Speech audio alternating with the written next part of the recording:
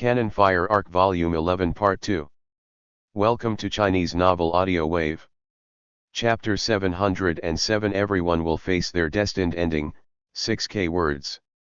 September 21, 916, the heart of the Prasen Empire, the Eagle's Nest. As soon as Marshal Shipling got out of the elevator, he saw a group of generals standing in the corridor outside the war room door. Zipling stopped and looked at everyone suspiciously. Marshal Runstayer was the first to speak.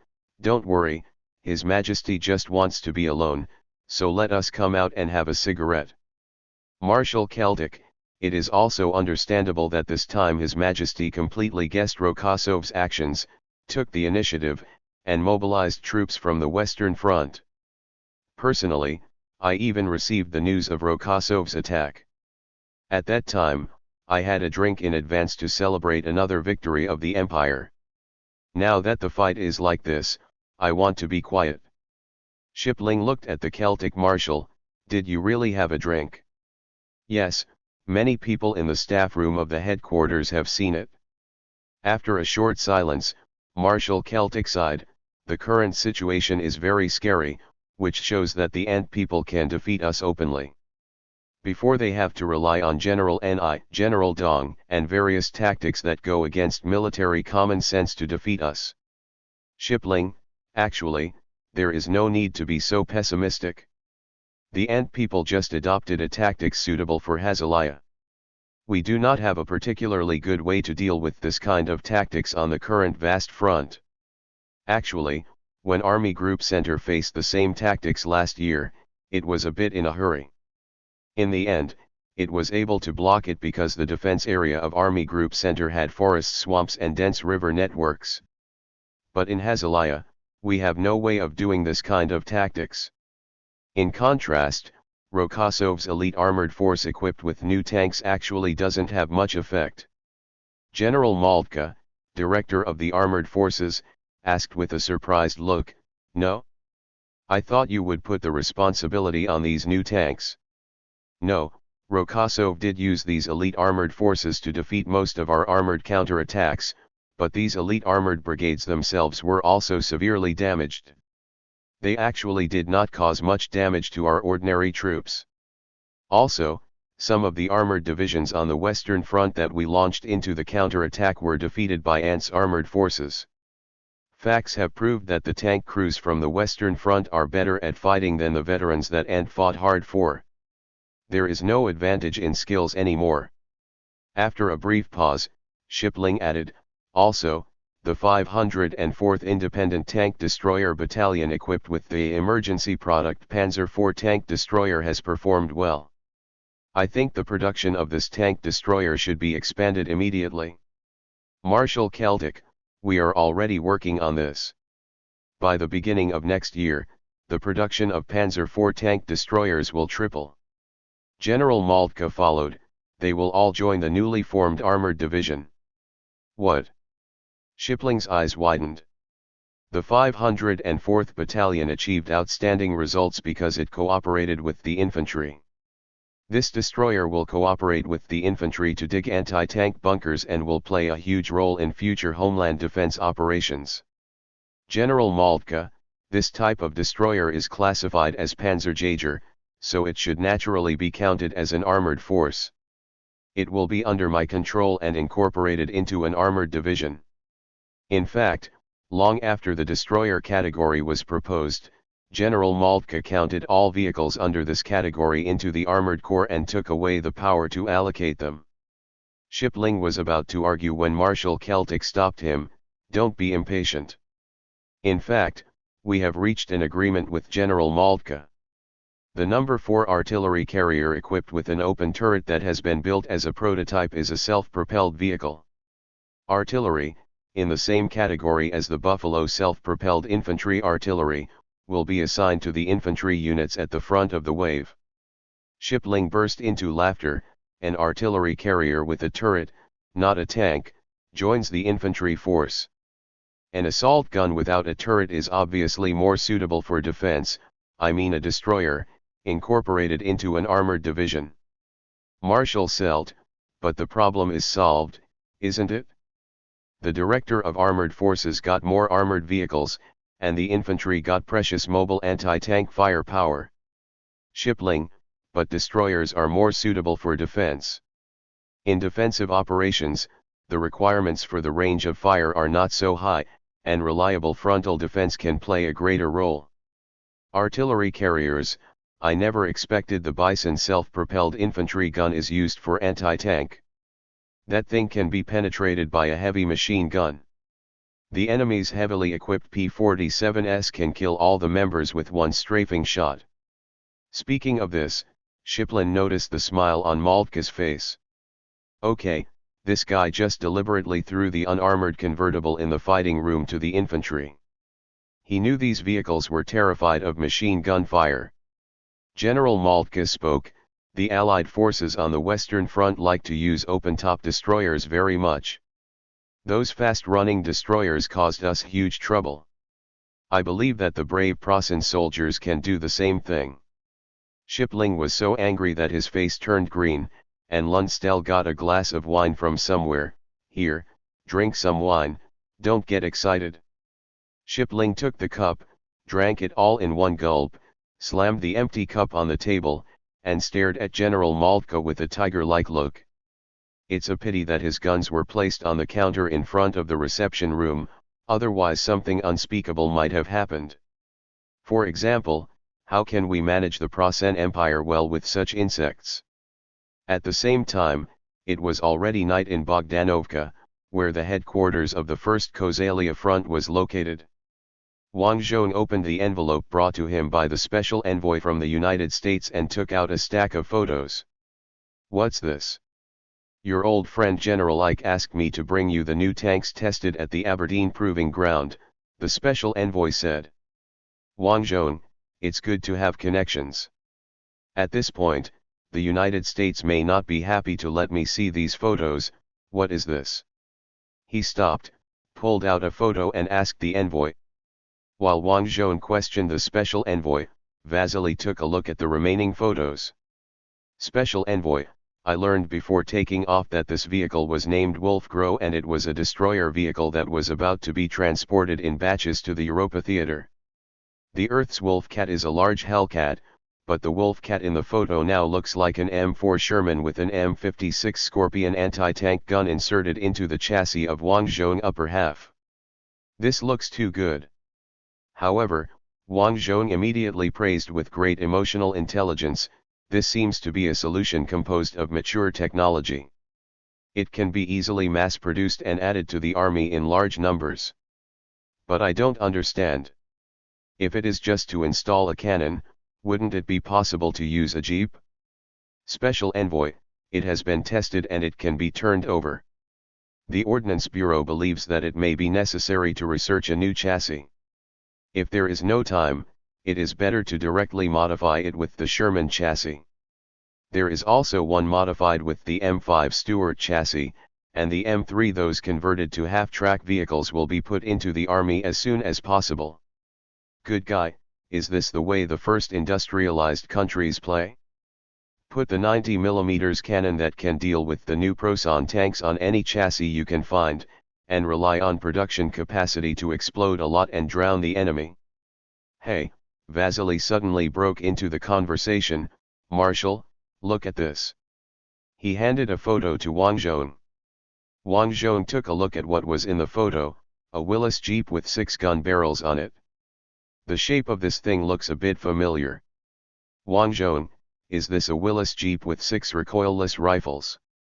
Yes, the special envoy replied, using a recoilless smoothbore cannon to fire projectiles with stabilized tail fins can ensure that the shaped charge warhead has a better penetration effect when it hits the enemy. As for installing 6 guns, it is probably necessary to pursue firepower density and release smoke as soon as possible to escape. Wang Zhong raised his eyebrows. How could the United States be forced into this state? But don't say anything about these weird things, you really don't say anything. It feels useful. In the future, War Thunder will also be born in this time and space, and I don't know how many weird things will be used. Wang Zhong put down the photo. I understand that you will soon gain the ability to fight against Proson's new tanks. The more pressure you put on Proson on the Western Front, the smoother our progress will be. Of course, of course. The special envoy agreed. Anyway, he had no power to decide on launching a cross-sea operation. Wang Zhong, okay, I have received the photos. My cook has prepared a reception banquet. Vasily, please take the special envoy with you. Vasily, yes. Return to the eagle's nest. Shipling finally just sighed, I hope these artillery carriers can have enough armor-piercing capabilities to deal with the increasingly thick armor of the ant tanks. Marshal Celtic, don't worry, this carrier uses a 105 mm anti-tank gun. General Moltke, we are still testing the lengthened 88 mm gun. Although this will greatly increase the production time of the 88 gun barrel, it will achieve satisfactory armor-piercing capability. We are also working on a new type of artillery shell, which is like a steel needle and can achieve better armor-piercing capabilities, but we have not yet been able to solve the impact of the spin of the shell. Marshal Shipling, I have seen your new artillery shells, and tank crews generally responded that after using the new artillery shells to attack ant tanks, the fire rate has been greatly reduced. Ant tankers can often be seen abandoning their tanks. General Moltke, abandoning the tanks has also achieved our goal. The Anters do not have much repair capabilities, and they will not repair those abandoned tanks. Shipling was about to retort when the door to the war room opened. Giles came out and said to everyone present, Your Majesty has adjusted his mood, please come in. The officers looked at each other. Marshal Runstetter reminded, don't quarrel in front of His Majesty later. Adding pressure on His Majesty is not good for everyone.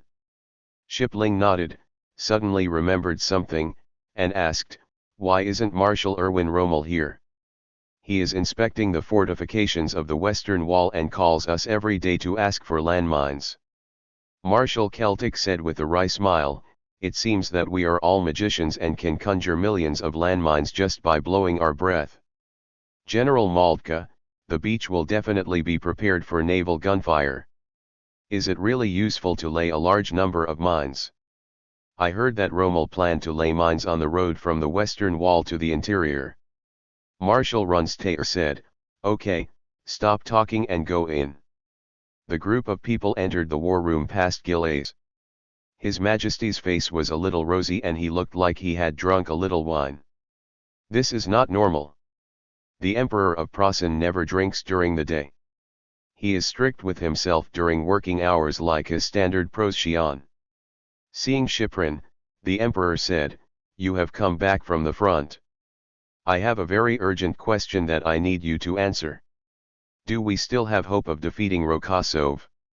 Shiplin immediately spoke, of course, Rokosov's breakthrough now is inseparable from the terrain of Hazalia.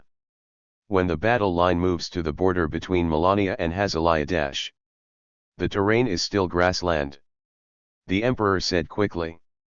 Shipling, but the width of the battle line has been greatly reduced, and the towns have become denser, and they are all reinforced concrete towns.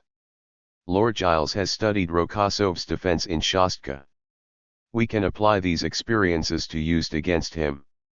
Giles nodded, yes, in fact we adopted Rokosov's defensive ideas in Army Group Center. The town fortifications we built caused huge casualties to Ant's western front. Emperor, you mean, can we stop it with Melania? Yes, we can block it. When the time comes, Rokosov, no, it's Ant's General Gorky, Shipling doesn't know Gorky has been promoted to Marshal yet, tactics will not work. Shipling said when he spoke, his tone was very confident. In fact, it can still work, but it requires the strongest light infantry unit in the world to execute it. Now neither Proson nor Ant can fight. Marshal Celtic took over, we built a defense line on the border between Melania and Ant last year, and 30% of it has been completed. Only 30%. The Emperor exclaimed, 9 months. Marshal Celtic replied calmly, The reason the progress is so slow is because a large number of young people who were supposed to participate in the national labor camp were directly recruited into the recruit camp. We have a labor shortage. The emperor was silent for a few seconds. Let the prisoners of war repair it. Celtic marshal, this is a violation of the Geneva Convention. What does it have to do with it? The Ant people still let prisoners of war work in factories. They say liberate the prisoners of war and recognize the mistakes of oneself and the Prussian Empire and return to the wrong path. I don't believe it. Marshal Celtic, understood. I will arrange for the mobilization of prisoners of war to participate in labor service. Emperor, remember, give them less food and make them do heavier work, so that they won't have the strength to escape, and this will reduce the pressure on management.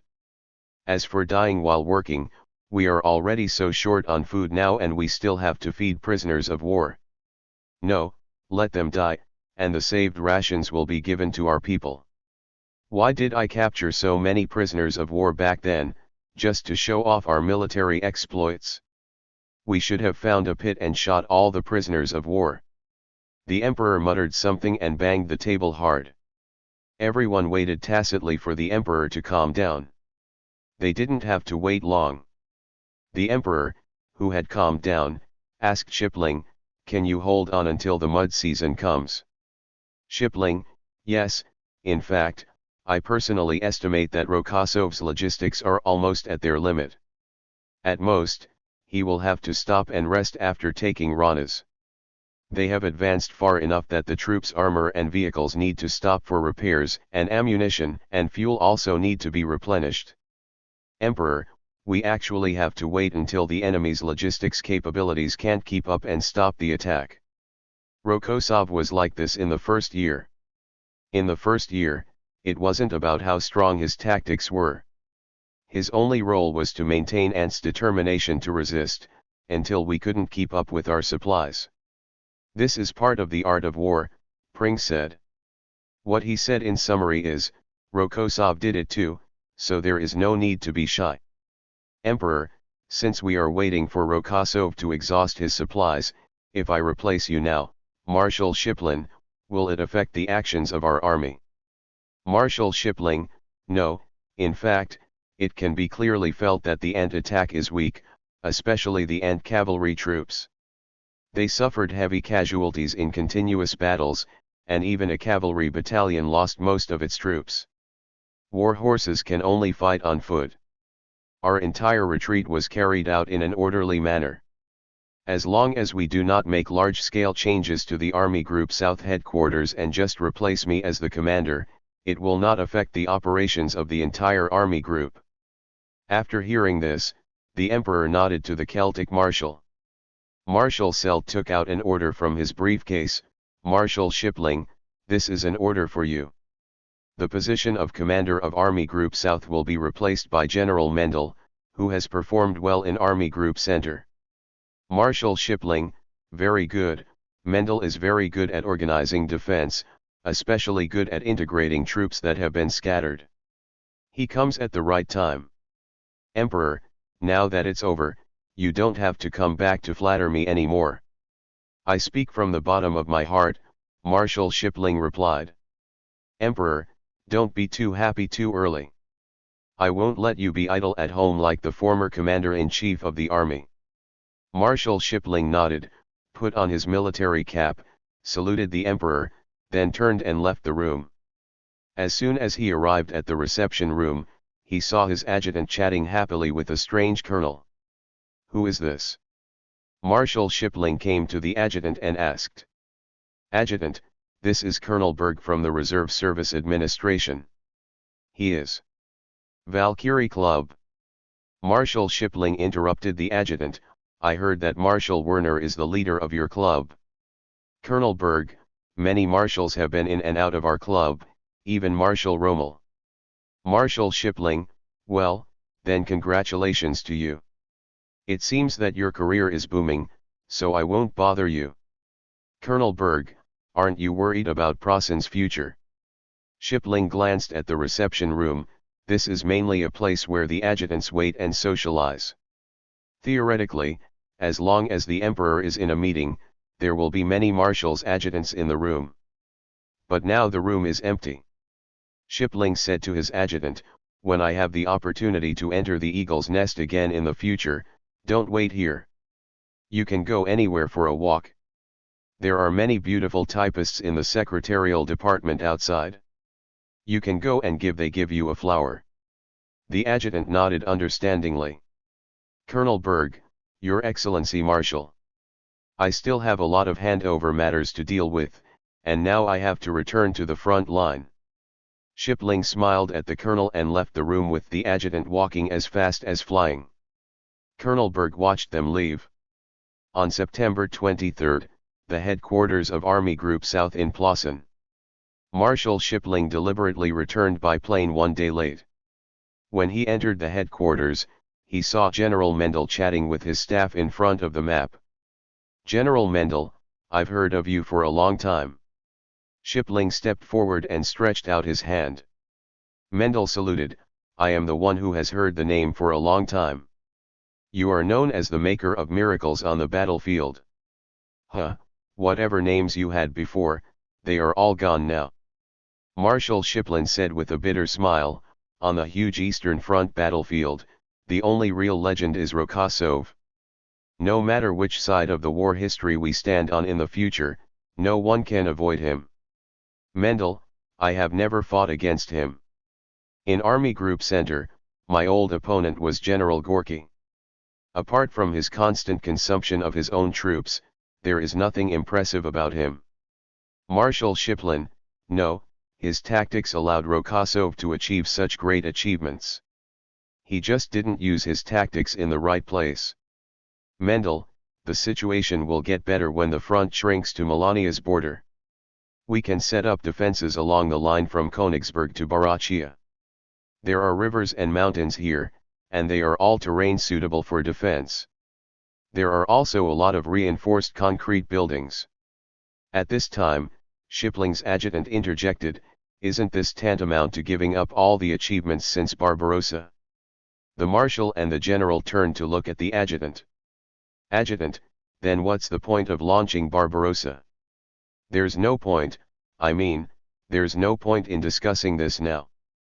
Marshal Shipling looked at General Mendel, but I guess it's not that easy to get His Majesty to agree to retreat to the national border. What I told His Majesty can also be preserved. Part of the land of West Kosalia. Marshal Mendel, stop being ridiculous. It's all plains and there isn't even a wider river. How can we defend it? The eastern wall built by the Celtic marshals is also on the national border, taking advantage of the fortifications that the ants used to deal with us. Now you are telling me to defend the land east of the border? You were relieved of your duties, but I am the one responsible for defense. Marshal Shipling, you can protest and stand still, and maybe you can skip those complicated stages and be successfully dismissed. Mendel was silent. After who knows how long, he said, no, I will try to defend. I will not let myself be removed on purpose. Marshal Shipling, then you are more qualified than me as a soldier. However, listen to my advice, everyone will meet their destined ending, and the empire will be the same.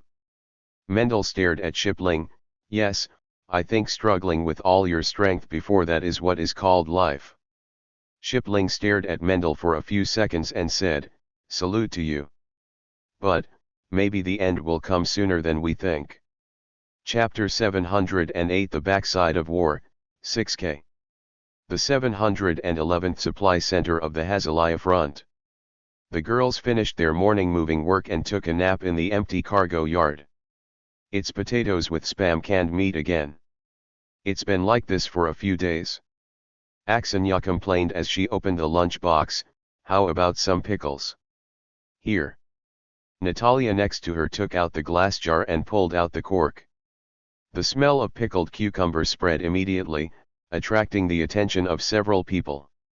After Natalia took away a piece of cucumber from Aksanya, she handed the bottle to the others, and a group of girls shared the cucumbers like this. While eating boiled potatoes, Aksanya said, I heard that the last team of porters composed of men has been taken away by conscripted priests. Our entire security division is now made up of women and old men. I didn't even know there were young men in our division. Aksaniya, isn't your target at the front army headquarters? Go find him to solve your needs. He is working as a guard for His Majesty the Marshal. He is very busy every day, and I don't want to solve the demand. Aksaniya quickly defended, I just said that young men are extinct in the logistics force. It is estimated that we will see less of them from the rear. The women were silent, eating potatoes calmly. Suddenly someone said, do you think the Puluisan people are like this too? I heard my man say that there are fewer Puluisan people than us, and we are all like this. They probably, right. I don't know. Aksaniya replied, we shouldn't have to worry about the war in the first place. Now that we are moving boxes here, something must have gone wrong. After stuffing a whole potato into her mouth, Aksaniya chewed and said, when my grandma was young, we also fought with Anatolia. At that time, my grandpa was drafted into the army, and my grandma was alone. At home, it is said that apart from missing her husband every day, there is nothing inconvenient. But look at us now, we are wearing ill-fitting military uniforms and moving sacks like dock workers day after day. Cucumber Goddess Natalia agreed, yeah, it's more tiring than doing farm work at home. I was tired of doing farm work day after day, so I enlisted in the army and joined the security division. But when I got here, I still did it. Farm work. Aksaniya, Natalia, after you finish 10th grade, you should try to join the medical team. Natalia lowered her head, no, I won't go. The medical team came to our training camp to recruit soldiers. At that time, many people rushed to go, so I quietly hid behind. Why don't you go? Someone asked. Natalia smiled bitterly and said, I was participating in emergency repairs at the women's labor camp before, but enemy planes came, and 28 girls fell in one sweep. I remember clearly, 28. I stood by and watched them. One girl was hit in the stomach by a bullet. It entered from the back of the heart and exited from the belly. The bullet left a big hole in her stomach, and her intestines just flowed out. There were also flies parked in above. I shooed the fly away, held the girl's hand, and she said, Natalia, I feel a little cold and my stomach is getting cold. The women lowered their gazes, and some even stopped eating potatoes, immersed in what Natalia was saying. Natalia, that's why I didn't dare to go to the front line. When our support division moved to the front line, I had a dream for many days in a row on the stuffy tanker truck. I dreamed that my intestines were leaking out, and my man was standing beside me. In front of me, he looked at me silently. I said, please help me pick it up quickly, it's all leaking out. Before I finished speaking, my man's head fell off, and blood spurted out from his neck. I must have seen a man with a severed head somewhere, but I just forgot, otherwise the dream would not be so realistic. Aksaniya, who was sitting next to Natalia, patted her back, don't be afraid. Didn't your man write a letter back a few days ago? Plus there is no death notice, so he must still be alive and kicking. Natalia, it may be that he is missing. Do you know? The priest said that a death notice is usually not issued to a missing person, because we don't know what happened to him. He might have surrendered in an enemy prisoner of war camp. A woman said, there is no shame in surrendering. Just come back and admit your mistake. Millions of people surrendered in the first year. Will they all be hanged by then? While everyone was chatting like this, the chief of staff of their support company came over. This is an old man in his 60s, wearing a boat-shaped hat crookedly. He shouted from afar, girls. Good news. I got soap for you. The small talk suddenly stopped. Aksaniya, is it the kind of soap I think of? Yes. The girls from the 300th Field Laundry Team complained before that their skin had aged like an old lady because they were always exposed to things like soap. The higher UPS may have thought that the girls should continue to be beautiful, so they gave every guarantee the female soldiers of the division have hair soap. The women were delighted. Chief of Staff, quiet. I haven't finished speaking yet. Seeing that the storage yard has been emptied, the leaders of the military station decided to give you a holiday in the afternoon. There is a tributary of the Tiber River nearby, and you can go there to take a bath. The women cheered, as if they suddenly transformed into sentimental and excitable little girls. Chief of Staff, come on, Axania, you are responsible for distributing the soap. There is no way to give each person one piece of soap, so 3 good friends can take 1 piece, but not more. Axania quickly distributed the soap. She was so familiar with the small groups in the company that she completed the task perfectly. The quartermaster saw that the soap was in hand and waved his hand. Okay, hurry up and take a shower. The girls excitedly collected the dishes, rinsed them, and then lined up to walk to the river. On the way, girls from other units joined the cargo team one after another. The support company team, which originally had only 100 people, suddenly became bloated. The air defense observer would definitely make a sharp explosion when seeing this scene. So many people were crowded together, and they were in a long snake formation. A wave of strafing would either kill or injure them. When passing the laundry team, Axania saw an old lady over 50 years old still busy in front of the wooden barrel. She whispered to the laundry team, "Why don't you let the auntie take a break?" We told her that she could take a break. But she insisted on washing the last bucket of clothes. She is the one with the longest monthly working hours in the factory. For 2 years, no one has worked harder than her. And, she seems to have been working in the laundry team since the Ltov era. Natalia's words made everyone in the laundry team look at the old auntie, the eldest sister. Someone else whispered, "I heard that her whole family died and she was the only one left. The war is not over yet, and she can still wash clothes for the soldiers. She has something to rely on, thinking that the soldiers wear the clothes she washed to kill the enemy. What should she do after the war is over?" The girls looked at the eldest sister. And the eldest sister seemed to feel something, looked up at them, and then continued to wash her clothes, like a tireless human washing machine. Axania felt heavy in her heart, and a ball of depression blocked her throat. At the same time, Wang Zhong was waiting for today's guests at the entrance of the commander of the Khazalia front. Because the progress was very smooth, he had more free time to undertake propaganda tasks. A convoy of 3 jeeps drove into the headquarters. In the middle car, a head of gray hair could be seen from a distance. Wang Zhong came forward and shook the hand of Aunt Alexeyevna as soon as the jeep stopped. "Auntie, you look good. Where is your son?" "He has already taken up his post at the school. He said that if he teaches the new recruits earlier, maybe more new recruits can survive," the old lady replied. "Wang Zhong, is that so? Then you can treat me as your son. This is my wife Ludmila." Ludmila came forward and hugged the old lady. "I was also there in that battle and was saved by your son."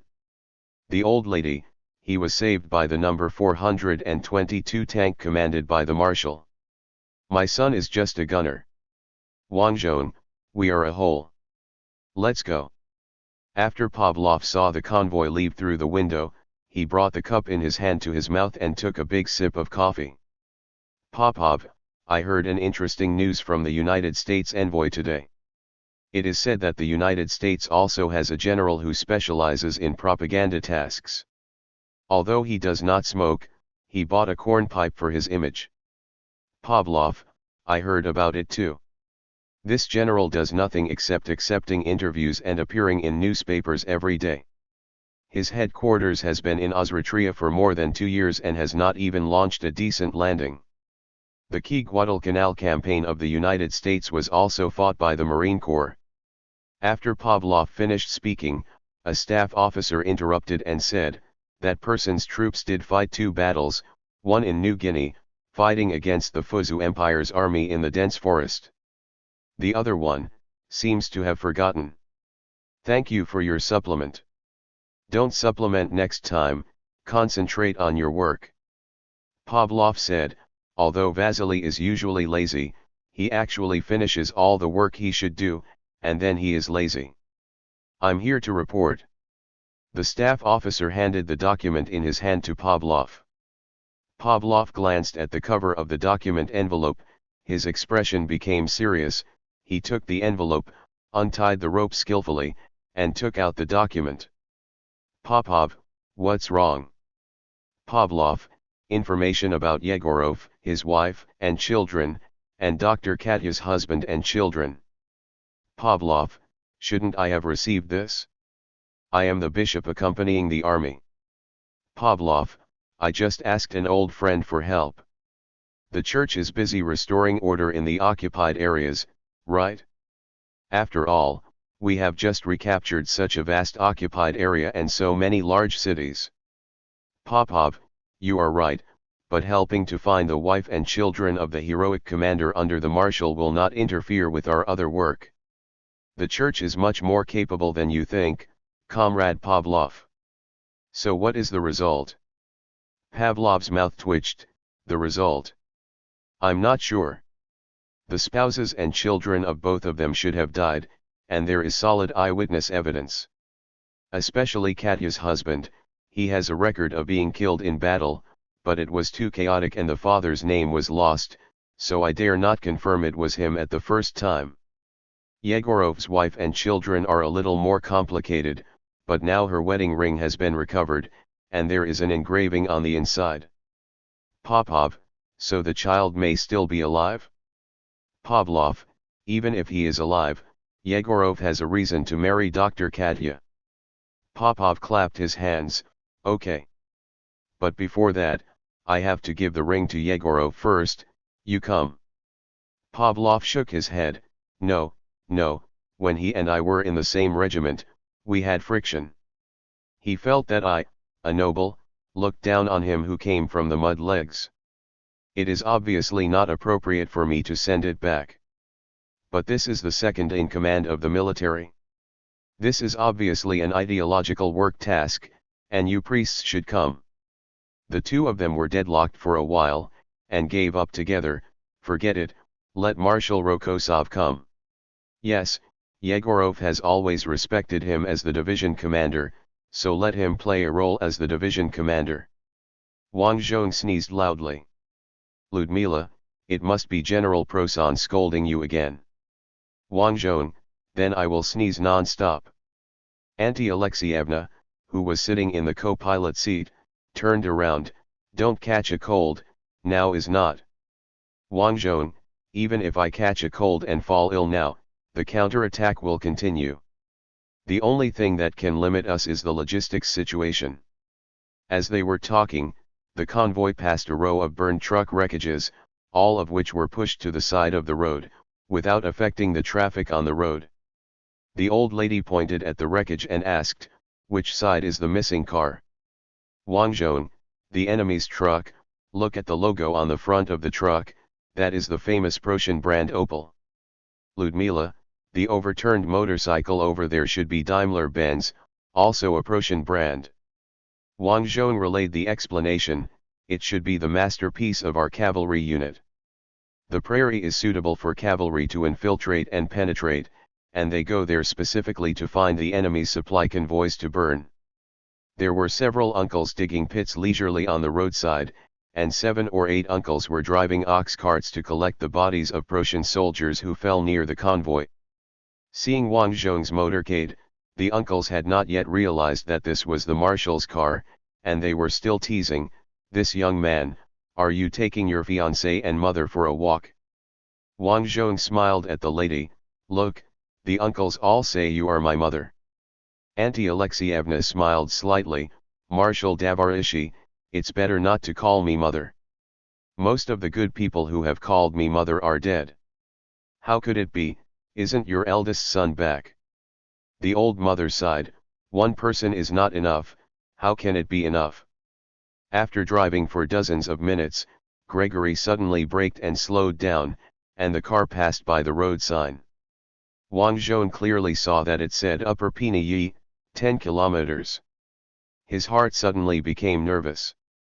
Through the bird's eye view, he saw the photographer Robert Kappa in the car behind holding a camera and shooting wildly at the road sign. Ludmila gently placed her hand on the back of Wang Zhong's hand. Don't be nervous, it's just a revisit. Wang Zhong, I'm not nervous. Gregory, the roof in front looks very familiar, please look. Wang Zhong stood up and looked forward. He saw the water tower where he had a fever and was commanding. He smiled and said, I saw it. The water tower is still there, and there is also the brewery.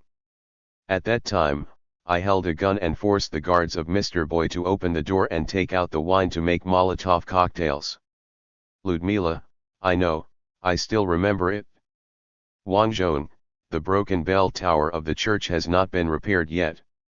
You remember, at the beginning, someone wanted the entire archery team to climb up the bell tower, because the drill manual said that the shooting range there was the best. I strongly opposed it and let you set up the position on the first floor. Ludmila, at that time, we didn't understand war very well, I mean, except for you. In fact, I don't understand it either, Wang Zhong thought, I just have a little basic knowledge of military games, plus a cheat. As the car approached Upper Pane, Wang Zhong saw many old half-track vehicles thrown in the field and said excitedly, these vehicles. The enemy was trying to encircle us, but we destroyed them. I commanded that T-28 tank and did a lot of things. In Wang Zhong's memory, the only clip related to T-28 was the scene of taking a letter out of the gunner's pocket after being shot. Now he remembered that if we just talk about the results of the battle, the crew of the T-28 was also a well-deserved meritorious crew. Of course, this was mostly because he was commanded by this hacker. Finally, the jeep entered the village, and Gregory slowed down to walking speed. Wang Zhong pointed at the house at the entrance of the village excitedly, there is a machine gun on the second floor. It is our only machine gun guarding the rear. After the first generation 422 tanks I commanded destroyed the enemy's outflanking troops, they withdrew, leaving only the machine guns to resist the enemy's scattered soldiers. Soon, the car drove to the front of the winery, and Wang Zhong jumped out of the car, only to find that the one guarding the gate was still the servant of the old man boy 2 years ago. The servant was stunned when he saw Wang Zhong. Who are you, looking for? The local priest is in the church whose bell tower was blown off. Wang Zhong, we have requisitioned this winery. The servant suddenly realized, you are the lieutenant colonel master. I haven't seen you for 2 years, and you have become a brigadier general. Wang Zhong thought to himself, here he comes again, mistaking my marshal star for a brigadier general. Have you ever seen a brigadier general star this big? Vasily jumped down from a car behind and explained to Wang Zhong, this is already a marshal. The servant was shocked and his eyes widened, Marshal, Marshal. But shouldn't the marshal be a double-headed eagle? Wang Zhong, times have changed, and the big star is the new marshal rank. After all, there will be no star soon. Suddenly he thought of something and asked, what's the name of your manager? The one who asked me, do you have the procedures? Servant, Mr. Korshev became the mayor after the Plosin people occupied the town. He committed crimes in the town and was executed by the guerrillas one night. As soon as she finished speaking, Aunt Alexeyevna, who was left aside, said, you deserve it. The yellow dog and the traitor should find each other and kill each other. In the past 2 years, they have killed so many good young men, and how many of my son? Wang Zhong, that's right, Madam Alexeyevna, don't be angry. He stopped and looked at the servant who was guarding the winery, you are not treasonous, are you? No, no. The servant waved his hands repeatedly, I just make a living. The guerrillas came in to steal wine and make Molotov cocktails, and I pretended not to see them. I didn't contact the guerrillas, so I wouldn't be caught. I have been waiting for recovery. Wang Zhong corrected, liberation. Yes, liberation. Wang Zhong, has Master Boy come back? No. Vasily muttered beside him, maybe we killed the capitulationists by the way. Wang Zhong looked back at Robert Kappa, who was taking the photo, and then at his partner, reporter Mike.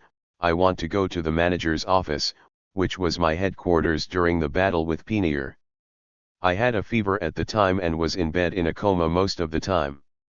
Igorov's regiment headquarters was located in Mr. Boyer's large manor over there. When I was in a coma, he and Chief of Staff Pavlov teamed up to retreat. Enemy. Reporter Mike raised his hand and asked, Pavlov, is he the current Pavlov?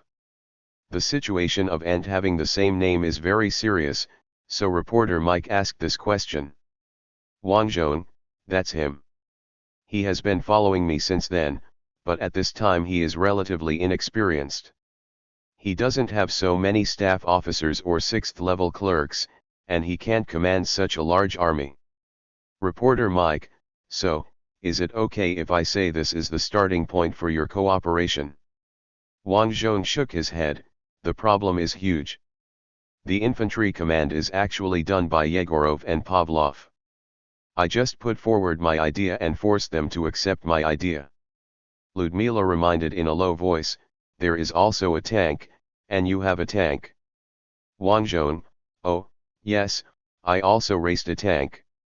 Ludmila, at the most dangerous time, the number 422 tank under your command turned the tide, blocked the enemy's attack, and rescued me who was about to be captured. Wang Zhong scratched his cheek and said sheepishly, let's go visit the manager's office. The four walls of the manager's room are covered with Proson's recruitment posters, and it has obviously become part of Proson's barracks. The originally empty office area is now filled with bunk beds. Wang Zhong squinted his eyes to admire the posters on the wall. Vasily, let me wash these off.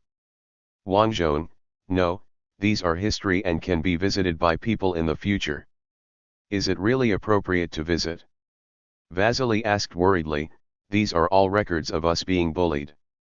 Wang Zhong, relax, Vasily. The war will come and go, but these records will stay forever. As he spoke, Wang Zhong walked around the manager's office, and then found that the old lady Alexeyevna was a little tired, so he hurriedly said, let's go see the first-generation tank No. 422. The T-28 was still parked outside the village, maintaining the posture of shooting with the Prosen tank just before it was destroyed. Wang Zhong pointed to the bullet hole in the front of the tank, Ms. Alexeyevna, the shell that took your child's life entered the tank from here. The aunt looked at the bullet hole with a sad expression, is it just such a small hole? My good son is gone like this. Wang Zhong, do you want to see his fighting position? The aunt hesitated for a while, then shook her head, no, what's the point of going up to see it? Let's just give flowers. As soon as the old lady turned around, Ludmila handed over the wreath. You can still find so many flowers in autumn, the aunt sighed, little girl, you are very capable of doing anything, as capable as the marshal. Ludmila smiled. The old lady placed the flowers in front of the tank, clasped her hands together, closed her eyes and prayed. After a while, the old lady opened her eyes and looked at Wang Zhong, General, I pray for you. You will definitely be able to turn disaster into good fortune in the future. Wang Zhong, thank you. Old lady, do you have anything else to do? Wang Zhong, I still have a tank to present flowers to. KV tank number 67 is still parked quietly at the entrance of the village. The large crater caused by the Stuka bombing has been filled in, and a watchtower-like building has been built next to it, which seems to be Proson's version of a turret. The rusty KV was lying there. Wang Zhong walked around the tank and asked the local bishop who hurried over, where are the tank crews of this vehicle buried? The bishop pointed to the nearby turret, it's just under the foundation of the turret. During that time, the town was always haunted, so the Prasen people planned to suppress the souls of the fallen soldiers and buried them in the woods over there. The bodies were taken out and buried underneath. Wang Zhong nodded, then took the wreath from Ludmila and placed it at the base of the KV tank turret. The snow-white flowers are so dazzling on the rusty tank. Wang Zhong zoomed away and looked at the flowers on the tank. At this time, the sound of horses howling was heard in the distance. Wang Zhong thought to himself, no way. He turned around and saw Bucephalus running towards him. Don't. Wang Zhong held down his hat, thinking that the crazy horse was going to chew his hair again. However, Hakuba stops in front of the tank and spits something into the tank. Wang Zhong, what are you doing? This tank is. He suddenly stopped and found that the pile of grass that Bucephala vomited was mixed with tiny baby's breath. The white horse pulled away, facing the tank, raised its front hooves high, stood up, raised its head and roared. Chapter 709, Homecoming, 6K. Wang Zhong stayed in Upper Penier for another day, taking a lot of photos and finishing all the videotapes that Robert Kappa had brought. When he returned to the headquarters, Pavlov and Popov looked at him seriously. Wang Zhong looked confused. What's wrong? Did the Prasen people take out a secret weapon? Or did they use poison gas? At the beginning of the war, the Pulosan people used poison gas on a large scale, and Wang Zhong had encountered it. Later, both the United Kingdom and the United States showed their poison gas reserves, and the Prosens promised not to use poison gas again. The United States had not yet entered the war at that time, and everyone believed that Prosens' promise not to use poison gas was to appease the United States and keep it gloriously isolated. Who knew Fozu launched a sneak attack? But it is true that since then, the Plosans have not used highly lethal poison gas. No one can guarantee that they will not use it again if they are cornered. Pavlov, no such thing happened, but, you can see for yourself. The chief of staff handed the document to Wang Zhong. Wang Zhong understood after looking at the cover of the document that it was an investigation report on Yegorov's family, and perhaps a report on Dr. Katya's family, so he did not open the document, but looked up and asked, "Are you sure?" "It's confirmed, we also found a relic." Pavlov put the ring in Wang Zhong's palm. "We all agree that you should tell them both." Wang Zhong, you, ask me, the commander of the front army, to do one thing after another. Pavlov, yes, yes. Now I will arrange a car for you to go to Yegorov's headquarters. Dr. Katya is also in their group military hospital. Wang Zhong did not answer immediately, but raised the ring and looked at the fluorescent lamp of the headquarters. "This ring also has initials engraved on it," he said. Pavlov, yes, it is the abbreviation of Yegorov and his wife's names. It has been confirmed. Yegorov also has a similar ring. You can go over and compare it. Wang Zhong stared at the ring for a while, then put it in his pocket solemnly, and looked at Pavlov. "I'll be back as soon as I go." "When will the headquarters start moving?"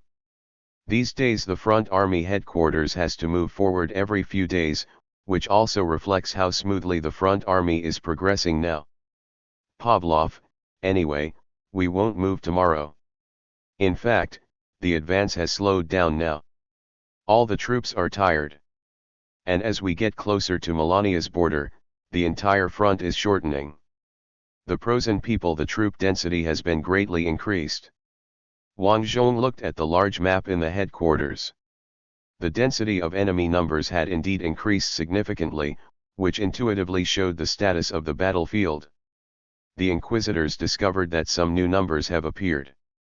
According to the information previously shared with us by the Allies, these numbers belong to the Prasen Western Front Command.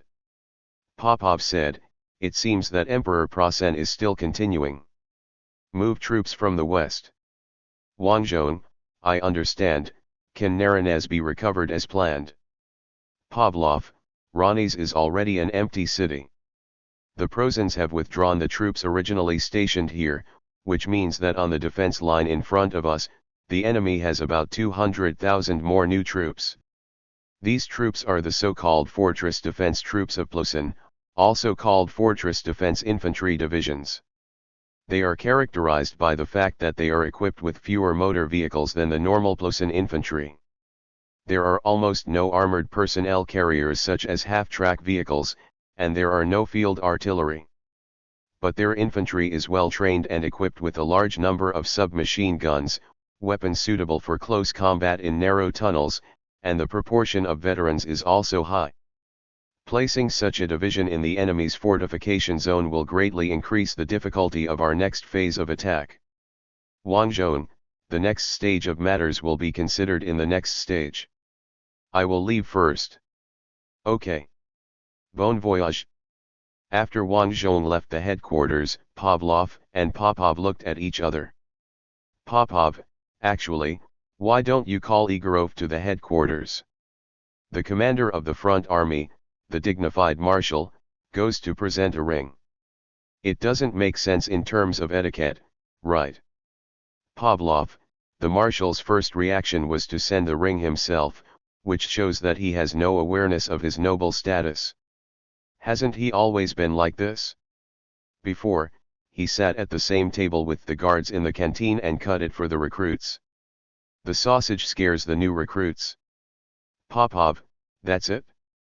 After I said something, a new joke started to become popular in the guard camp. I don't know that young man, but I know he must be extremely noble, because I saw Marshal Rokosov cutting meat for him. Intestinal. Pavlov laughed. Prasen Army, Temporary Depot number 200. Sergeant Andreas looked at Sergeant Major Kolik.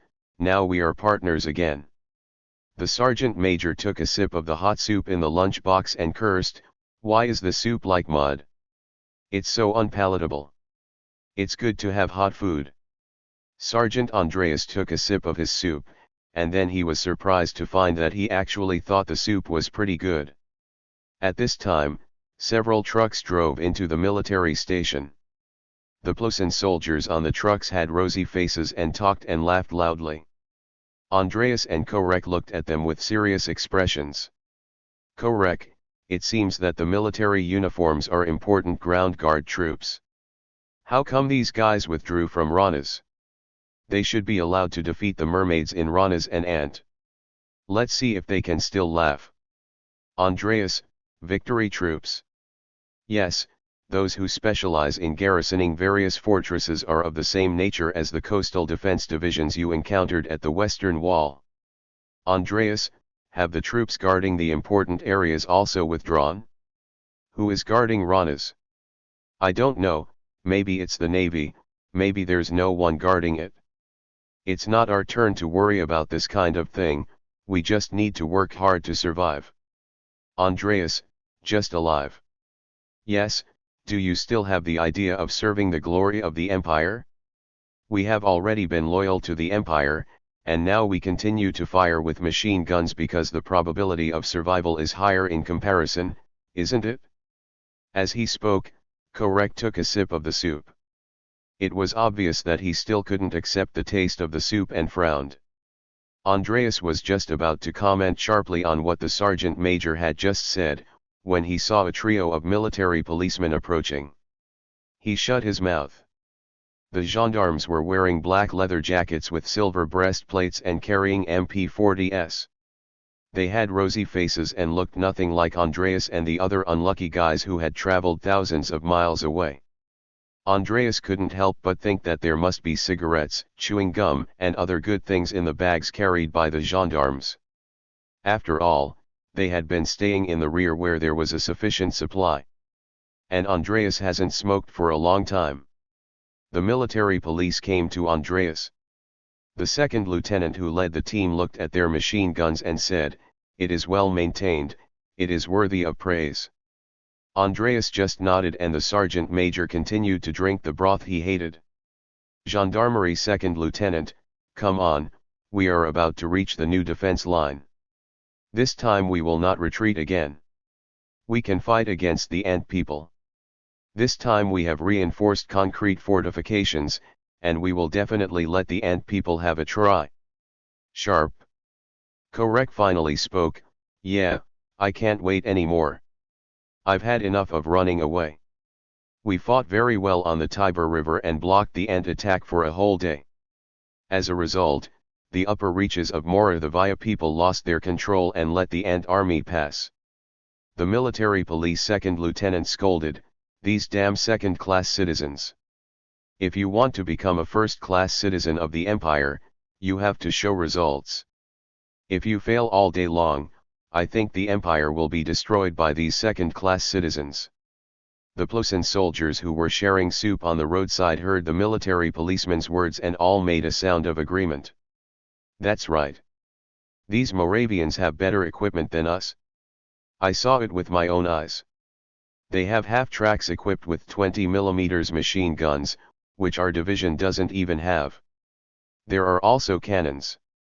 If we had the equipment of the Moravians, Rokosov would not have been able to break through the Tiber River so easily. That's right, old Hansen, we all know that as long as you have the equipment of the Moravians, you can capture Rokosov alive. The last sentence is obviously a joke. The second lieutenant of the military police said, Rokosov likes to go to the front line to investigate the enemy. Maybe it is possible to capture him alive. In that case, the outcome of the war will be reversed, and maybe a duke can be made. After the military police lieutenant finished speaking, everyone fell silent. Although most of the soldiers here are big-headed soldiers, Prosan's education is highly popular, and quite a few of the big-headed soldiers have graduated from high school, and many have even learned some military cartography themselves. Most of them knew that even if Rokosov was captured alive, it would be difficult for Prosan to win this war. The military police lieutenant himself was embarrassed, scratching his head and trying to break the silence. Just at this time, the chief secretary came over with a large stack of letters. These are letters rescued from the Rana's post center. Don't think about the letters that have been sent to the front line. They will definitely not be found.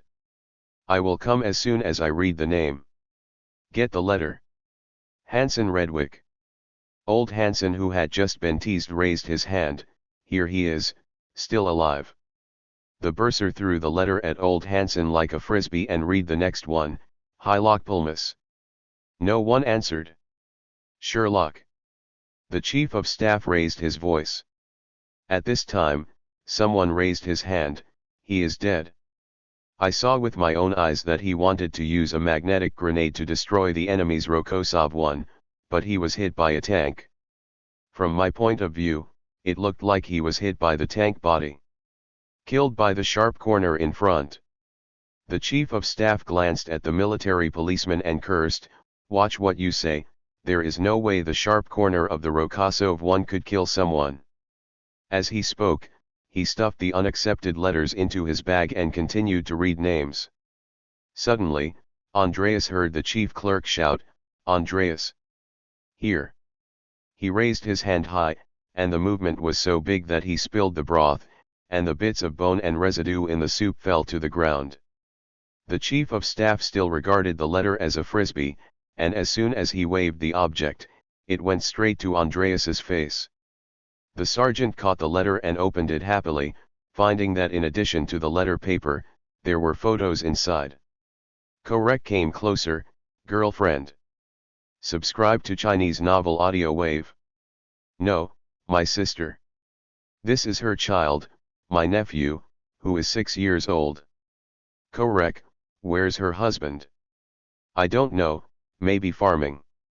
Andreas opened the letter and began to read. Dear Andreas, I know it's not yet time to write my monthly letter, but I can't help but write. They took your brother-in-law away, saying that the empire needs every man. Your brother-in-law is over 40, and his legs hurt when it rains and he can't move. What can he do on the battlefield? But they still took him away. Your brother-in-law comforted me, saying that he was a corporal when he was young, and he didn't have to take on daily duties in the army. That's fine. Now bread is being rationed, and the supply of vegetables has also become less. The radio says that we are always winning. There are large sections of text that are blacked out and cannot be recognized at all. Andreas glanced at Korek. Sergeant Major, recently, such situations have obviously become more frequent. Just get used to it.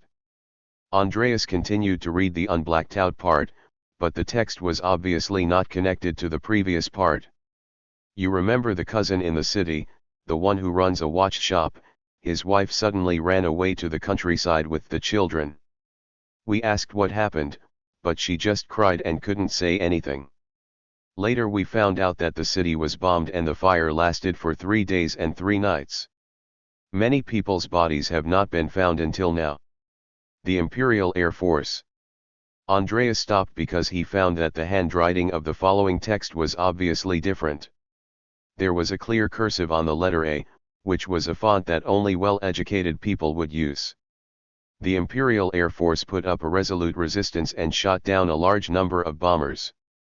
The enemy's pilot reserves will soon be exhausted. After reading this paragraph, the font turned into the ugly look that Andreas was familiar with again. Although there are so many bad things, I am actually okay. Whenever I receive a letter from you from the front, I will feel a lot better. I can tell myself that my brother is still alive and well, and my husband will definitely be fine. They always say that the war will end soon, and I sincerely look forward to the day when you come home. Love, your sister, Freya.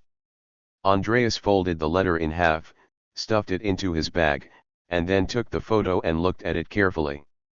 He discovered many details that he had not noticed before reading the letter, such as his sister's deep crow's feet, his nephew's fanatical expression and the Youth League logo on his sleeve. Andreas stuffed the photo into the pocket closest to his heart and said to Korek, "Sergeant, I must go home, no matter what happens, I must go home." "Really, me too." The sergeant replied, "Me too." The military police lieutenant was next to the two of them and listened to Andreas's words just now. He said nothing, but turned around and left with his men. When Wang Zhong got off the car, he found that the guards of the army headquarters had a look of seeing a ghost on their faces. "What's wrong? Is there something on my face?" he asked. The guard immediately said, "No. Salute to you, Marshal Davarishi." Wang Zhong waved his hand. "Is Yegorov here?" "Yes, Marshal Davarishi." Wang Zhong, "Okay, go to the military hospital again and find Dr. Katya. Tell her that Marshal Rokosov has something important to tell her." "Dr. Katya." At this time, the battalion commander of the guard battalion ran out in a hurry, wearing a hat while running. "Comrade Marshal. Why did you come without notifying me?" "Wang Zhong, in my front, do I have to report where I go first?" "No, Comrade Marshal. Go and notify Dr. Katya to come over." Wang Zhong strode into the headquarters. The expressions of the people he met along the way were all the same as the guard at the beginning, first shocked and then standing at attention to salute. Wang Zhong went all the way to the map room. As soon as he entered the room, he heard Yegorov say, "Since the enemy's resistance is not worth mentioning, why can't we advance faster?" Yegorov Davarish, the army chief of staff, said with a wry smile, "The troops are very tired, and most of the vehicles are broken down. We need to stop and rest." "Yegorov, the muddy period is coming. We will have plenty of time to rest. Now we should move forward as soon as possible while the road is still passable." "Wang Zhong, Yegorov. When fighting, we must take into account objective laws. Our current advancement speed is much faster than expected. If it is faster, there will be problems." Yegorov turned his head sharply. "Suka is not division commander? Why are you here? You didn't even call to let us know. Did Filipov not treat you well? I'll punish him now." "Wang Zhong, no, I'm here for something else. Let's wait for Dr. Katya. Please report to me about the situation of your army group. The Chief of Staff just said that many cars are broken down." "Chief of Staff, yes, only 50% of our transport vehicles are still functioning normally. The situation of tanks and armored units is even worse. Some tank brigades have only a few tanks that can be driven, a few. The 31st Guards Brigade, which is in the worst situation, only has the commander's tanks that can move. They just blocked the enemy outside Volsk. The 382nd Regiment that cooperated with them has only 100 people left to fight. Wang Zhong, I can understand that the tank brigade has so few tanks left, but how can a regiment have so few people left? I haven't received any reports of heavy casualties from you. Chief of Staff, there are no heavy casualties. People are lost. We are advancing too fast. Many people have fallen behind. It will take at least half a month for us to return these people to the organization. Wang Zhong, it seems that when we formulate combat plans in the future, we need to limit the speed of advancement. In fact, Wang Zhong also understood that it would be impossible to advance so fast in the future, because the East Yoruba plain is not so vast, and there are many settlements, a high level of development, and reinforced concrete buildings everywhere.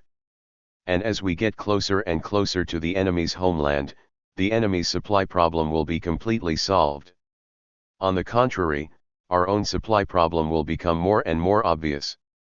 But this does not prevent him from saying this now. The effect of this sentence is very obvious. All the staff present smiled and looked quite proud.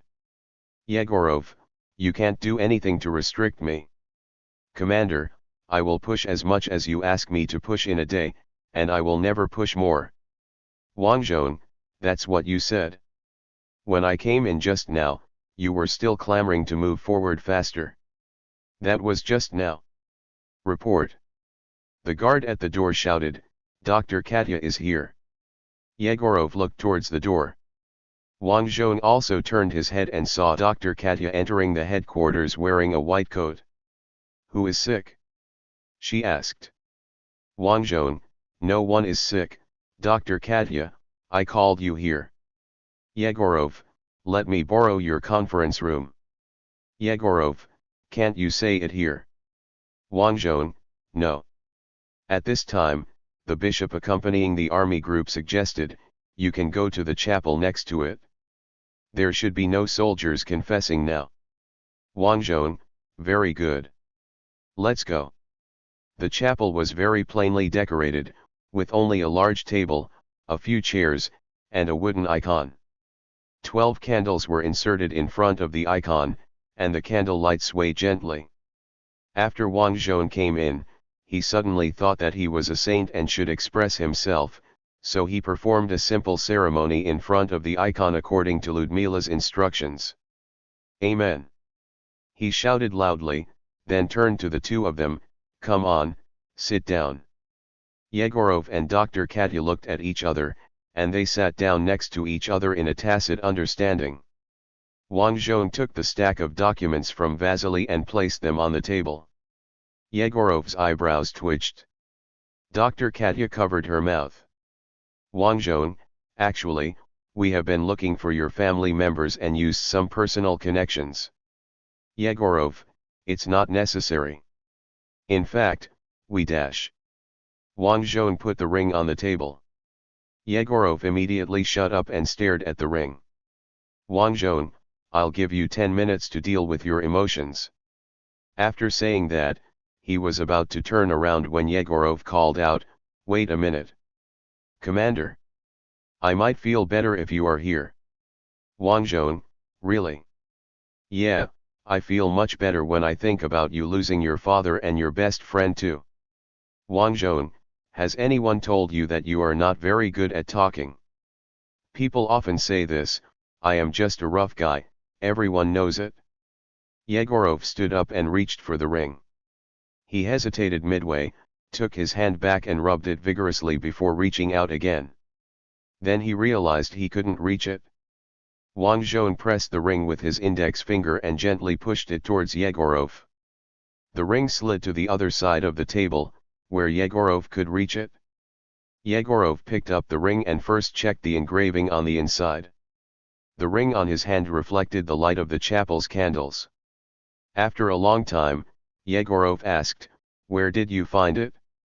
"A village called Kolinka, you can go there to pay homage to them in the future," Wang Zhong said softly.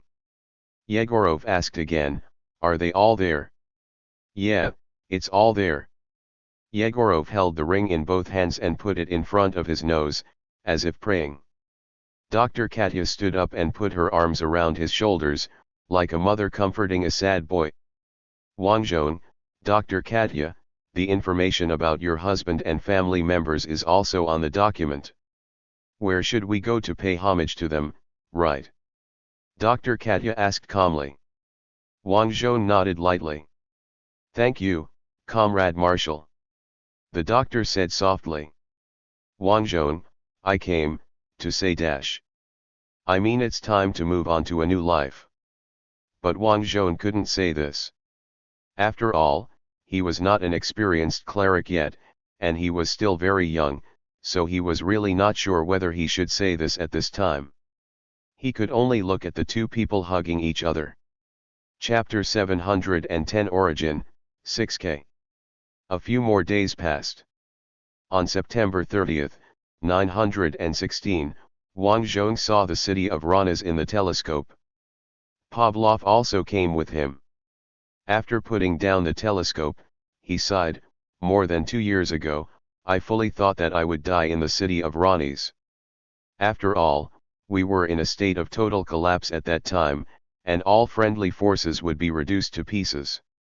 Then run backwards like crazy, or surrender in an organized manner. I thought your order to attack west was to let us die with dignity. Wang Zhong, I just tried to defy logic. The main reason for success is that the Prasen people are too rigid. In fact, the main reason for success was the plug-in, which discovered the gap left by the enemy's advance too quickly and got out of it. Pavlov, now that I think about it, it's really a narrow escape. Sitting in a captured truck and driving through the enemy group with headlights on. This action itself is legendary. As long as one Prasen looks at us more, it is possible to find that we are not wearing grey military uniforms.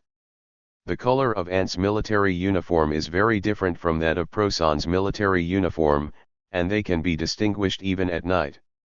That day, none of the Prasenians thought that the convoy coming from the direction of the motherland with their headlights turned on was the enemy. Vasily was speechless. What a pity that I was not present for such an exciting thing. Wang Zhong patted him on the shoulder. Just be content. If you were there, the grass on the grave might be 1 meter high. After speaking, he turned around and walked towards the jeep parked at the bottom of the hillside. We will follow the route we took back then and first go around to the enemy's military station in the west, and then turn around and enter the city. It's quite ceremonial, Popov said. Reporter Mike and his photographer partner must be very happy. Reporter Mike spread his hands. In fact, the headlines I wrote recently have become less attractive because the content is the same. You go to the place where you fought in the past, recall the year, and then declare victory. Readers are tired of reading it. I think that in order to rekindle readers' interest, we need to have some passionate revenge plot that we people in the United States like. It's best to catch Officer Prosan who let you go, or your defeated general, and have a passionate conversation with each other to get the reader's attention back again. Wang Zhong, why don't you let us take Western swords and have a duel like knights? Reporter Mike was overjoyed. This is great. What a fart. Wang Zhong had no experience in cold weapon combat, but Prosan's old junker definitely did. Unless he suddenly used a cavalry attack on Wang Zhong, there would be no way to fight him. Reporter Mike smiled happily. Actually, I would suggest using a Smith /U0026 Wesson revolver made by the United States for a duel. Readers will definitely like it very much. Wang Zhong, are the main readers of your newspaper distributed in Texas and other states? Not exactly, it's quite popular in the Rust Belt, Reporter Mike replied. Got it. Your newspaper will support garbage truck driver Chuan Jiangguo in the future. While teasing, Wang Zhong came to the jeep. Gregory, who was in the driving seat, saw him coming, put out his cigarette and started the car. Wang Zhong got into the car and urged, "Move forward," without waiting for anyone else to get on the car. The sergeant major stepped on the accelerator, and Pavlov's voice caught up from behind, "Don't be so hasty, this was an enemy-occupied area the day before yesterday. There might be landmines or stragglers here." Wang Zhong just waved his hand. The jeep moved along the road. After walking for a while, Wang Zhong finally realized what he was doing and asked Gregory, "Is this the road we used to escape overnight?" "Yes, General, you actually still remember." Gregory praised, "I remember that you were groggy all the time because of your injury, right?" Wang Zhong, "As a general, no matter how bad the situation is, you still have to remember the road." "But I almost didn't recognize it. After all, the situation was so bad at the time and it was still night. Although we were moving forward with our headlights on, dash." His words suddenly stopped because he saw a large tree with leafy branches, and the branches were covered with corpses. "Stop!" he shouted. The car slowed down quickly and stopped next to a big tree. Wang Zhong stood up and asked the fellow villagers under the tree, "What are the corpses hanging on this big tree?" "An adulterer," the fellow said, grinning. "The judge took people out of each house and arrested them, regardless of gender, and hung them all." Wang Zhong looked up at Kazuki's body and thought it was a Christmas tree from a distance. The fellow said again, "General, don't sympathize with them. Before you came, this tree was used to execute the guerrillas. Those good guys were betrayed by these traitors. They deserved it. For example, this man burst into tears when the judge arrested him.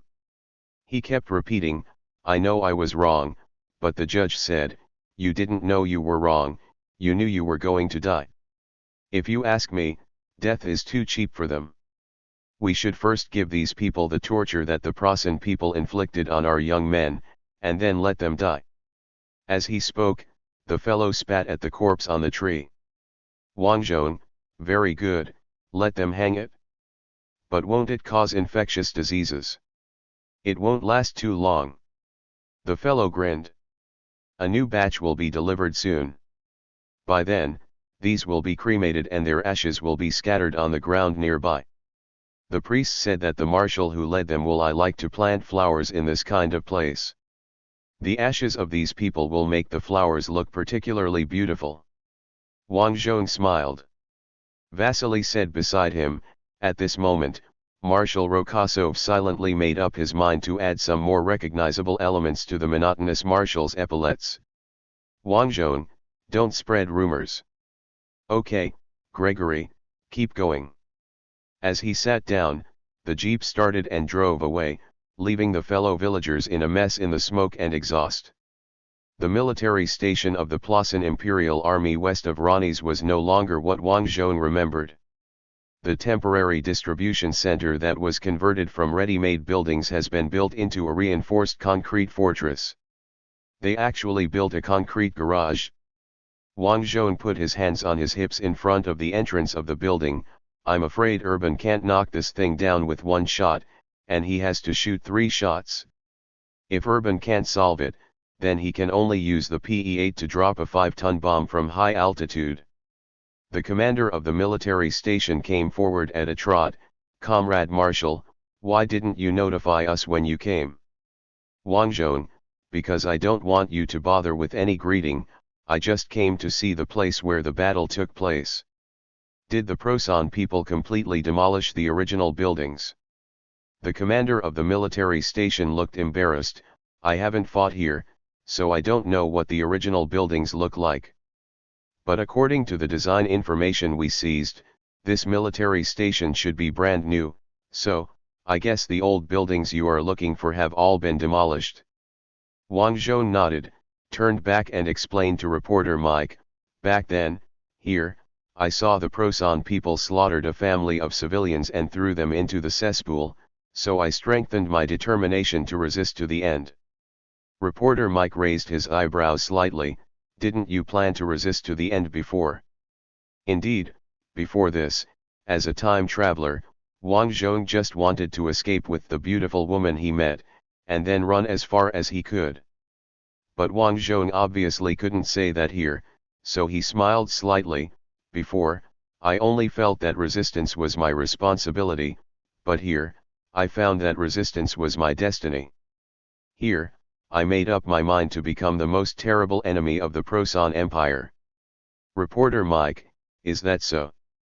To be honest, I personally like this interview.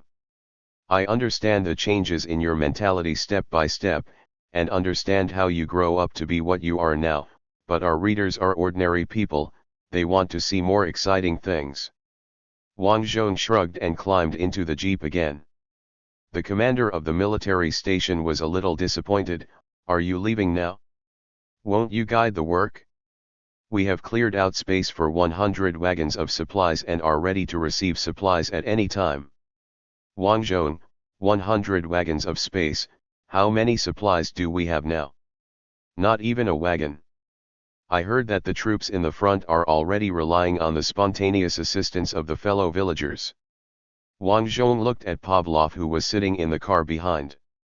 The railway will be open tomorrow, and there will be supplies. Pavlov said. Wang Zhong said to the commander of the military station, you heard it, there will be supplies tomorrow. Gregory, let's go. As the jeep drove into the city, Wang Zhong found that many of the dilapidated buildings had been repaired. Ronnies fell in the first week of the Prasen attack, and the Prasens spent a lot of time whitewashing the city. The Ant army had entered the city a long time ago, so the villagers in the city had long been accustomed to the military vehicles running on the road, and basically no one noticed Wang Zhong's martial star.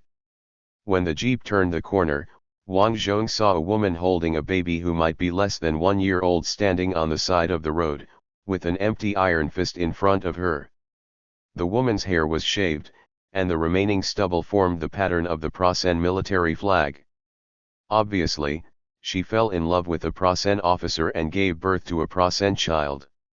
Vasily muttered, actually, they are also quite pitiful. Wang Zhong, if they are not punished at all, wouldn't those girls who fight like men be worthless?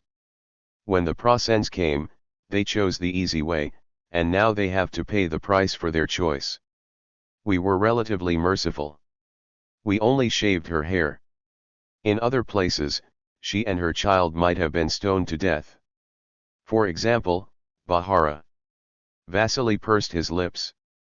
The jeep drove through another intersection and passed by the entrance of a movie theater. A group of drunk soldiers were coming out of the theater, laughing. Wang Zhong raised his hand, and the jeep stopped before he spoke. He stood up and shouted to the soldiers, which unit are you from? The soldiers looked at Wang Zhong together.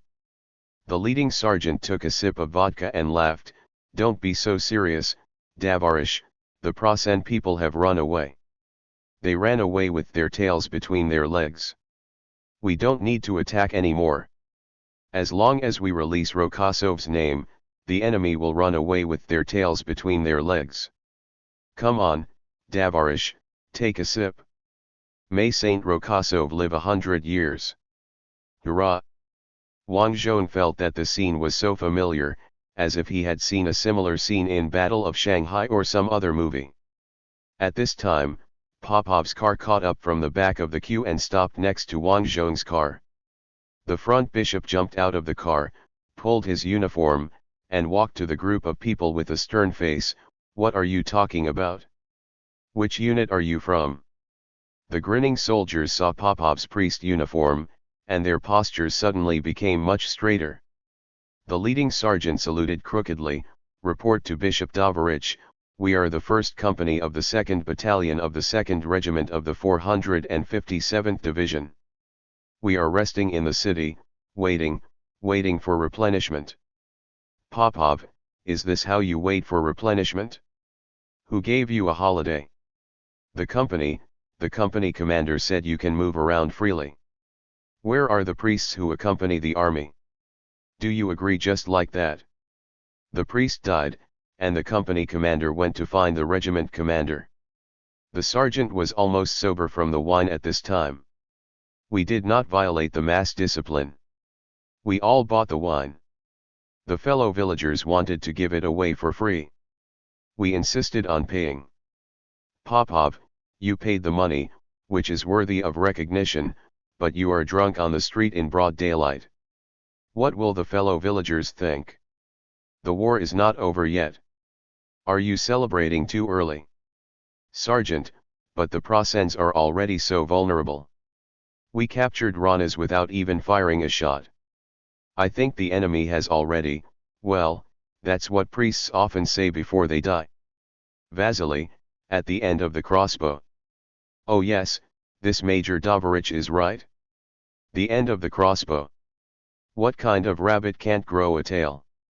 The priest also said that Marshal Rokosov said that the war will be ended before next Christmas. And believes in Eastern Christianity, and Christmas is on January 7th. Isn't this the classic script, end the war before Christmas? Wang Zhong hurriedly said, I didn't say that. What I said is that there is still an arduous journey waiting for us to defeat the Pelosin people. Sergeant, hey, you're not Rokosov. What you said doesn't count dash. His eyes widened, and the wine bottle he had been holding in his left hand slipped and shattered on the ground. Wang Zhong, does it matter what I say? The sergeant snapped to attention and saluted, but the movement was too big, and the newly broken wine bottle spread liquid and glass shards everywhere. He suddenly slipped and fell to the ground. Popov stepped forward and stretched out his hand to pull him up. Salute to you. The sergeant finally stood at attention and saluted. Only then did the others react and salute Wang Zhong, and the smell of alcohol on their faces suddenly disappeared. Wang Zhong responded, I never said that the war would end before Christmas. I never said that. Although your priests died, we still need to carefully investigate the source of such remarks. The sergeant looked confused. That's what everyone said. They said we would enter Prosonia on Christmas Day and capture Emperor Prasen alive. Popov looked serious. It seems that the victory was too quick, which made the troops think of underestimating the enemy. Wang Zhong, leave it to you, Archbishop de Varisai. Popov, don't even think about running away. I'm afraid I'll ask you to write a pamphlet and talk about this issue carefully this time. Wang Zhong, Vasily, I leave it to you. Ah. Vasily's eyes widened, shall I make it up? Aren't you afraid that I'll make it up at an earlier time? Wang Zhong grinned at Vasily, sat down and said to Grigory, let's go and see the Duke's headquarters. The church that was blown into ruins by Prosen's battleship has now been completely demolished and turned into a glory park. It is also completely unrecognizable to what it was like back then. The Prasen people built a monument in the middle of the park. The 10-meter-tall Prasen emperor stood on Ant's double-headed eagle flag and held up Prasen's eagle emblem. Wang Zhong looked up to Emperor Prasen and asked Vasily, is Emperor Prasen like this? You ask me? I haven't seen him either. Marshal de Varisai. A voice called from afar. Wang Zhong soon looked out and saw the commander of the group army stationed in the city and the local bishop running over one after another, followed by a large number of people cheering behind. Hello, don't run in such a hurry. I'm taking my friends from the Allied forces to go back to the old path. The commander of the group army arrived in front of Wang Zhong's jeep and saluted before he could even catch his breath. Comrade Marshal, we are discussing what to do with this statue. The local bishop also echoed, we have just occupied the city, and there are many things to deal with. Among other things, there are hundreds of thousands of people in the city, and the problem of food needs to be solved. The Plozans deliberately withheld food from the city before leaving. Many people have been hungry for a week. Wang Zhong, I think the store still sells wine. The bishop was embarrassed. We do have an order to prohibit the brewing of distilled alcohol, but it is impossible to prohibit alcohol in Ant. Everyone would rather catch rats for meat than use grain for brewing. However, The supply problem will be solved when the railway is open tomorrow. Today we have sheep from nearby folks, so everyone can eat meat. So we are discussing how to deal with the legacy left by the Prasen people. In addition to this glorious park, they also built many buildings in the city to show off their military exploits. We are ready to knock them all down. Wang Zhong, knock it down? No, no, no, knocking it down is too gentle and will not create a deep impression on the masses. You need to make a big splash. As he spoke, Wang Zhong's eyes fell on the army commander. Does your army have urban? No, our group army doesn't even have the title of guards, so we can't get such good things. The commander of the group army smiled bitterly. Originally, everyone was holding back their energy and planned to become the guards group army after taking Ranas. Many people swore a poisonous oath to get the gold stars here, but the Prasen people ran away, and the gold stars and the guard cloaks were all gone. At the end of the sentence, the army commander's tone sounded a little pitiful, sounding so aggrieved. Wang Zhong scratched his head. Then do you have B4 heavy artillery? No. We are a group army formed later, and we have 122 and 152, not 203. Wang Zhong, then I will transfer a B4, which is more accurate, to fire concrete destroying bombs to blow up the statue. Make it more ceremonial. Okay. The group army commander saluted, and then asked cautiously, will you leave the B4 to us after you finish it? Wang Zhong, you can strengthen it? Vasily, how about you, Marshal, come and fire the cannon when they hold the ceremony. Wang Zhong thought for a while, I will fire the cannon myself. 2.5 years ago, you escaped from the main gun of the battleship Prasen here. Today you come back and blow up the statue of Emperor Prasen with one shot. Don't you feel a sense of fate? Vasily smiled. Wang Zhong thought about it and nodded, okay, I will fire the cannon myself. Now bring the cannon here immediately. Pavlov, how long will it take to bring a B4 here? Pavlov, we were originally planning to use the B4 to attack. Although it is not needed now, the artillery division is still nearby. After all the tactical and strategic goals of this stage have been achieved. I estimate that it will be there in 3 hours. Wang Zhong looked at his watch. Okay, then in 3 hours, I will personally fire the cannon to send off the statue. Vasily, what about now? Wang Zhong, there is another place to see now. That is the real starting point of everything. Everything else has changed along the way, but the building still looks the same as Wang Zhong remembered, but all the holes have been repaired. The fellow who lived in the building opened the door and was stunned. He glanced at Popov who was following behind Wang Zhong and said, we have explained the matter clearly. We are not traitors. I have given the guerrillas a green light. My son has also sent letters to the guerrillas. Wang Zhong, you misunderstood, we are not judges, and we are not here to settle accounts.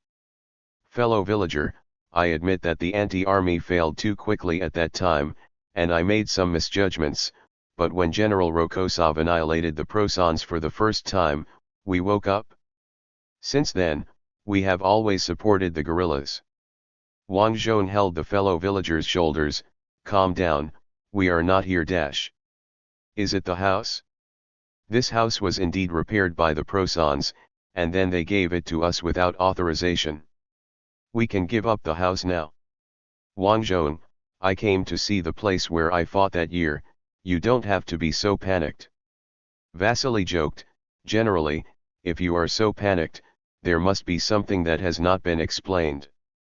As a result, the fellow villager knelt down with a plop, officer, we really just misjudged the situation. Wang Zhong, okay, come, send their family to the judge and explain it properly. The guards of the headquarters guard regiment immediately rushed up and took the fellow villager and his family away. Wang Zhong paced the room, looking for clues of the past on the newly painted walls. He found the stairs leading to the basement and opened the cover. The basement had not been used for a long time. When the cover was opened, the air that suddenly flowed brought a lot of dust. Wang Zhong walked into the basement and looked at the familiar skylight. More than 2 years ago, he looked at the street from there. He saw countless pairs of military boots, and sighed that this script killing was really willing to spend money. When he saw the tracks, his first reaction was that the script killing store rented an agricultural tractor. At that time, he even wanted Ludmila's WeChat. WeChat, what a strange and familiar word. With this word, the dusty memory is opened again. Has Black Myth been released? Has it sold 5 million copies? Has Wandering Earth 3 been released? Did it take the first place in the Spring Festival? Have my friends who are taking the civil service exam been admitted? Have the house prices that are too expensive to buy fallen? Has my father's old waist gotten better? Does my mother's teeth still hurt? Wang Zhong stroked the wall that he had stroked more than 2 years ago. He raised his head, and for a moment, the other side of the skylight seemed to have become that prosperous, safe, and advanced hometown. He saw neon lights, drones delivering food, and grandpas and aunts waving cartoon fans in the square. He smelled the aroma of noodles and heard the hawking of pancakes. But the next moment, everything disappeared. Outside the skylight were Ant's military boots and the tires of the jeep. Marshal Alexei Konstantinovich Rokosov's face was faintly reflected on the glass. Leave request. I originally wanted to update normally today and take a day off tomorrow to watch T1 vs. BLG, but then I thought about it, LPL will lose in most of the games I watch, so it's better to take a day off today and update normally tomorrow without watching the game. So I took a day off today. I didn't go to play Monster Hunter Wilderness, I never play demo. Then, let's continue on November 2. Also, I originally planned to change the first-person self-pronunciation to Rokosov after the end of chapter 34, and I can cheat 2 more characters in the manuscript fee, right? But after thinking about it, everyone has been watching Wang Zhong for so long, and I guess they are used to it, so I will still be Wang Zhong at the beginning of the next chapter. Chapter 711 Confrontation. October 3, 916, the city of Ranas, the headquarters of the First Hazalaya Front. After Wang Zhong entered the headquarters, he took off his coat and handed it to Vasily. Vasily, it doesn't look like it's raining heavily outside. Wang Zhong, yes, I only got a little wet along the way. Weather forecast. Pavlov, there has been only this level of rain in the past week, and the impact on transportation can be ignored for the time being. Wang Zhong, what about the impact on aircraft takeoff and landing? It can be ignored for the time being, so the aerial reconnaissance is still normal at the moment. As Pavlov spoke, he placed a stack of aerial reconnaissance photos on the table, spreading them out like a stack of playing cards, with a gesture very similar to Chow Yun-fat's God of Gamblers style. Wang Zhong came to the table and picked up a photo. Let's summarize it. Pavlov, the Plosin people's previous retreat was obviously intentional. Currently, they are mainly fortifying themselves along the Bug River, because the entire defense line has been greatly shortened compared to the summer, and the density of Plosin troops across the river has become significantly higher. If you look at these photos, they are all of the Plosin barracks outside our artillery range. Most of the barracks have traces of life, indicating that they are full of troops. Wang Zhong picked up the photo and looked at the traces of life circled in red pen on it. Is it possible that the Prasen people did it on purpose? Yes, but the information passed to us by the underground parish also shows that the withdrawn Prasen army is reorganizing on the river bank, and the density of troops is even higher than when the war first started. Without enough equipment, it will be difficult for us to break through the Prosenian defenses. Pavlov stopped and looked at Wang Zhong. What about our equipment? Pavlov, currently, only 10% of the tanks in our armored brigade equipped with new T-54 tanks remain combat ready.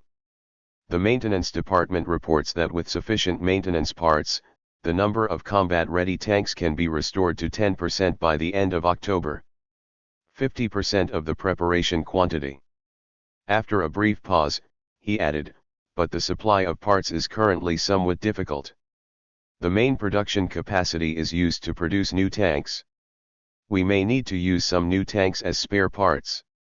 Wang Zhong, what about the supplement of new tanks? Pavlov, there are very few. The new tanks are used to replace other troops. All fronts need T-54 and Rokosov I Konstantinovic. Most of our tank crews are still driving T-34W. This kind of tank has a hard time encountering the enemy's long-barreled No. 4, let alone more and more new tanks appearing on the battlefield. Wang Zhong noticed that there was something wrong in Pavlov's words, so he asked, what other new tanks has the enemy put into actual combat? Pavlov dug through the photos and found several photos of new tanks. These were discovered by aerial reconnaissance. Wang Zhong, Weasel 3 and... He took the photo from Pavlov's hand and stared at it, with the No. 4 artillery carrier. Isn't this an overhead vehicle from World of Tanks? Sure enough, we have now entered the world line of World of Tanks. Vasily asked Wang Zhong doubtfully, how do you know the models of these equipment? Did you receive any information when I was not present? But all the information you can read has passed through my hands, right? Popov, Vasily, in the eyes of the saints, this is a divine revelation. In the eyes of the secularists, this is a message from the future or another time and space. Saint Andrew also often predicts the future. That's because Saint Andrew is most likely my fellow countryman, Wang Zhong thought. With Saint Andrew as a precedent, he saves himself a lot of trouble in explanation. Wang Zhong, the Prussians did not sit still and wait for death. We had the advantage in this round of armor and gun confrontation, but this advantage will not last long. The Prussians have begun to equip weapons that can deal with our new tanks. Similar to the fact that Ant cannot switch to T-54 and Rokosov 1 all at once, the Prussians will probably be in a high-low match situation for a long time. The good news is that the Prussian people lack rare metals, and Allied intelligence also confirmed this. Wang Zhong said, so the quality of the Prussian people's armor steel will decline in the future because they lack rare metals such as manganese. Metal, in order to enhance protection, they can only make the tanks bigger and heavier, and dash. Vasily, the bad news is that the enemy has entered a defensive state and does not need to maneuver on a large scale in the wilderness. The impact of poor mobility has been greatly alleviated. What were you going to say just now? Wang Zhong looked at Vasily and continued and that was just interrupted. It will be impossible to pass the bridge in the river network area, but if it is used to defend important areas, this problem can be ignored. On our side, because we have obtained the new engine production authorization, we can appropriately increase the weight of the new tank. The new Rokosov 2 breakthrough tank will have better protection and a larger caliber main gun. In addition, we are imitating the new captured Prussian artillery shells. With the new shells, the 100mm gun will have better penetration, and worse hit after effects. Subcaliber armor-piercing bullets use after-hit effects in exchange for penetration depth. Because the diameter of the shell is much smaller than the caliber, there is no way to pack much charge. The extreme development of this idea is the steel needle that War Thunder players are familiar with, commonly known as the little flying stick. It has no charge at all and relies on fragments to kill members after it penetrates. Pavlov, time is on our side. At this time, there were sounds of quarreling outside the headquarters. Let us go in. We have important inventions that can change the tide of war. This is the headquarters, you are looking at the wrong place. The marshal is also the chairman of the equipment committee. We are not looking in the wrong place. Don't be so loud. A very important war plan is being made here. What if your noise affects the making of the plan? We just want to make a noise. The marshal will let us in if he hears our voices. Wang Zhong's in, have you thought about it? Aren't you afraid that the marshal will suddenly act arrogant and prevent you from coming in? But his curiosity was aroused. Logically speaking, inventions and creations should not be the specialty of Ant's army. Important inventions that change the war situation or something like that. Could it be possible that a big-headed soldier would rub a nuclear bomb with his hands after madly criticizing vodka? So he said loudly, "What's the noise outside?" A second lieutenant from the guard regiment came in immediately. "Report. I am the officer in charge today, and 2 people said they have inventions that can change the war situation." "Wang Zhong, let them come in." "Vasily, I think they should be tested for alcohol before letting them in." "Popov, this time I agree with Vasily." While they were talking, the 2 of them were brought in by the guards. "Wang Zhong, introduce yourself, gentlemen." "My name is Anatoly Ivanovich Kitov, 2nd Lieutenant Gunner Commander of the 1st Guards Air Defense Artillery Division." "Wang Zhong, there are still people in the Air Defense Artillery Division who have the title of guards. Only one shot down 21 enemy planes in the Battle of Ababahan." Pavlov immediately replied. "Wang Zhong, is there a computer in your head, I mean, a tape drive, which turns all the information into tapes and records them in it?" This era already had tape drives for storing information. Pavlov: "No, normally I wouldn't remember such a trivial thing, but their division is different. Their division's most famous victory is your phone number." Wang Zhong: "Huh? The anti-aircraft gunner who shot me down? Then they still have the title of guards." Pavlov: "You signed and approved it?" "Ah. I signed it. It's bad. The matter of signing indiscriminately without reading the contents of the document will be exposed." Wang Zhong: "Oh, yes, I signed and approved it. I think they realized their shame and bravely shot down many enemy planes, and they have atoned for their sins." After speaking, Wang Zhong forcibly changed the subject. "2nd Lieutenant Kitov, your friend, please introduce yourself." At this moment, Wang Zhong felt that the surname Kitov sounded a bit familiar. At this time, another young man reported, "First-class technical sergeant of the 1st Guards Anti-Aircraft Artillery Division, Viktor Grushkov." Wang Zhong suddenly thought of who they were. They had appeared on Little John Kahn's show. It seems that he planned to develop big data in the Soviet Union in the 1960s, and was a pioneer in machine-compiled language and cybernetics, but his achievements were covered up at the wrong time. After remembering everything, Wang Zhong took a step forward and extended his hand to the 2 of them. "Nice to meet you." The 2 young men were startled, and they didn't know why the marshal suddenly became amiable. Kitov, who had a higher military rank, timidly held Wang Zhong's hand. Nice to see you too, Marshal, Your Excellency." Wang Zhong: "Just call me Davorixy." "What inventions did you bring?" Kitov: "That's right, we read the newspaper and said that the Prozan people advocated remote-controlled bombs and remote-controlled cars that would change the situation of the war, so we dash." Wang Zhong: "You built a jamming device?" "Indeed, we built it," Grushkov replied. "It is an active electronic jamming device. The disadvantage is that it will also interfere with our radio communications. But that's not what we are here to talk about this time." Wang Zhong: "What did you bring?" "Remotely controlled rocket." Kitov said, "We built a wire-controlled rocket with a range of 1,800 meters, using a shaped charge warhead of a rocket launcher."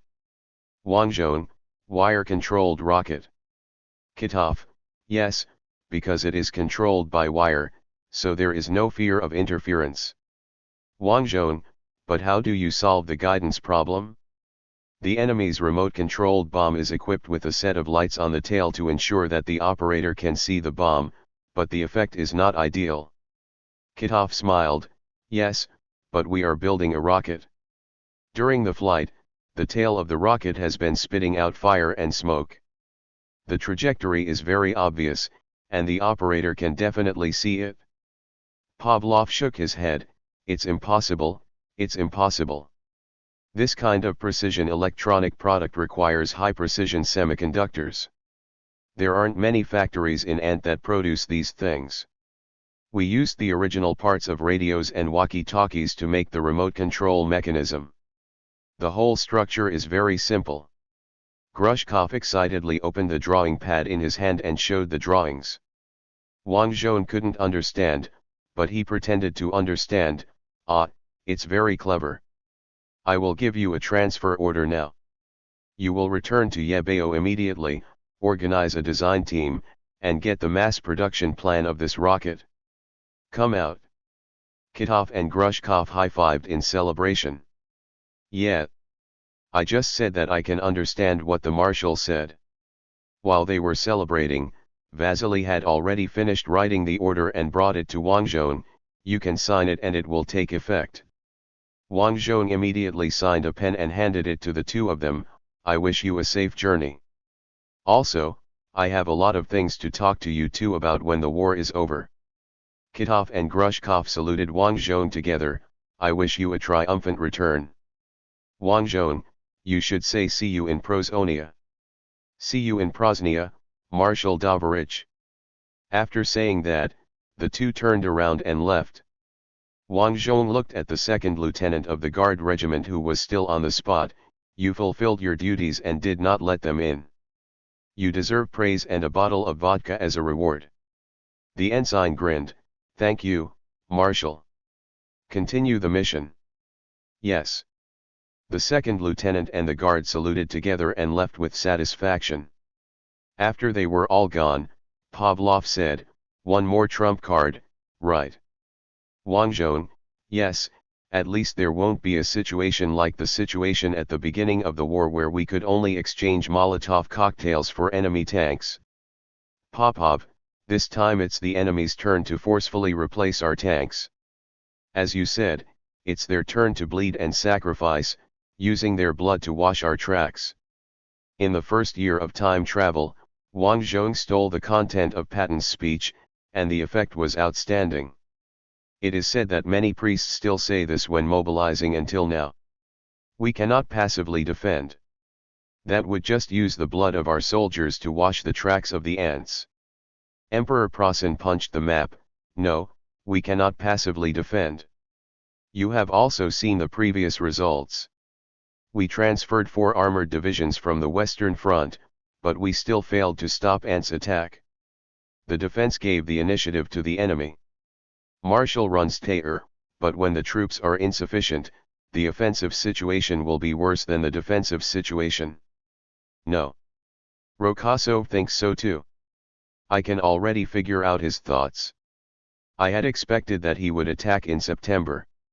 And my senior generals all thought that he would attack after the Tiber River froze. Action. I know him better than you. The emperor threw the pencil in his hand onto the map as he spoke. Because he threw it very hard, the pencil jumped high. I want to attack. We happen to have assembled 4 battalions of Panther tanks, a total of 400 tanks. There are also 4 battalions of King Tiger tanks, a total of 200 tanks. With these troops, Rokosov will be caught off guard. He must be too late to repair the damaged new tank on his hands. The emperor was indeed right about this. Marshal Keltic, even if the armored forces achieve a breakthrough, our army does not have enough infantry to keep up. Each unit will not be able to complete its replenishment until the end of this year. Emperor, you can follow up with the newly formed infantry troops. Marshal Keltic, Your Majesty, most of the newly formed troops lack combat experience and are not suitable for offensive operations. The emperor wanted to retort, but Giles suddenly interrupted. If we attack rashly now, even if we succeed, we don't have the supplies ready to continue the attack. The current situation on the entire southern front is more suitable for defensive counterattacks. Such a short front is not suitable for Rokosov to launch a large-scale offensive. It will not be too late to wait until their troops are exhausted on our fortification zone before launching an attack. The emperor looked at Giles. The red-haired young man said firmly, I think we should defend and counterattack. Emperor, but the initiative dash. The change of initiative requires a suitable opportunity, Your Majesty. Giles said. Emperor Prasen took a deep breath. Okay, you are right. At the same time, the Eagle's Nest Vice Freight Elevator. As the bell rang, the elevator's inner gate opened. The soldier in charge of pulling the outer gate looked at the colonel in the elevator in surprise. This is a freight elevator. I have a confidential mission. You are not allowed to interfere or report to anyone. The colonel said while taking out his military officer ID card. The soldier immediately stood at attention. Yes. Colonel, open the outer gate. The soldier immediately used the key to unlock the door and opened the outer gate.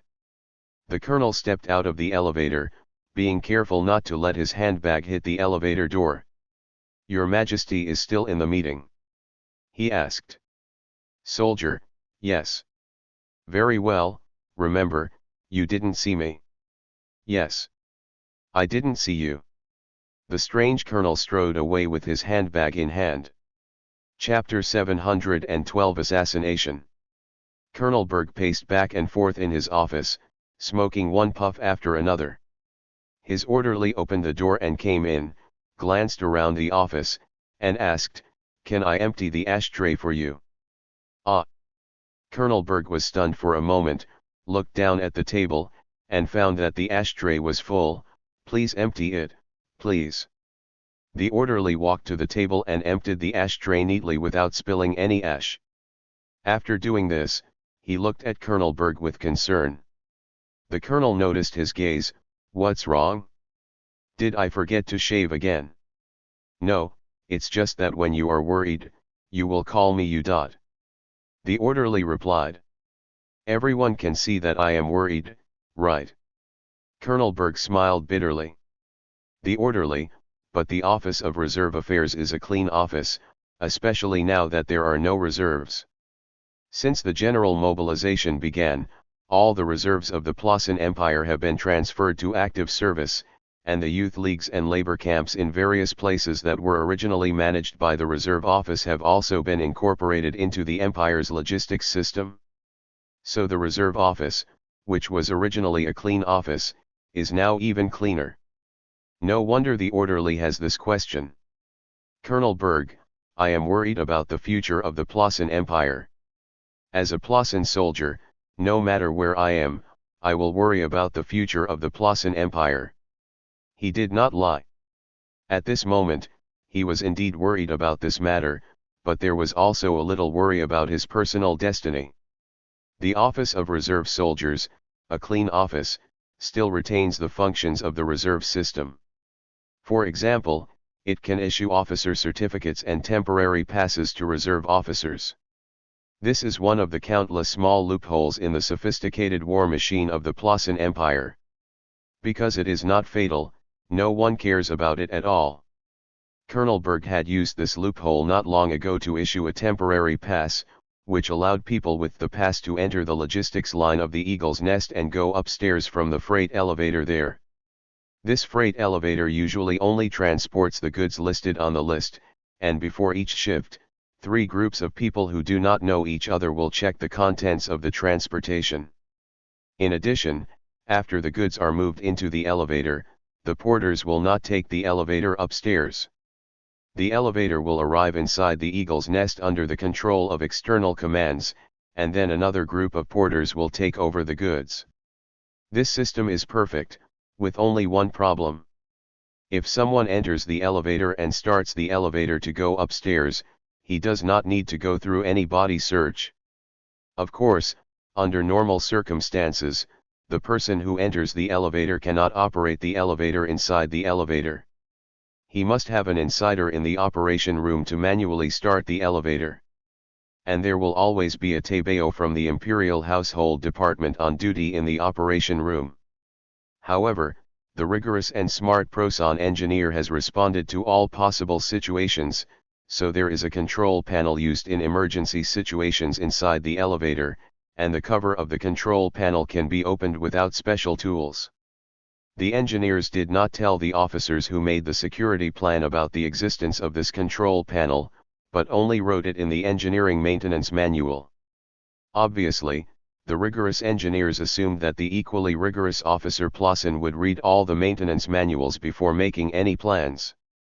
So, another loophole appeared in the sophisticated Plossin tank. Colonel Berg, who was also rigorous and smart, discovered this loophole, and today was the day to put this loophole into practice. The pass carried by the assassin was issued by Berg. Once the matter was exposed, he would not be able to escape death. Colonel Berg had prepared cyanide. He was supposed to wear special dentures, and the cyanide capsule was placed inside the dentures. As long as he bit hard, the dentures would break, and the cyanide would leak out. But he was afraid that there would be a hole in the capsule, afraid that he would suddenly bite the dentures when he had a seizure, and afraid of various accidents. So he put the special dentures in his pocket, and still had the dentures he had worn for more than 10 years in his mouth. Of course, in addition to taking poison, Colonel Berg also prepared a second plan. He placed a loaded Luger pistol with the safety off in the first drawer of his desk.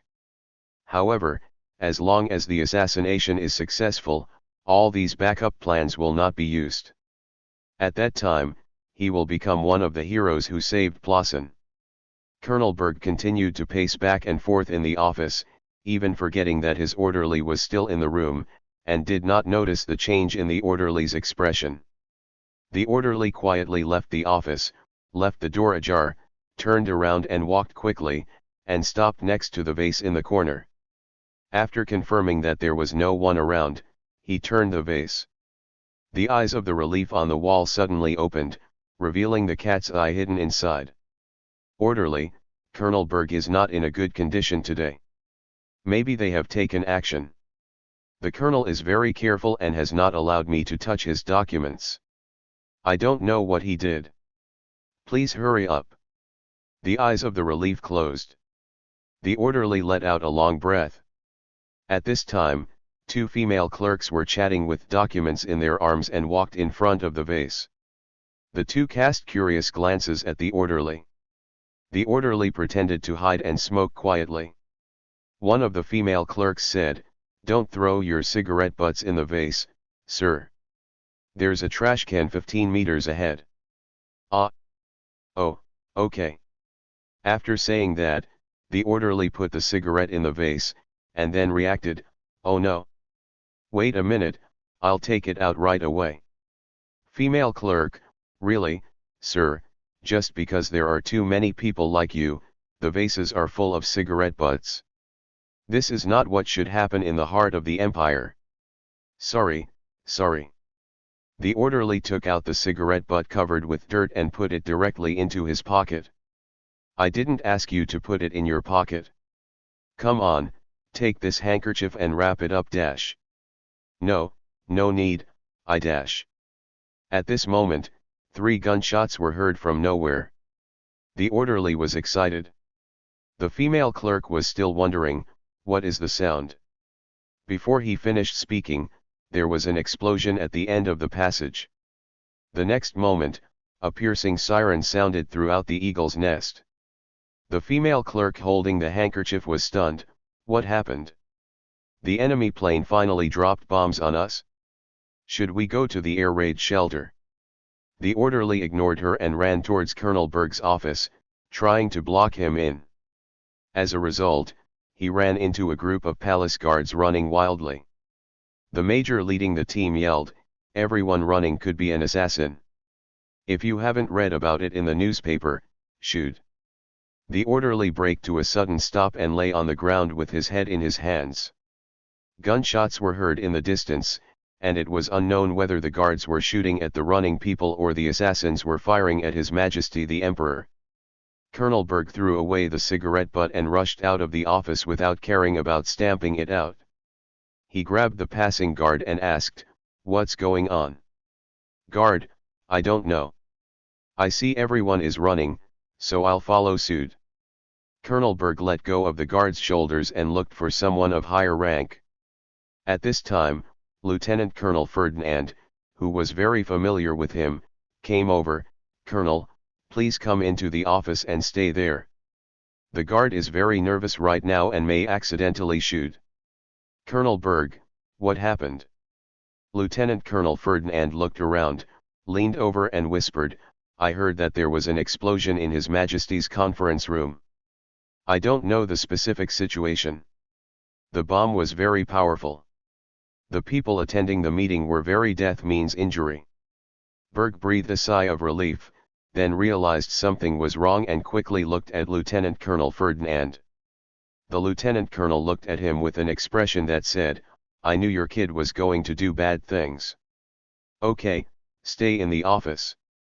If you leave the eagle's nest now, you will definitely be beaten as an accomplice." Colonel Berg nodded, turned, and entered the office, but did not close the door immediately. Instead, he held the door handle and looked back at Lieutenant Colonel Ferdinand. "Close the door, you and I can't affect what happens next," the lieutenant colonel said. Colonel Berg then closed the door. "5 minutes ago, Eagle's Nest, War Room. The people want to see us make new progress," the Imperial Propaganda Minister said loudly. This meeting was not a purely military meeting, so it involved the Minister of Propaganda, heads of various internal affairs departments, and many advisors to the Emperor.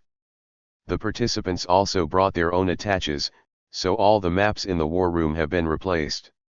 Even if the attaches relied on their super memory to copy the maps outside, they would only get wrong information. All the time, the front lines have been retreating, and some people have doubted our propaganda. The propaganda minister continued, "There must be something that can excite the masses." The emperor raised his right hand and circled it near his temple. "We can let the Imperial Science Department display some new weapons.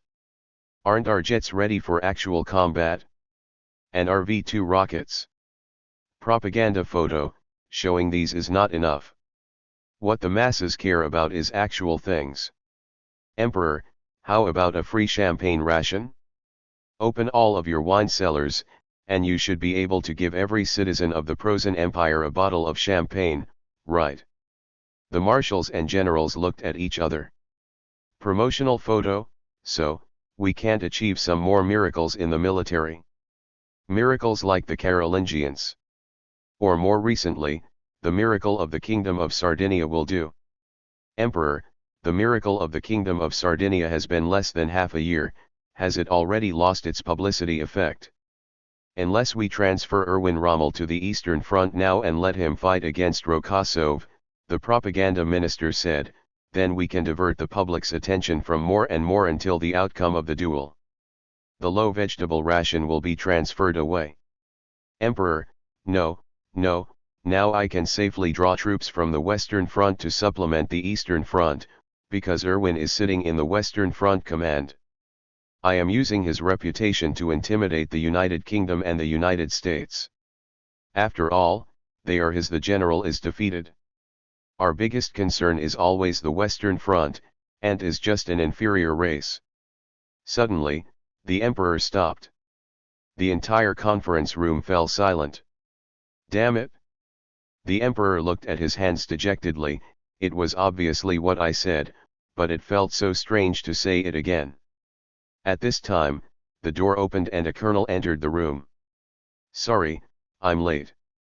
After saying that, he entered the room under the gaze of everyone, walked around the right side of the long conference table, and walked towards Emperor Prasen. Because everyone brought their own attaches to this meeting, everyone thought that the colonel belonged to someone else, and no one stopped him for a while. Suddenly, Giles shouted, "Whose attendant are you? Stop!" The colonel immediately threw the briefcase in his hand towards the emperor. "The glory of the Prasen Empire will last forever." Giles jumped onto the conference table, grabbed the briefcase in the air, and then rushed to the window with the briefcase in his arms. Almost at the same time, the assassin drew his pistol and aimed it at the emperor. However, he was surprised to see that the emperor had pointed his gun at him. The emperor fired 3 shots. The assassin fell backwards, blood gushing out of the bullet hole on his forehead, forming a literal fountain of blood. The emperor was overjoyed and said to the minister of propaganda, "Is the news that I personally shot the assassin enough to inspire the people?" Then he remembered that there was a handbag. He turned his head to look at Gil-Ace, only to see Gil-Ace rushing towards the tempered glass window. Gil-Ace hit the glass with a bang. The glass did not move at all. Obviously, the tempered glass of industrial products cannot be broken by the flesh. Then the explosion occurred, and the blazing light engulfed everything at the scene. 7 or 8 guards threw the emperor to the ground and protected him with their flesh. I don't know how long it took, but the emperor was pulled out of the crowd. His brain was still in a trance, and his ears destroyed by the overpressure could not hear anything. He looked at the window and found that the tempered glass was finally shattered. All the windows on the west side of the conference room were broken. The wall between the windows was still there, but the surface was completely opened, revealing the steel bars underneath. Obviously, considering the size of the briefcase, the bomb was incredibly powerful. The emperor saw Marshal Celtic being dragged out from under the conference table, his upper body covered in blood. If it was his blood, the old marshal would probably be dead. Marshal Runchtet was gone. He was opposite Marshal Celtic, with his back to the explosion point.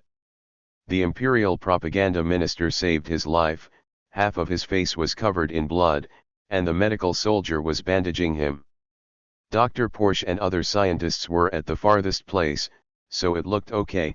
Fortunately, the conference room was big enough and the conference table was long enough. The imperial treasures were safe, which made the emperor feel relieved. Fortunately, the loss was not big. No. The emperor's scalp was numb. He looked at the explosion again. The window was broken, even the window frame was gone, and outside was a towering snow-capped mountain. The eagle's nest was built on the top of the mountain, just as its name suggests. The emperor pushed away the people who wanted to check him and tried to step towards the window, but was caught by more people. Although he couldn't hear, he still shouted, "Don't stop me! Giles! Giles! Susa Palace!" Emperor Prasen's sister was reading a book, and suddenly she raised her head and looked at the flowers Giles gave her. It was Edelweiss, which was said to come from the top of the Alps. The pure white petals withered silently. Chapter 713 When Prosan Becomes a Wild Horse, 6K. Colonel Berg looked at the time. Marshal Werner hadn't called yet. The assassination was most likely a failure. The marshal should be busy protecting himself now, and the others would probably scatter. Berg began to doubt whether such a person could really lead Prasen to victory. Apart from anything else, if the assassination failed and Marshal Werner was sure to die, shouldn't he raise an army to fight? At this moment, Valkyrie Club Otto Scouts, the leader of the Brandenburg troops, widened his eyes. "What did you say?" "Marshal Werner, the eagle's nest just exploded. In order to protect His Majesty the Emperor from the threat of the rebels, we should now occupy the eagle's nest as quickly as possible, as well as the nearby airport and station."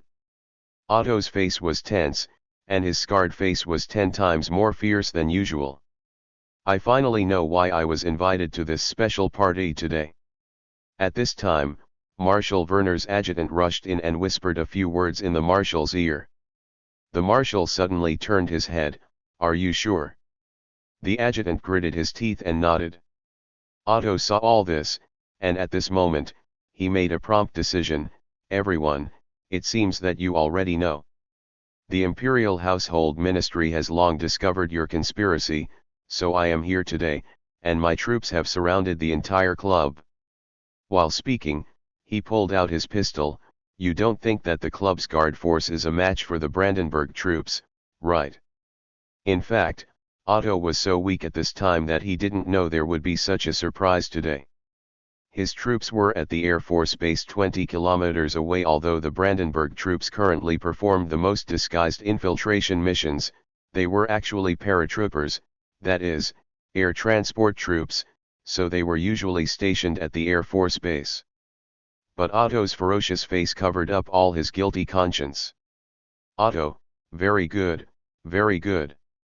In order to take care of your honor, let my men wait outside for a while. Marshal Werner, Otto, we are all decent people, you can put your gun away. Otto thought, how can I prove that I am not in the same group with you if I put it away?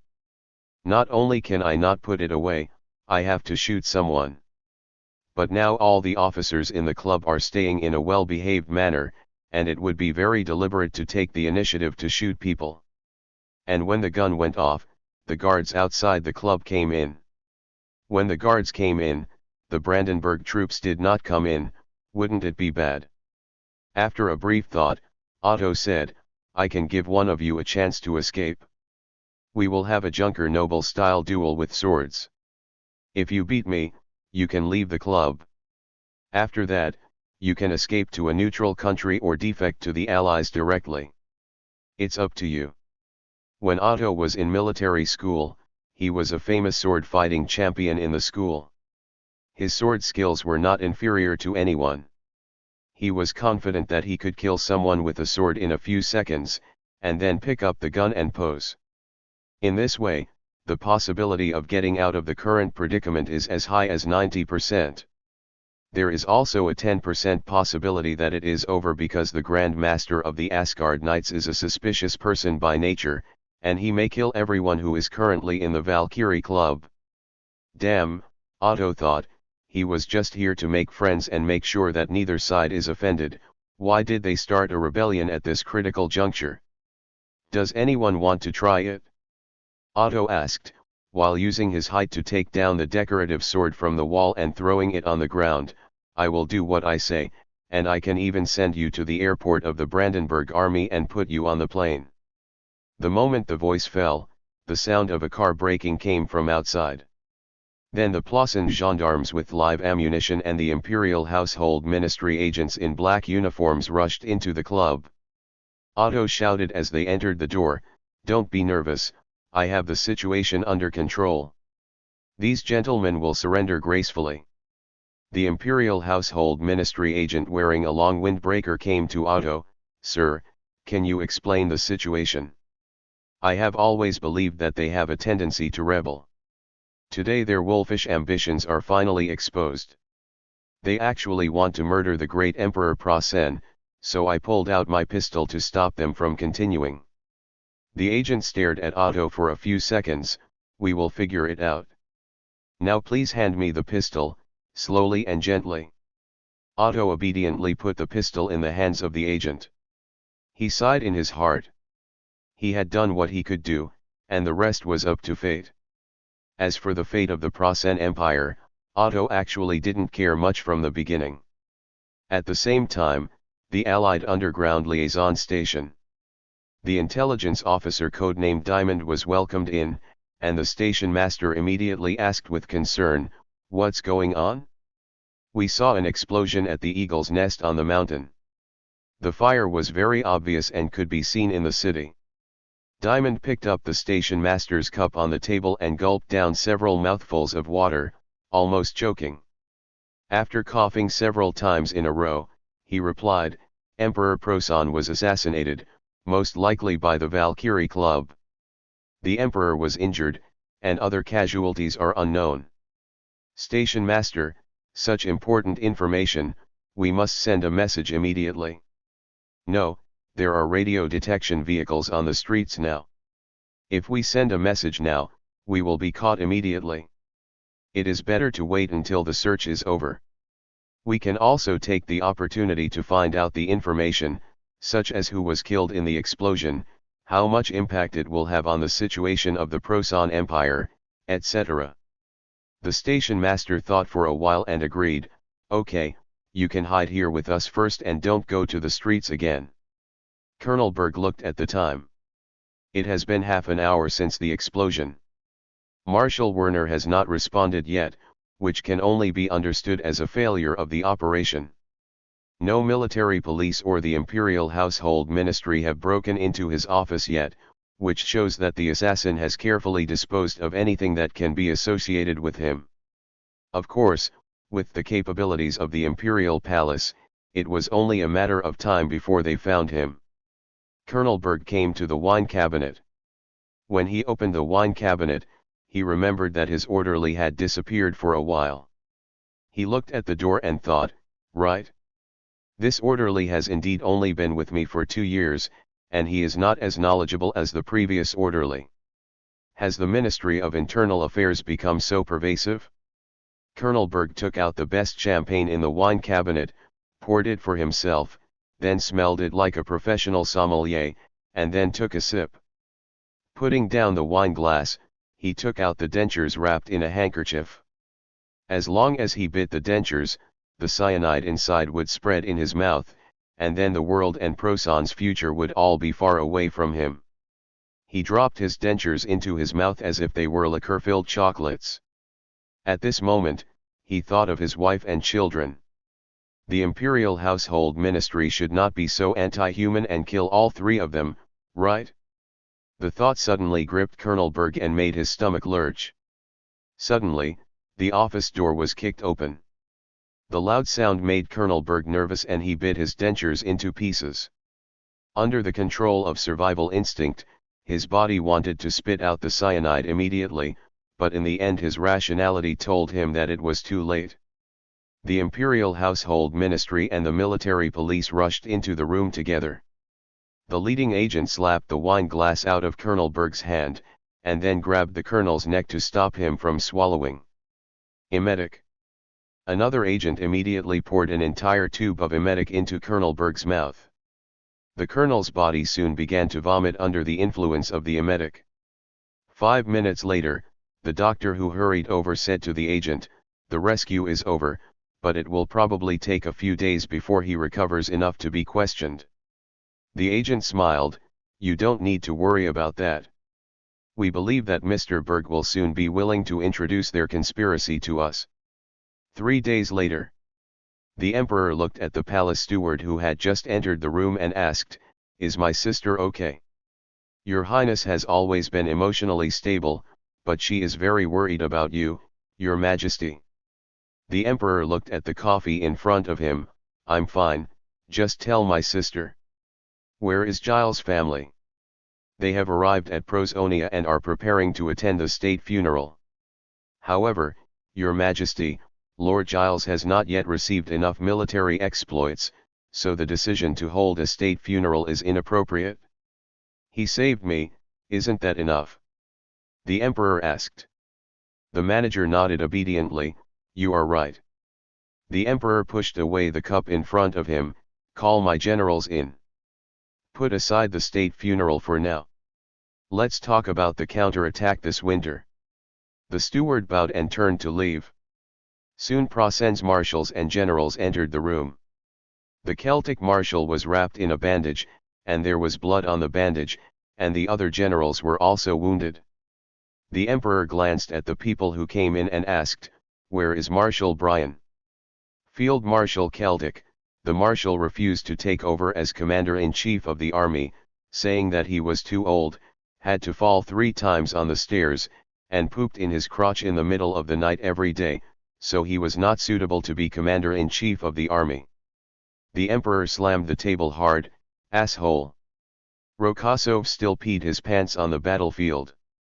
Did he become the commander-in-chief of Ant Army? Marshal Celtic reminded, "He is the former commander-in-chief of the enemy's headquarters." "That's enough." The emperor waved his hand. "Hurry up and find a commander-in-chief of the army, even if it's just in name." "Celtic Marshal, now I personally suggest that Marshal Catherine can be the one." "Okay. Now let's talk about the attack." Rokosov must have never imagined that we would launch a counterattack on the day of the state funeral. Our new tanks would pry open their defense lines and destroy his armored forces that have not yet recovered their strength. The marshal and the generals looked at each other, and then General Moldka, the director of armored forces, interrupted the emperor. "Your Majesty, even if the troops in Rokosov's hands have not recovered, our armored forces are still at a disadvantage, and Rokosov has a large number of the tank destroyer is also good at constructing anti-tank offensives." The emperor slapped the table. We need a victory. This assassination has shaken the people's faith. We need a victory more than ever. If you think it's not possible to win simply by attacking, then use poison gas. Then use the latest V-2 missiles to bomb Ant and Rokosov's headquarters. At this moment, Dr. Porsche, who had a bandage on his head, stood up. Your Majesty, we tried to install an experimental infrared night vision device on the Panther tank, and successfully gave the tank the ability to fight at night. As long as we postpone the counterattack until next year in January, we will equip 100 Panthers with prototype night vision devices. The Emperor shook his head. It's too late. Rokosov will attack in October. It's raining in Salia now. When the rain stops and the muddy ground freezes, he will start. General Moltke, General Giles believes that we should defend and counterattack. Shouldn't we respect his wishes now? The Emperor was silent for a few seconds and replied, You are right, he never makes mistakes. We need a plan for defense and counterattack. October 15th, Anti-City Ranis, Kozalia 1st Front Command and Front General Command. Wang Zhong went into the house, took off his raincoat and handed it to Vasily. Vasily hung the raincoat on the coat rack by the door and said, The rain this winter is a bit heavy. Many places have reported floods. Wang Zhong, the climate has been strange in recent years. Didn't it freeze early last year? Report. The communications staff shouted at a distance almost touching his face. Sukabuli. You scared me. Wang Zhong shouted. The communications staff had no intention of apologizing. Marshal Dovorich, urgent telegram, Emperor Prosen was assassinated, including Marshal Rundstedt, and many senior generals were killed. Wang Zhong tried to pretend to be shocked. What? The communications staff handed the telegram forward. You can read it yourself. Wang Zhong took the telegram and glanced at it, handed it to Vasily, and said, I don't know if this incident will affect the decision of the Prosen headquarters. Vasily, according to previous intelligence, the dead Admiral Giles had a good relationship with Emperor Prosen, which might affect his decision. Wang Zhong nodded, walked through the gatehouse and entered the map room of the headquarters. Pavlov asked, What's the situation outside? Why are you shouting so loudly? Wang Zhong, Emperor Prosen was assassinated. Ah!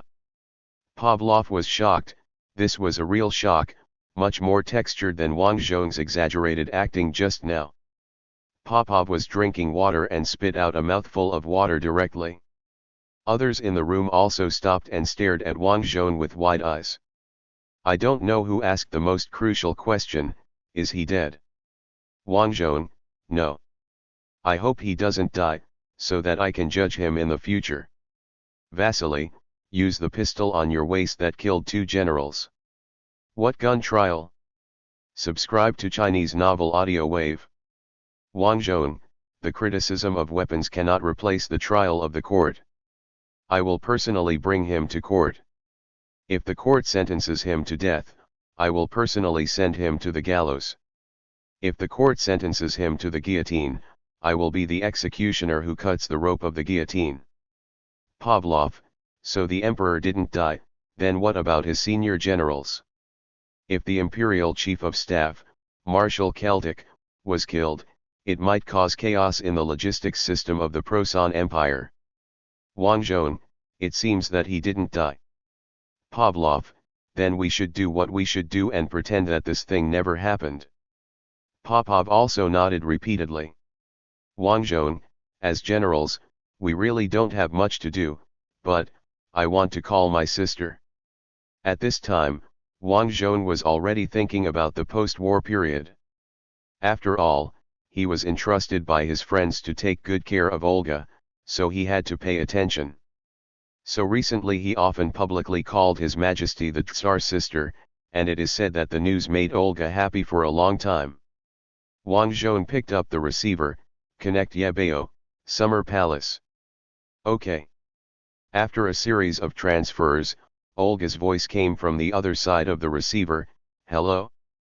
It's my brother, right? Wang Zhong, it's me, how are you doing recently, sister?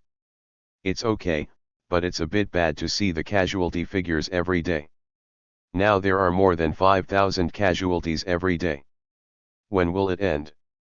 Wang Zhong, think of it this way. We are carrying out cold gun and cold artillery campaigns across the board, and the enemy's casualties will definitely be more. And the enemy's human resources are less than ours. In fact, in terms of total population, the Prosan Empire is not less than Ant, but a considerable part of it is the population of Melania, Moravia, Carolingia, and Sardinia under their control. Melanians and Moravians actually share the same cultural system as the Ants. Carolingians and Sardinians do not speak the Prosan language either. If we only count the population that speaks the Prosan language, the human resources of Prosan are much less than those of the Ants. So the Prosan people cannot afford to waste time. Olga, that's all I can think of. By the way, did you know? Emperor Prosan was assassinated, but it's a pity that he didn't die, otherwise the war might have ended. Wang Zhong, it's not a good thing to end like this. Our warriors still have a bad temper. They will always have a knot in their hearts in the future, and so will their descendants. When the time comes, the Prosan kids will say, "Ah, it wasn't you who defeated us. If it weren't for our own people killing the emperor, you would have defeated us long ago," and our children can only stare blankly. Imagine such a scene. Olga may have really imagined it. She was silent for a few seconds before saying, "I'm so angry." "Why do you look like you've seen it before, brother?" "Because I really saw it, and I was so angry. Chiang Kai-shek is incompetent. You should have recovered Nanjing and driven the Japanese invaders into the sea. Do we have to do this? As a result, you are a piece of crap. You suffered a great defeat in 1944. The Allies were winning everywhere, but you were defeated. No wonder you were defeated by 800,000 troops against 600,000 a few years later." "Olga, so, what are you calling for, brother? I have stuffed as many new tanks as possible to you. I really don't have any more tanks. Wang Zhong, I want you to send a condolence message to Emperor Prosan in the name of the anti-royal family, expressing that it is fortunate that he is still alive, so that we can break through his capital and send him to the gallows. I also hope that he will do a good job of his own security in the future and try not to die before the defeat. By the way, remind him at the end that even if the future situation is so bad that it cannot be made worse, he should not commit suicide by taking poison, otherwise you, as a woman, will also despise him for being cowardly." Olga laughed he after hearing this. "You are still the one who is hurt, why can't I think of it?" Wang Zhong frowned. "Where am I hurt? I am talking seriously." Within the range of his sight, everyone in the headquarters had an expression that could not be held back. "Olga, so what is the purpose of sending this?" Wang Zhong, "To stimulate Emperor Prosan. It is said that the Admiral Giles who died this time had a good relationship with him. If he is stimulated more, he may fall into a state of paranoia. The enemy leader falling into paranoia is good for us, especially for a system like Prosan that tends to be dictatorial." At this time, Vasily suggested, "Why don't we deliberately make a list of trustworthy generals, maybe we can fool them?" Wang Zhong, "No, this is too deliberate, we must grasp the degree, and then the enemy will kill those difficult generals themselves." Olga, brother? Who are you talking to? Wang Zhong, don't mind, anyway, you can find a way to write the telegram in a weird way. Of course, standard diplomatic etiquette still needs to be paid attention to. This is left to you. I don't understand diplomatic etiquette. Don't worry, leave it to me. I will definitely express your meaning completely without violating diplomatic etiquette. Wang Zhong, okay, please. Goodbye then. After that, he hung up the phone. Everyone in the headquarters looked at him. Wang Zhong, Go and do your own things. Why are you looking at me?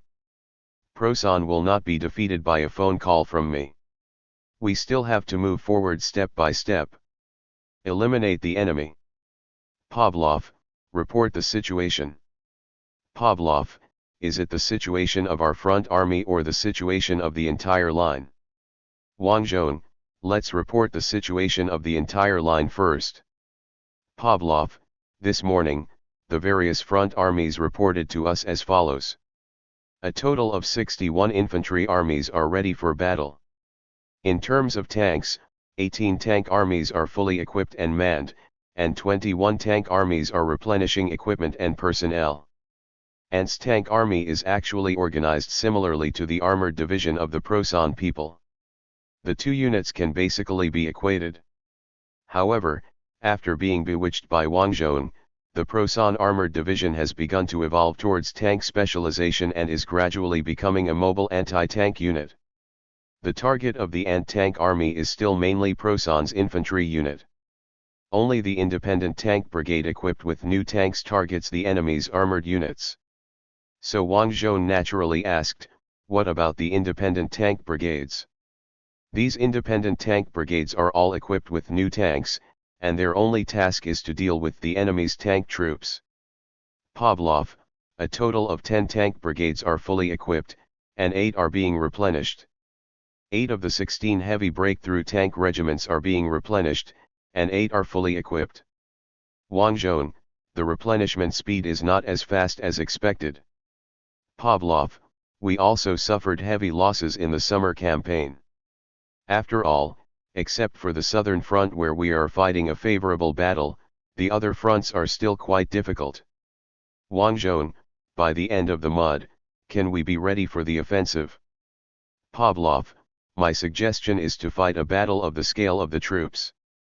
Locally modifying the front line to make the offensive next summer smoother is also progress, right?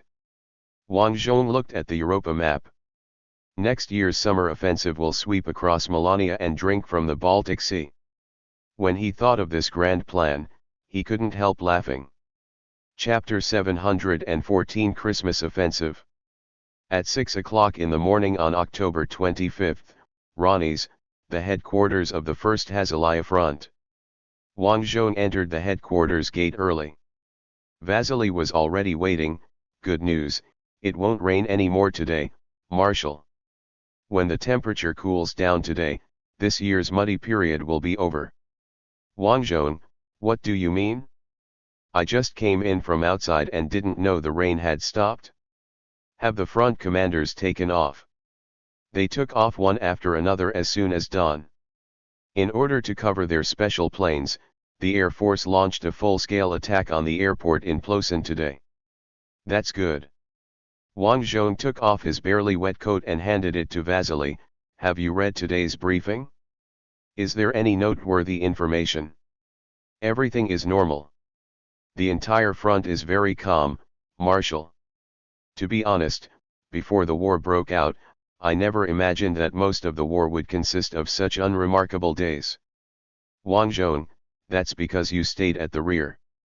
Remember, the briefing you read was obtained by countless reconnaissance teams and patrol teams on the front line with their lives. Vasily said hard to himself, I was wrong. Don't hit yourself. Outsiders will think I slapped you.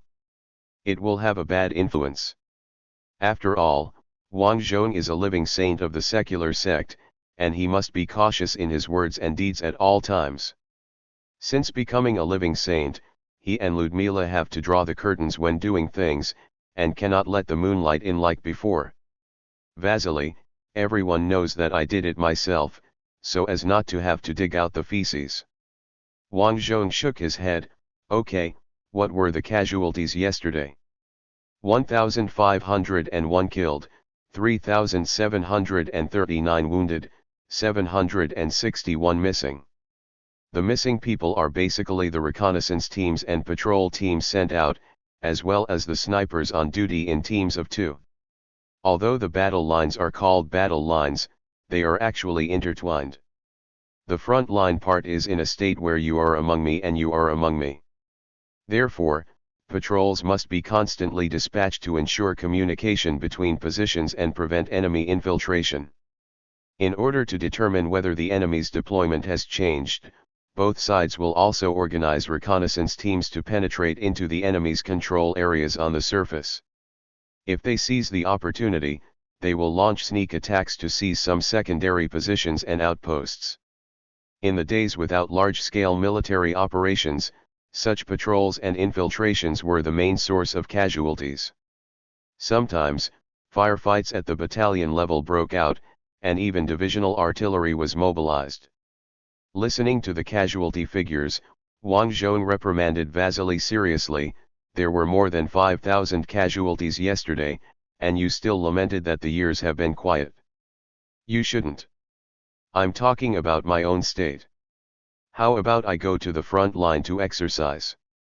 Wang Zhong looked at Vasily and suddenly had a premonition that if he agreed, the musician would spill his blood on the battlefield, so he shook his head. "No, I don't want another adjutant to die." "Vasily, there is an ambiguity in what you said. Do you think I will die if I go to the front line, or do you think the person who replaces me will die, and then I will come back unscathed?" Wang Zhong ignored Vasily's question and walked straight into the map room. "Pavlov, good morning. The map that will be shown to the front commanders later has been completed. Come and take a look." He pouted at the new blackboard in the room. Wang Zhong looked at the map on the blackboard and read out the words on the top of the map: Winter Operations Summary. "To be honest, I am not used to the fact that there are no big red arrows on our operation plan.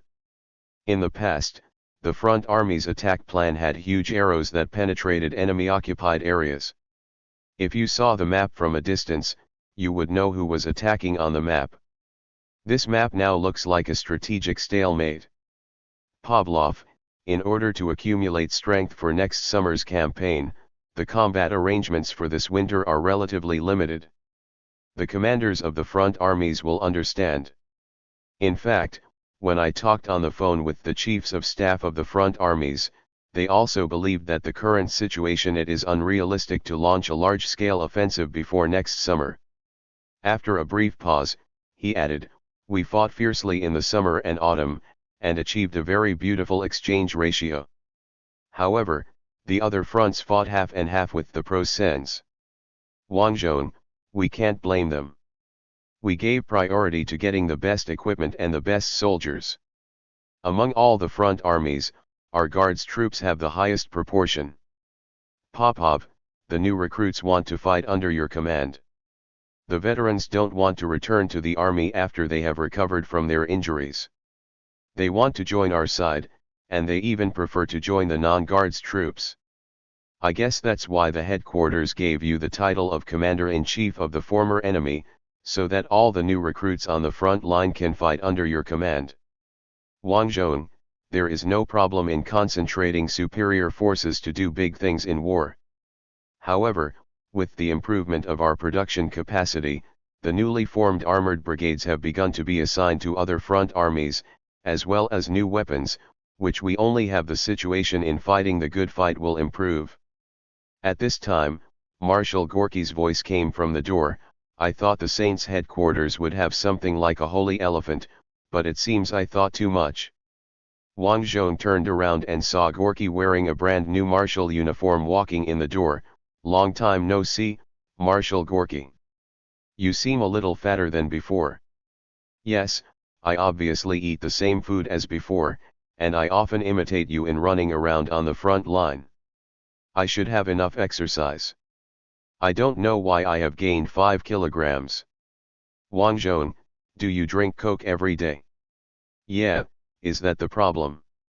"Nonsense, you make Fat House happy water as water every day, and only gaining 5 kilograms shows that you do a lot of exercise. Wang Zhong, it's better to limit it to 1 cup a day." "I drink 1 cup a day now." Marshal Gorky looked very reluctant. "It's just a little sweet water, not that serious, right?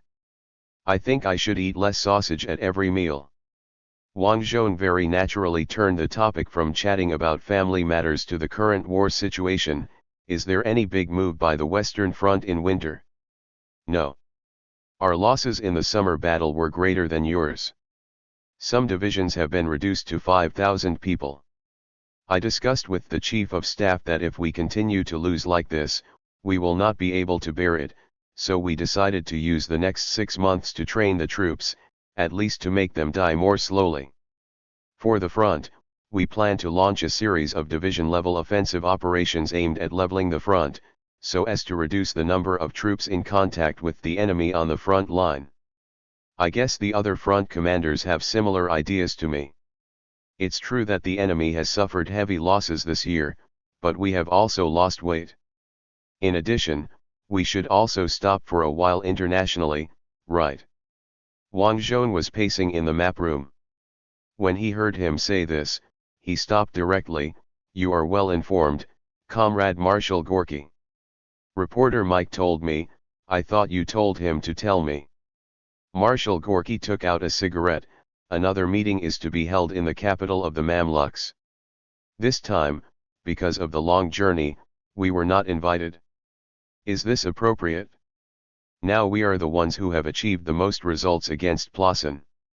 The Allied forces have been driven into the sea twice in the Kingdom of Sardinia. Once in the south and once in Ankara. Wang Zhong, but the Allied forces have achieved fruitful results in the Pacific, and they should return to Borneo next year. Marshal Gorky, they don't want to monopolize the mainland of the Fuzu Empire, do they? If so, we will occupy the entire territory of Plassen, no, the entire territory of Europa. Wang Zhong, if we continue to annihilate the Plassen army on a large scale, the Allied landing will always be successful.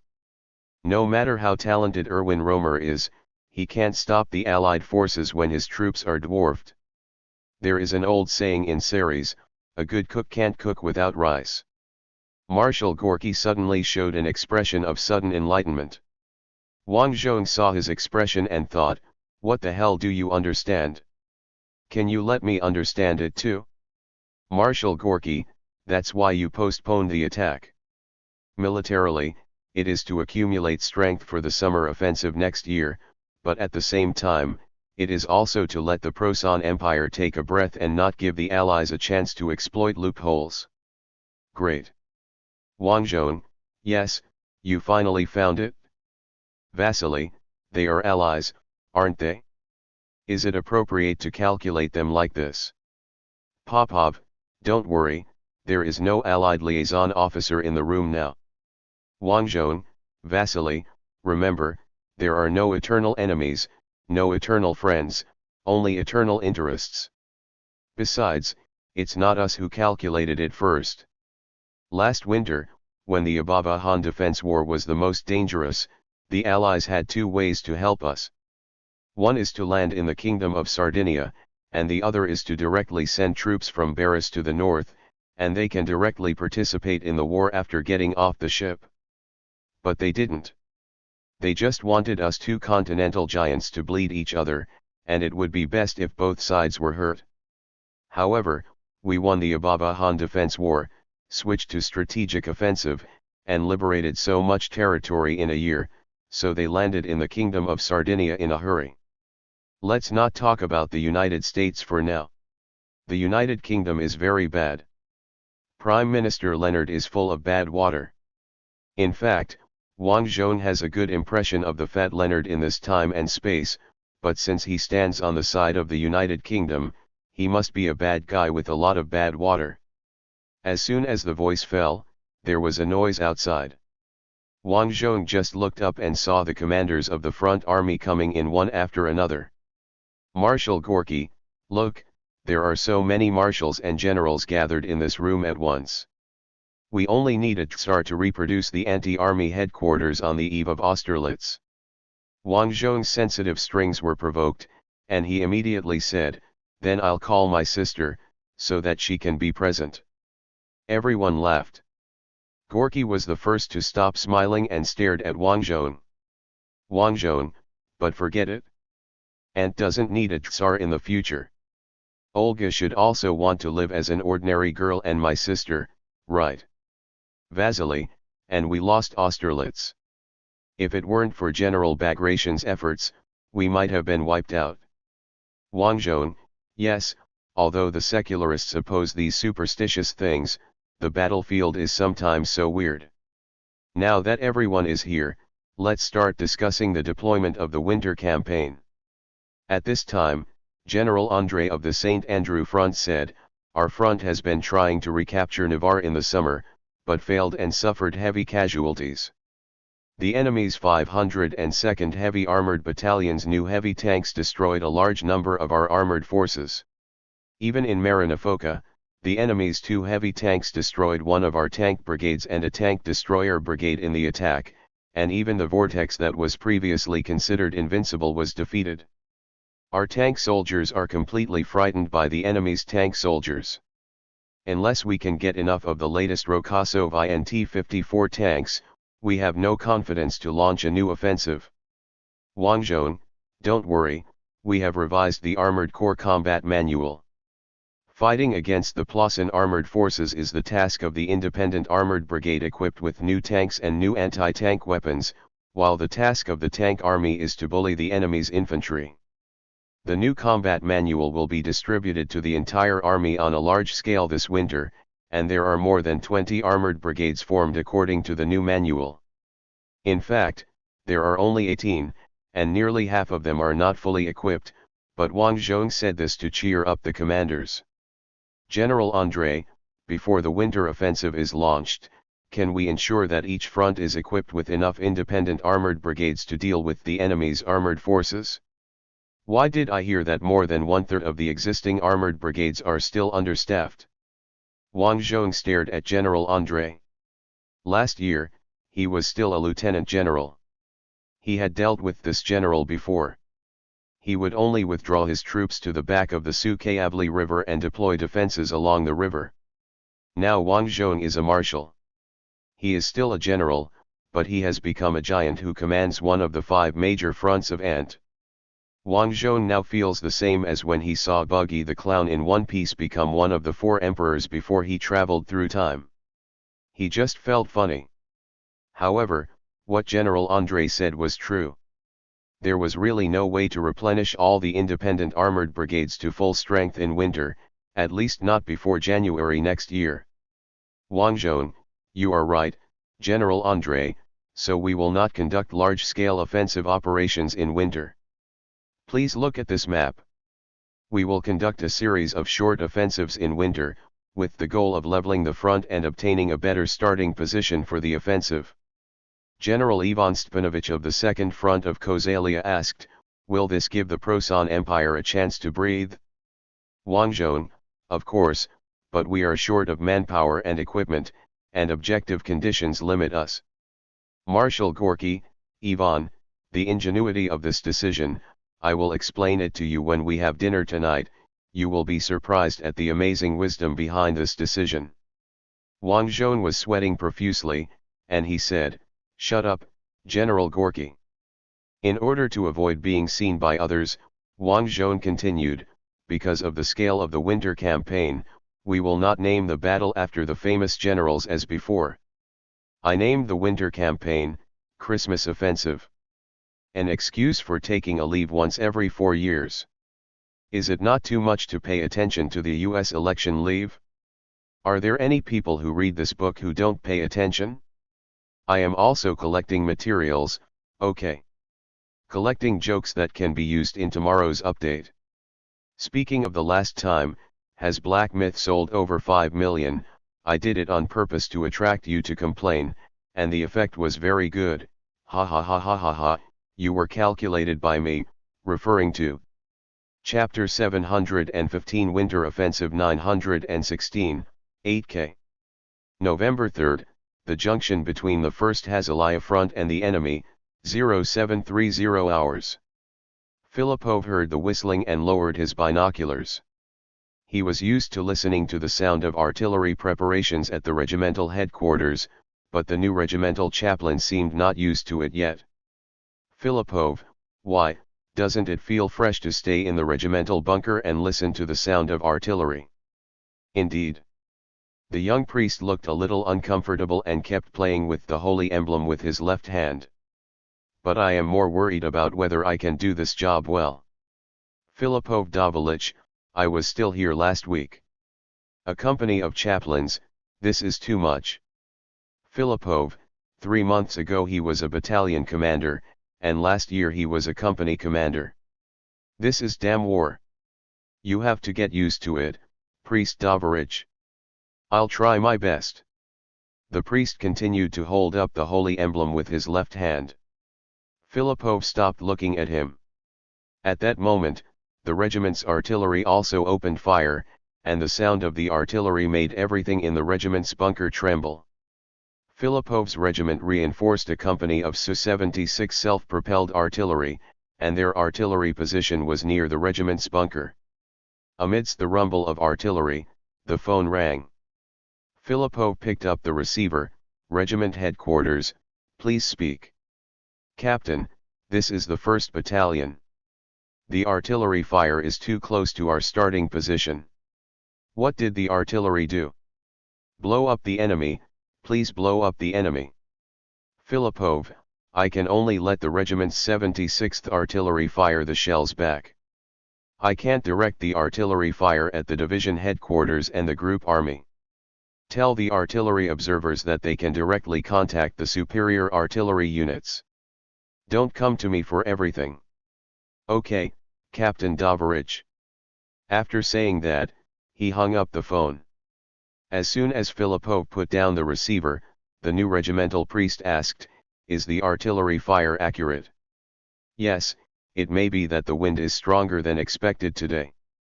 Artillery observers should respond to the artillery units immediately for these matters.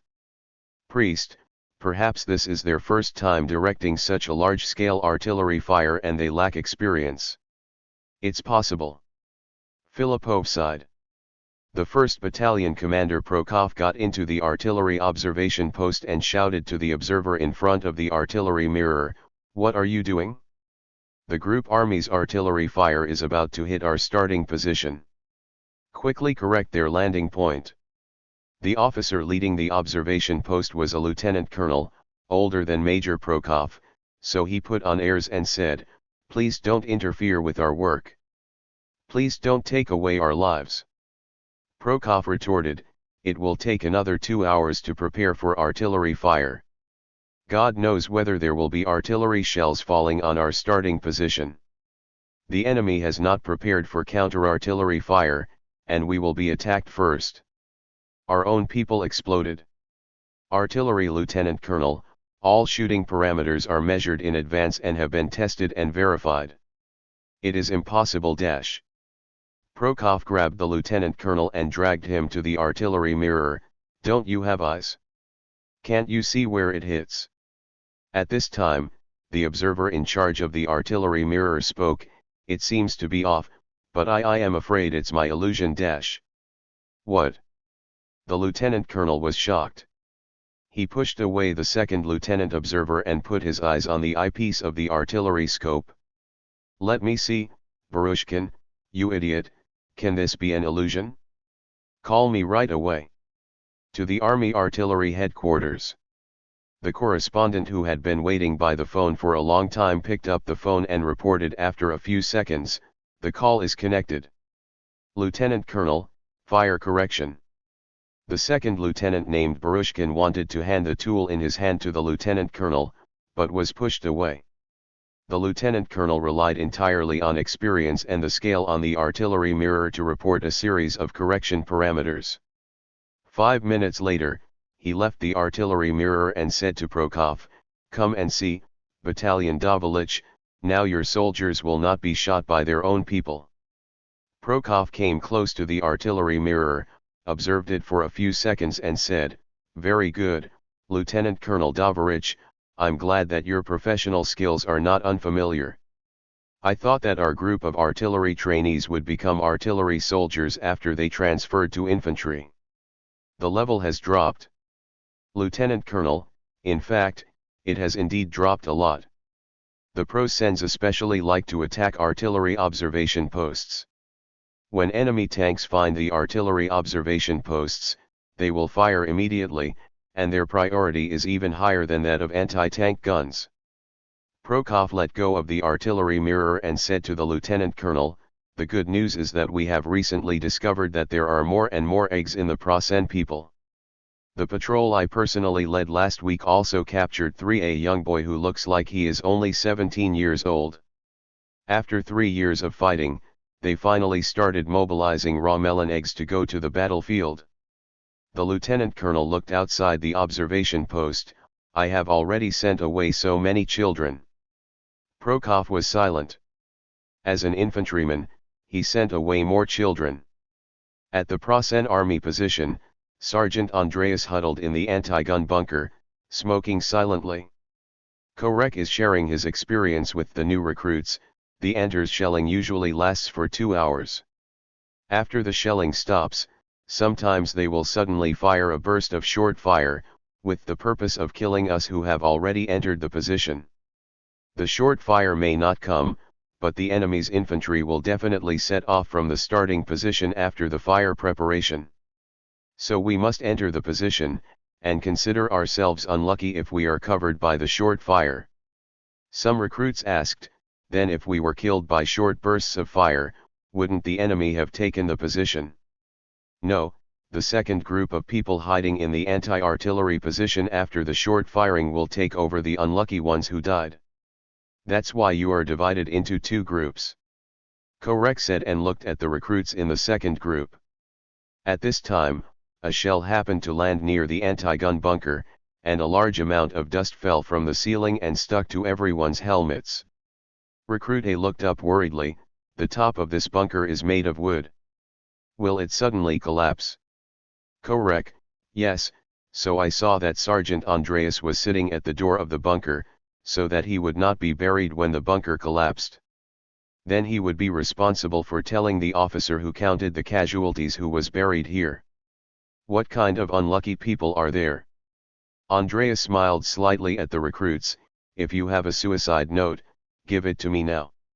I will try to escape to the next line of defense alive, and then help you mail it." Recruit B asked, "Is it really okay to publicly express defeatism like this? Chained dogs will not come to the front line, so don't worry." Korek replied. "Chained dog? Andreas, that's the gendarmes. You may find this name offensive now, but it won't be long before you join us in calling them that." The recruits looked at each other. Recruit B: "So has it always been like this on the front line? Isn't there anyone who has the confidence to defeat the ants?" The only 2 veterans in the bunker looked at each other and then laughed louder than the explosion of the shells. After laughing, Andreas said, "Like you, I added that when I arrived at the front line, I took the train for 2 weeks. I mean, I took the train for 2 weeks after entering the territory of Ant, and finally walked. It took almost a week to get to the front line." "How long did it take you to get to the front line?" 3 days.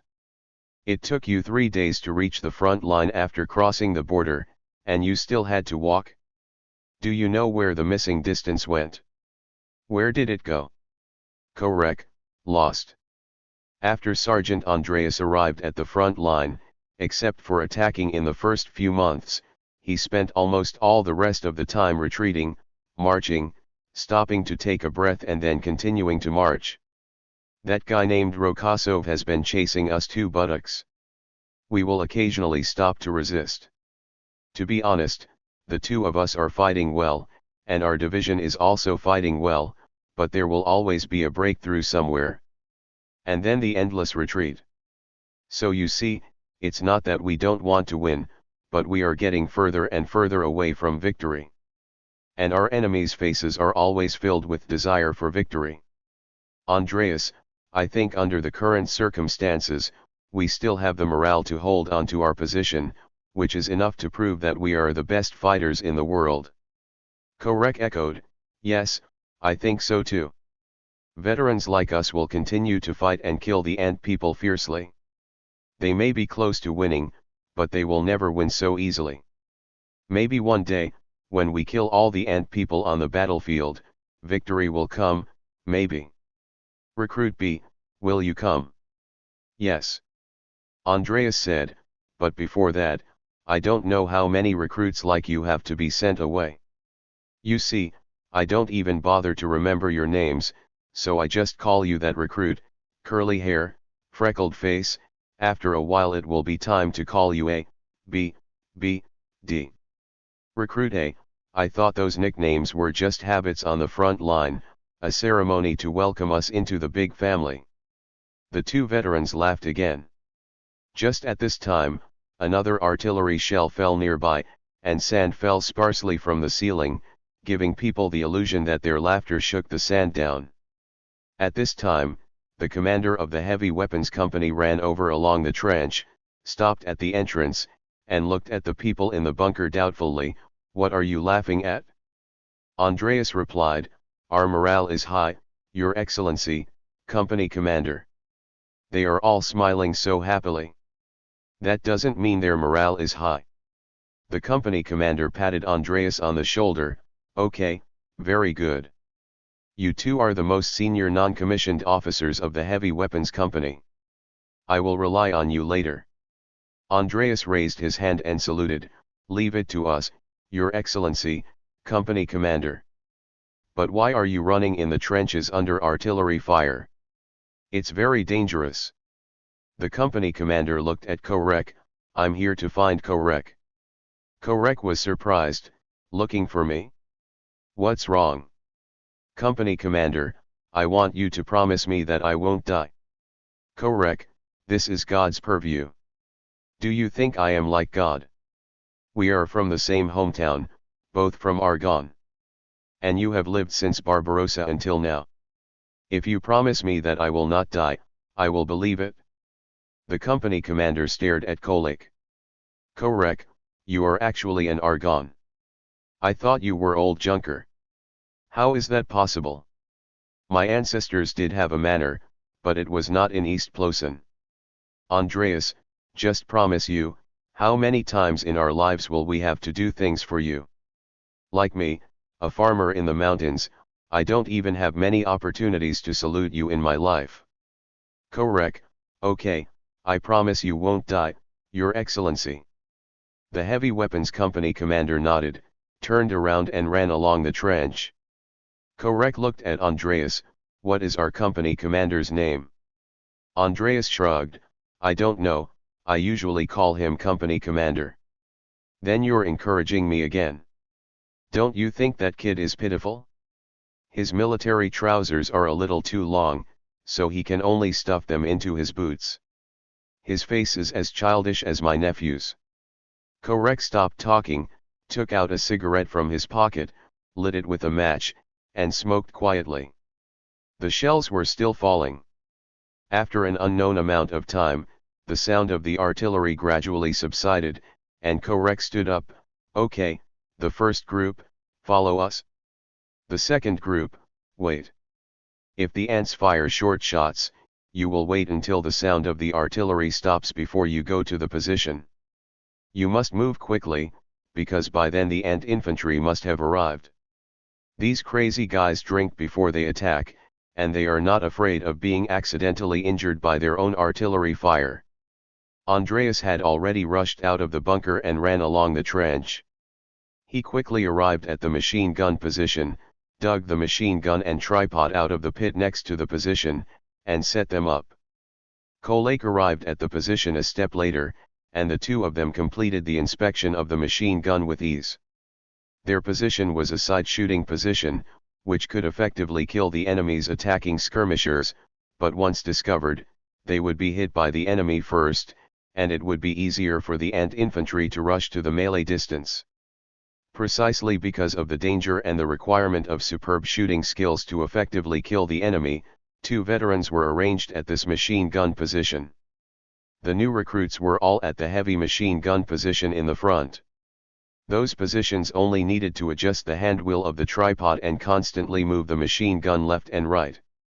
Any monkey could play a role. After the two veterans were ready, the ant people's offensive formation appeared. There were no tanks, and the skirmishers looked sparse. Kolak, the breakthrough direction is not here. Good news, at least we don't have to retreat today. At this time, The machine guns in front opened fire. Kolake was shocked. Why did they start shooting from such a distance? The veterans of Ant did not lie down at all, but just changed from walking to running. Andreas, maybe it was the order from the company commander. I heard that they have a new theory, saying that they should open fire early and use ammunition to exchange for the enemy's physical strength. Shit. The veteran duo did not shoot, waiting for the enemy to get closer. Finally, the enemy passed the horse carcasses that were used as targets on the battlefield. Kolake opened fire, and the machine guns covered Ant's attack formation from the side. The cover found by the Ants could only block the frontal firepower, and Kolake was harvesting their lives like the god of death. Andreas, hit the officer. There is an officer observing, there. Although Andreas's statement was not clear, Korek still swung the Grim Reaper's scythe at the officer. The officer was shot and fell, and the remaining Antes began to retreat. Korek stopped shooting immediately. Before he spoke, Andreas began to dismantle the machine gun and prepare to move the position. Prokop was searching for the position of the enemy's side-firing machine gun. Although the enemy stopped firing soon, he still found it. So he reported a string of coordinates to the messenger, "Quick, tell the mortar platoon to cover this position." The messenger turned and ran away, and Prokop continued to observe with a telescope. The enemy's position was camouflaged so well that it was almost impossible to tell that it was a machine gun position, and the movement of the machine gunners could not be seen. But Prokop had a hunch that they would move. This side-firing position must be a veteran, and Prokop also arranged his own defense positions in this way. The veteran would not wait for the mortar to fall. The first mortar exploded near the side-firing position, far away from the machine gun bunker observed by Prokop, but the accuracy of the mortar was so bad that it could only rely on coverage to ensure a hit. The shells fell one after another, and the rising smoke and dust obscured Prokop's vision. At this time, Tanya, a nurse from the battalion medical team, ran to Prokop. "Battalion commander, I see the wounded is still moving. I asked to move him back." "You are crazy, Nurse Davarish. Didn't you see that the enemy's side-firing machine gun just knocked them all down?" "Tanya, but now the mortars are bombarding the enemy's side-firing machine guns, right? I just went over to save people. The enemy can't hit me from the front. No. I don't approve. You are not allowed to go, don't cause trouble for the soldiers." Tanya bit her lip and turned and ran away. Prokop, nonsense. The messenger who ran back saw the scene and said, "She will run there by herself. You may not know, battalion commander, she was very famous in the previous unit." Prokop turned his head and looked at the messenger. "You know. Before I was injured, I was in her previous unit and joined our battalion 3 months earlier than her. She carried me down from the front line. I heard that during the Battle of Ababakan, she and Marshal Rokasov's orderly guarded the beachhead and attracted a large number of enemy forces. Only 2 nurses survived at that time. She was the third Tanya on that position." Prokop, "The third one?" "Yes, it just happened that nurses named Tanya were added to the position one after another, and she was the only one who survived. We all thought she could be the first nurse to get a gold star." Prokop, "It's too late. Several nurses have received gold stars. We all told you to read the newspaper more." "Really? That's it?" Tanya rushed to the front, observed, and confirmed that the battalion mortar was still bombarding the side fire position, so she was ready to climb out of the trench of the starting position.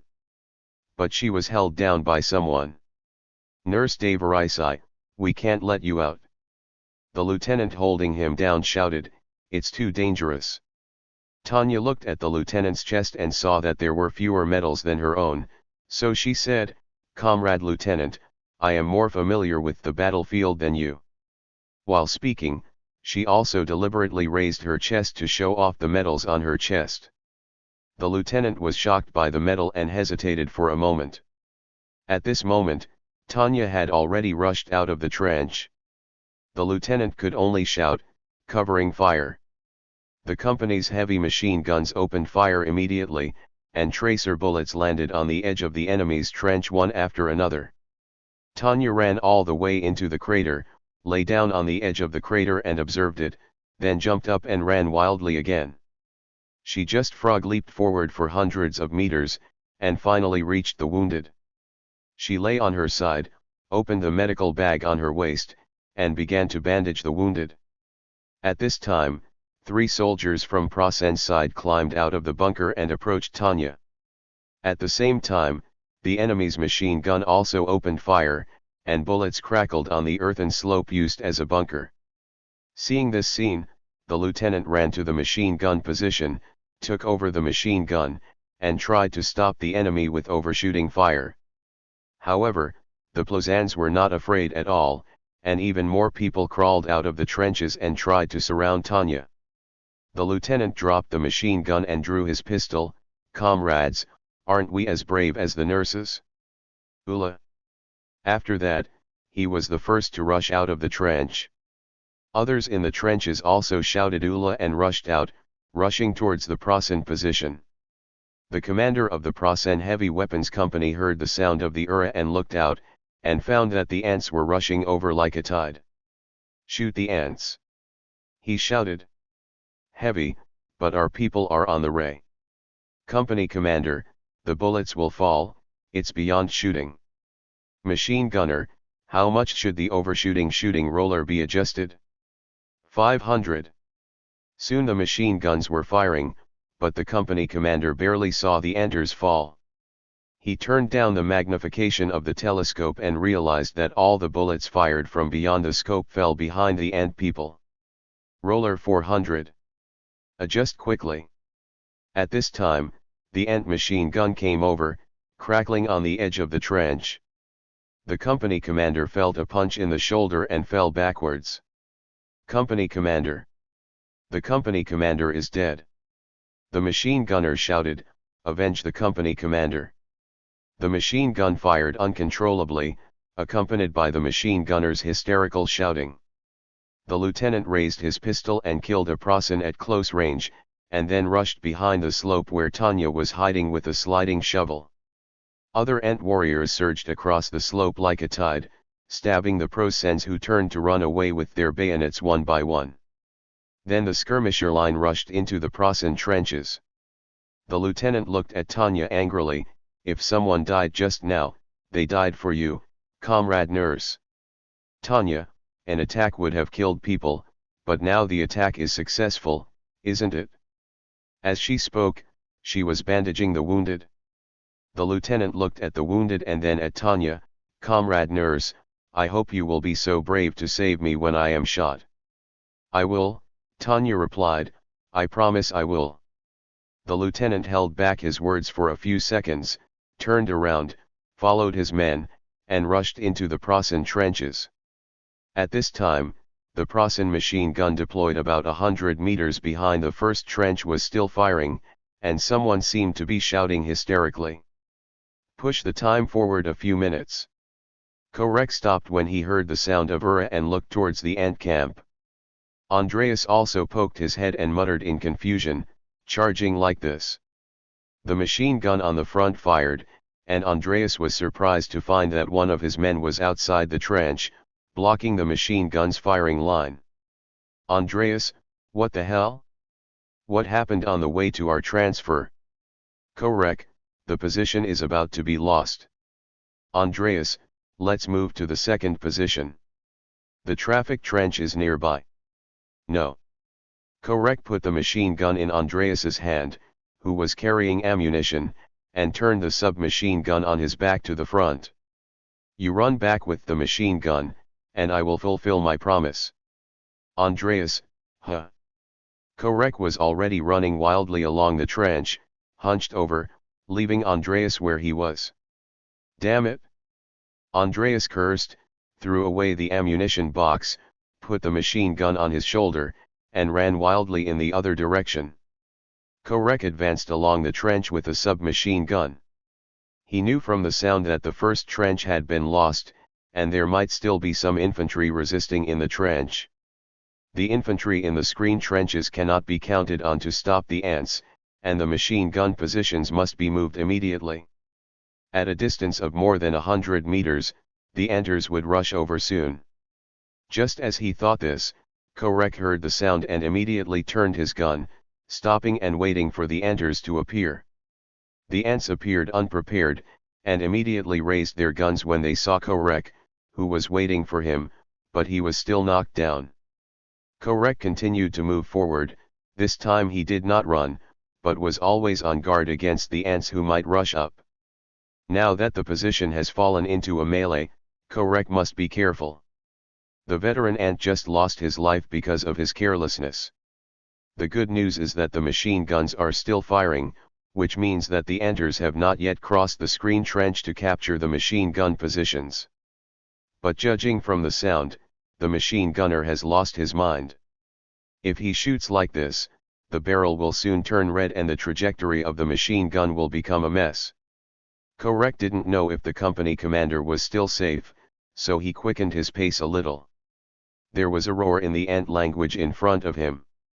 Korek felt that it was a hand-to-hand fight, so he hurriedly took 2 steps to turn the corner in front. The trenches dug by experienced troops were all W-shaped. Sure enough, a Prosan was wrestling with an ant. Korek rushed up and hit the back of the ant's head with the butt of his gun, knocking him to the ground, and then added a short burst of fire. "Thank you." The rescued corporal forced a smile and stretched out his hand, looking like he wanted Korek to pull him. Korek stepped over him and continued to move forward quickly. After turning another corner, Kolek finally saw the machine gun position. He crossed the screen trench and shouted to the machine gunner, "Where is the company commander?" "Dead."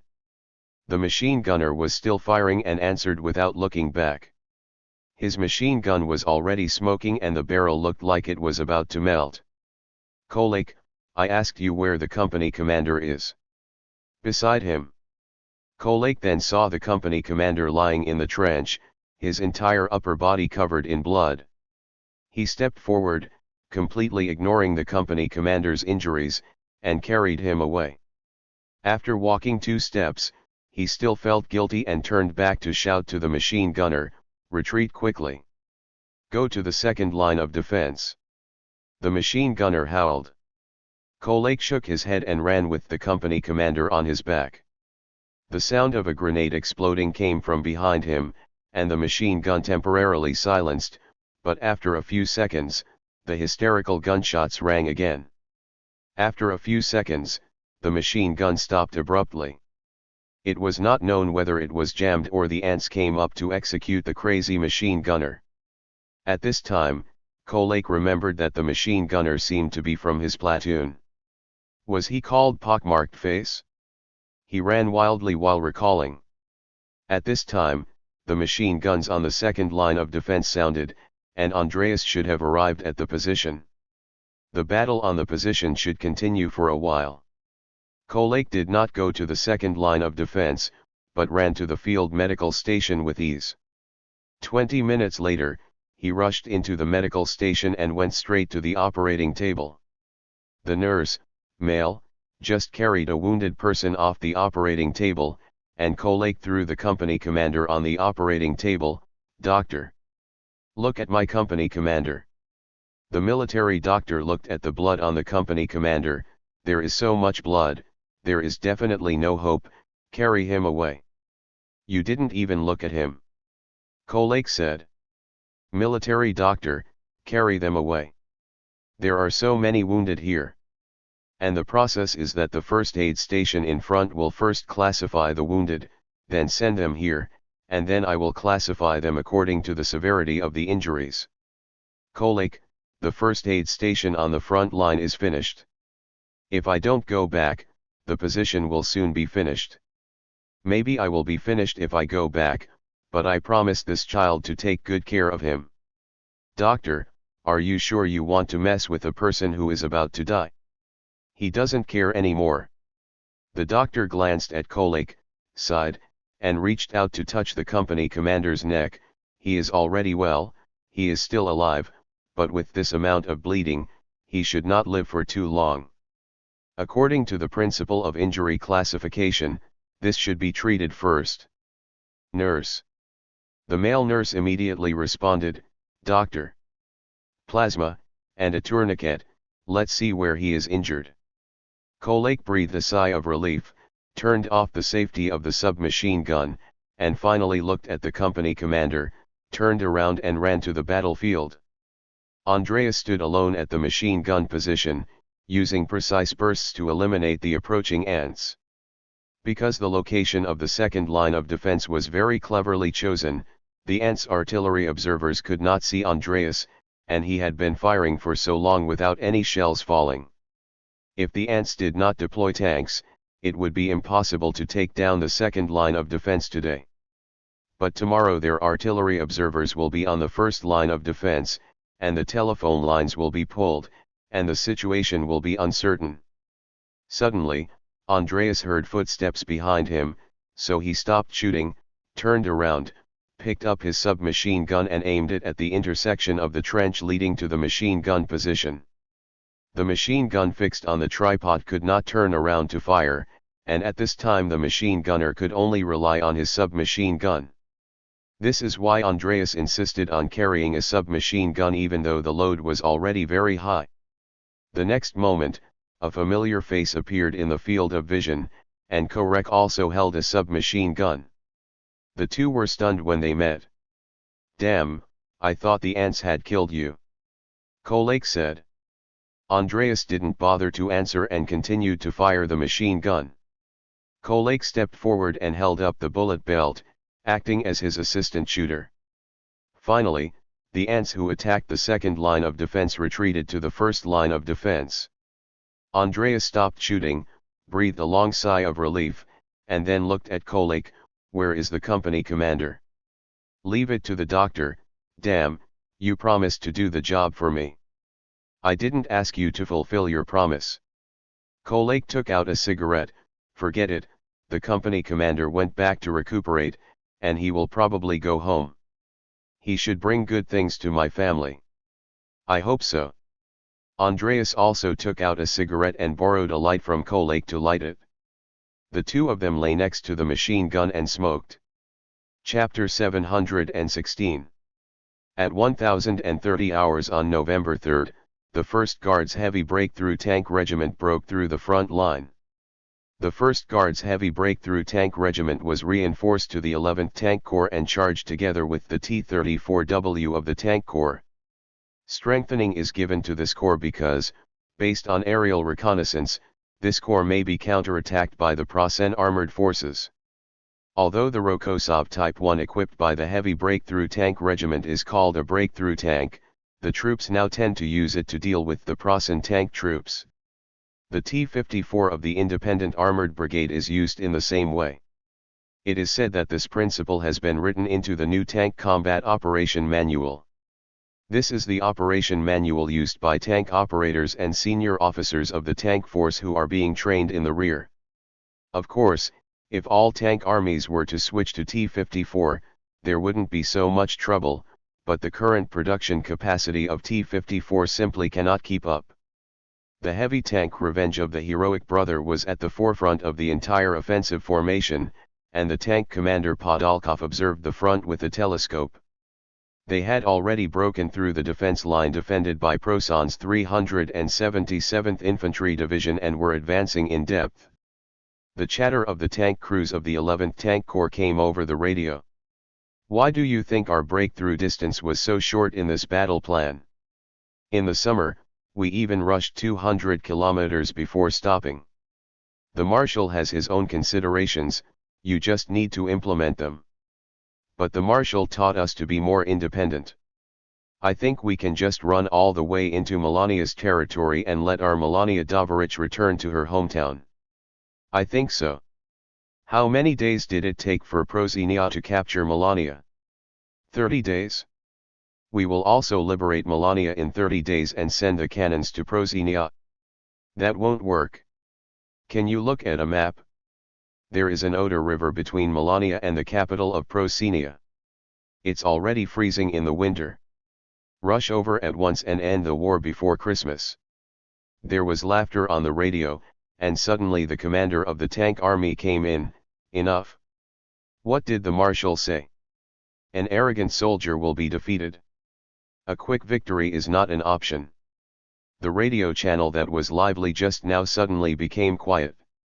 The bishop who accompanied the army was still saying, "Those who just started making noises, when you stop to rest tonight, consciously copy the marshal's works. Understand the marshal's spirit." There was a sparse response on the radio, but the bishop did not go into details.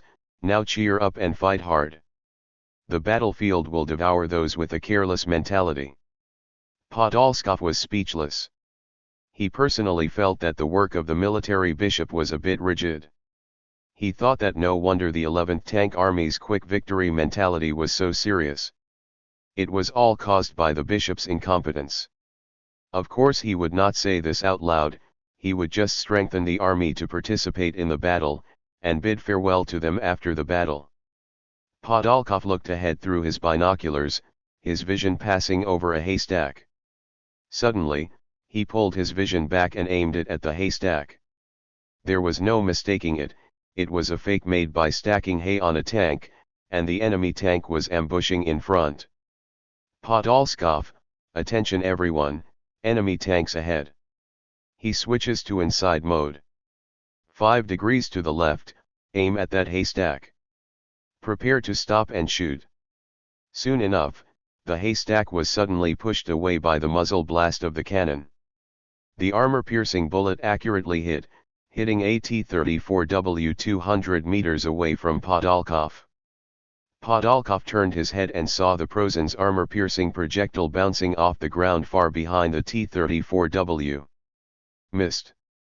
But the T-34 stopped, the tank crew covered in blood began to jump out of the vehicle, and the infantrymen on the vehicle also rolled and climbed out of the vehicle.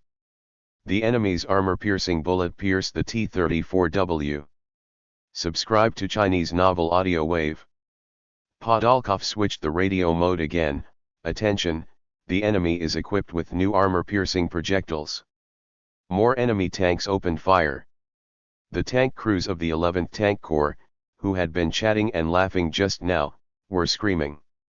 "I can't see the enemy. In the village ahead, you idiot. The village is 2,000 meters away. I'm hit. The turret is jammed and the driver is killed." The enemy did not have much armor-piercing ammunition, so few T-34Ws caught fire, but more and more T-34Ws stopped. At this time, the gunner shouted, "I have completed the range measurement, you can make an emergency stop." "Stop. Fire."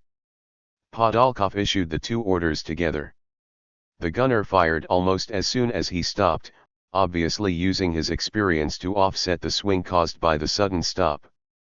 Podolkov saw in the telescope that the haystacks were shot. Unfortunately, the damage effect could not be seen clearly because of the hay, so he ordered, "One more shot," not sure if they were destroyed. At this moment, the enemy tank launched and broke through the camouflage made of hay, revealing its true body. The back of Podolkov's head felt numb, and he immediately shouted into the microphone, "It's the enemy's new tank. The T-34W can't deal with it, release the smoke immediately." In fact, the 11th Tank Army already had a crew that released smoke. After Podolkov said that, more crews fired smoke grenades. This smoke launcher was forced by the marshal to be installed on the T-34W. It is said that it is to make the T-34W after encountering the Prosen armored unit, it can cover the enemy's sight faster and escape. The commander of the 11th Tank Army said on the radio, "The 1st Guards heavy tank is in your hands. We will deal with the enemy infantry. Don't worry." In fact, Podolskov was a little nervous. After he lost his gunner last time, he knew that the defense of the Rokosov 1 tank was far from being as invincible as everyone thought. And the enemy was equipped with new armor-piercing shells. What if? He shook off the worries in his mind. His brother chose to move forward even though he knew he was in danger of death. As an elder brother, he could not shame his brother, nor could he shame the name of the tank written by the marshal himself. Move forward. We can't penetrate the enemy's new tanks at this distance. Rush to the distance where we can penetrate them under the enemy's artillery fire. Podolskov shouted into the microphone. After he finished speaking, he realized that he was still in radio mode, so he quickly switched back. But his words had been heard by the entire heavy breakthrough tank regiment, and a chorus of agreement came from the radio. Well said, Poroslikov.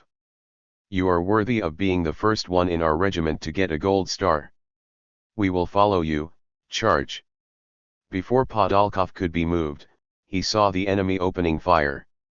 He felt a chill on the back of his head, and he always felt that he was the target this time. The next moment, the shell hit, making a sharp sound on the front armor of the tank. Podolkov asked on the inside line, "Who is injured? Is anyone injured? Everyone report the number. Driver, 1. Gunner, 2. Loader, 3. Podolkov breathed a sigh of relief. The enemy's new armor-piercing shells could not do anything to Rokosov's armor. He stared at the enemy in the telescope and recalled the enemy's armor weaknesses marked in the new identification manual issued by the command headquarters. At this time, the enemy tank released smoke and began to retreat. Podolskov was shocked. The enemy retreated. Why? At this time, he saw a Prosan soldier suddenly appear in front of him, carrying a rocket launcher on his shoulder, not the anti-style, but the style that Podolskov had never seen before, the Prosan model. Podolskov immediately operated the anti-aircraft machine gun to fire, and the enemy fired rockets while being hit. The fire dragon flew over the top of the turret of the Revenge of the Hero brother, and the pungent gunpowder gas rushed into Podolskov's nostrils. The enemy has a rocket launcher. Podolkov shouted with a microphone, "Don't let the enemy rocket launcher get close." His voice was drowned out by screams of fear. The enemy has a rocket launcher. Semyon's car is on fire. Semyon. Mom. Infantry get off the car and fight, infantry get off the car and fight. Podolkov realized that the enemy was trying to make him fall behind the infantry's anti-tank combat distance. He shouted, "The enemy infantry ambush area is ahead, Commander, I think we should stop moving forward." As soon as the voice fell, a Rokosov 1 type top cover that was advancing spewed out flames, and the screams of the tankers came through the radio. Podolkov, back up. Stay away from the enemy infantry. At this time, the other tanks in the regiment also reacted and started to reverse without waiting for the commander's order. Commander. Podolkov was still shouting, and then he suddenly noticed the tactical number of the burning car in front. That was the commander's car. Sakabuli. The commander died, the deputy commander also died. The priest is commanding the support team. You are the leader, Podolskov. At this time, a Prosan infantryman howled and rushed out of the bunker, carrying a rocket launcher. He shouted in Prosan language, but Podolskov vaguely heard the pronunciation of Rokosov. Yes, I am hanging a red flag. Podolskov, everyone pay attention, I am hanging a red flag. The enemy will mistakenly think that I am the car of Marshal Rokosov. I will attract them to besiege me and organize defense around me. The next moment, the new Prosan tank that had just released smoke rushed out, and the distance was already within 1,000 meters. Podolskov, gunner. Kill him. He thought I was the marshal's car and rushed forward. The gunner opened fire directly without even waiting to stop. The shell accurately hit the front of the enemy's turret, which was the weakness marked in the command identification manual. The next moment, the enemy's behemoth slowly slowed down, and then the turret top cover spewed out flames, and the whole vehicle also burned. Podolskov, the weakness is effective. Repeat, the weakness is effective. Form a formation around me and keep a distance from the infantry. At this time, the regiment priest spoke, Podolskov, the 11th Tank Army is retreating, let's retreat too. Now the enemy has effective anti-tank means, we have to wait for the infantry to come up before continuing the attack. Podoliskov looked at the village that was gradually going away and sighed, okay. At 8 o'clock in the evening on November 3, the city of Ranis, the headquarters of the First Front of Anti-Kosalia. The situation of the first day was almost summarized at this time. Pavlov concluded to Wang Zhong, the increase in the density of enemy forces has indeed made our advancement difficult. In the areas guarded by elite troops, we only penetrated about 1 kilometer of the defense line on average. Wang Zhong, what about non-elite troops? We made a breakthrough in the Moravian position, but soon encountered the second line of defense formed by the Prasen people. The situation was similar in other areas defended by the so-called second-class citizens. The enemy took advantage of the lack of motorization of our artillery units, organized a defense line outside the coverage of our artillery fire, and used second-class troops and second-class citizen troops to ensure that our artillery did not dare to advance boldly. Pavlov said and thrust the report into Wang Zhong's hand. It's up to you to see. Wang Zhong, sure enough, the Pulosan are an opponent that cannot be careless. They take advantage of the fact that our artillery is not motorized and use troops with weak combat effectiveness as a barrier, so that our artillery dare not follow up rashly and organize a strong defense outside the range of our artillery. The Mazi artillery force on Earth has never been motorized. It often uses dozens of pack horses, 476mm anti-tank guns and supporting ammunition trucks. Mazi's heavy artillery unit has never been equipped with trucks, and maintained a large number of mules and horses, just like Santoku's artillery. Therefore, it is not very kind for military fans to accuse Santoku of being the holy mule and horse empire all day long. In fact, in World War II, only the US military completely got rid of its dependence on mules and horses, and other countries relied on livestock. Santoku also said that at least their anti-tank artillery unit had completed motorization, in order to keep up with the advance of the Armored Division and Panzer Grenadier Division. Of course, Ant's situation in this time and space has greatly improved. On the one hand, the losses in the early stage are not as exaggerated as those on Earth.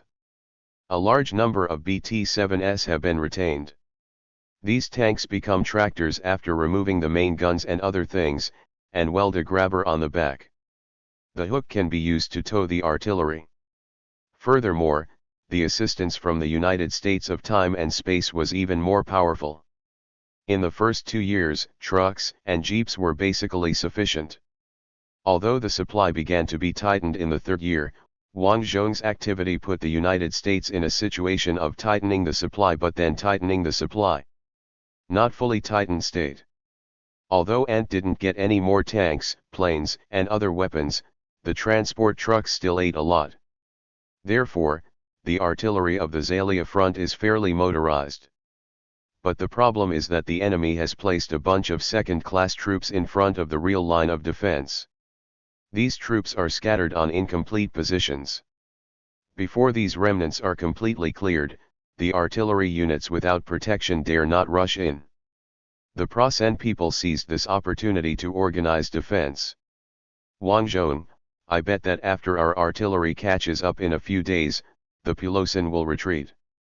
Vasily, retreat? Aren't you going to defend to the end? Didn't the former running General Shiplin go home to farm? Wang Zhong, I just imagined that the Prasen people are the most difficult to fight. Vasily, you should know that if we continue to advance, we will enter the enemy's territory, right? The enemy has encountered supply problems in our territory. We are in the enemy's territory. You will also encounter it. Such as the issue of different railroad tracks. The distance between Prasen and Melania's railroad tracks is different from the distance between Ant's railroad tracks. Therefore, the supplies transported by train from Prasen have to stop at the anti-border, unload the goods, and then load the goods onto trains that can travel within the territory of Anti. In this era, there was no equipment like that used in later generations at Serisport to hoist the entire train and replace the running mechanism as a whole. The train could only be loaded and unloaded. Therefore, the Prosen people's supply was so poor after entering and, not because of their logistical incompetence, but because of too many objective restrictions. On the other hand, Ant's army rushed into the territory of Prosen and Melania, and they also had to face problems caused by different railway track standards. Moreover, when supply was most difficult, Ant relied on local church organizations to mobilize a large number of civilians. These favorable conditions were lost when he went to the enemy's land. Wang Zhong told Vasily all this. Vasily, but if we go straight to the Baltic Sea and the Oder River through Melania, will the Melania people help us? Not necessarily. You have to remember that most of the Melania people who believe in the Eastern Holy Religion secular faction have gone to Ant and are now fighting in Melania's people's army, while the guerrillas who are now fighting in Melania are most of the team's beliefs are different from ours. Wang Zhong stopped and hesitated for a moment whether to speak directly, but then he finally said, their headquarters is in the capital of the United Kingdom. It's hard to say whether they will fully support us. After all, the United Kingdom is, right? They're notorious the mainland's balanced strategy is so fucked up. Europa is a troublemaker, Popov said. Vasily, if you paid more attention to history, you wouldn't be unfamiliar with this nickname. Vasily protested, I'm not unfamiliar with it, I just didn't think about it that way. The communications officer came in, report, weather forecast. Pavlov went over to take the forecast and glanced at it, damn it, it said there might be heavy snow, and we found signs of a cold current heading south at the weather station in Kamchatka. Wang Zhong, is it snowing heavily at this time? Shouldn't it start in December? The weather forecast says so. If it snows heavily now, there may be big logistical problems.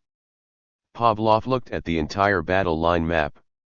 We are okay, but the north is really terrible. In order to retake Navajo, they also launched in the second landing operation. It would be terrible if there was heavy snow in advance and the port was frozen, and the landing troops were trapped behind the enemy.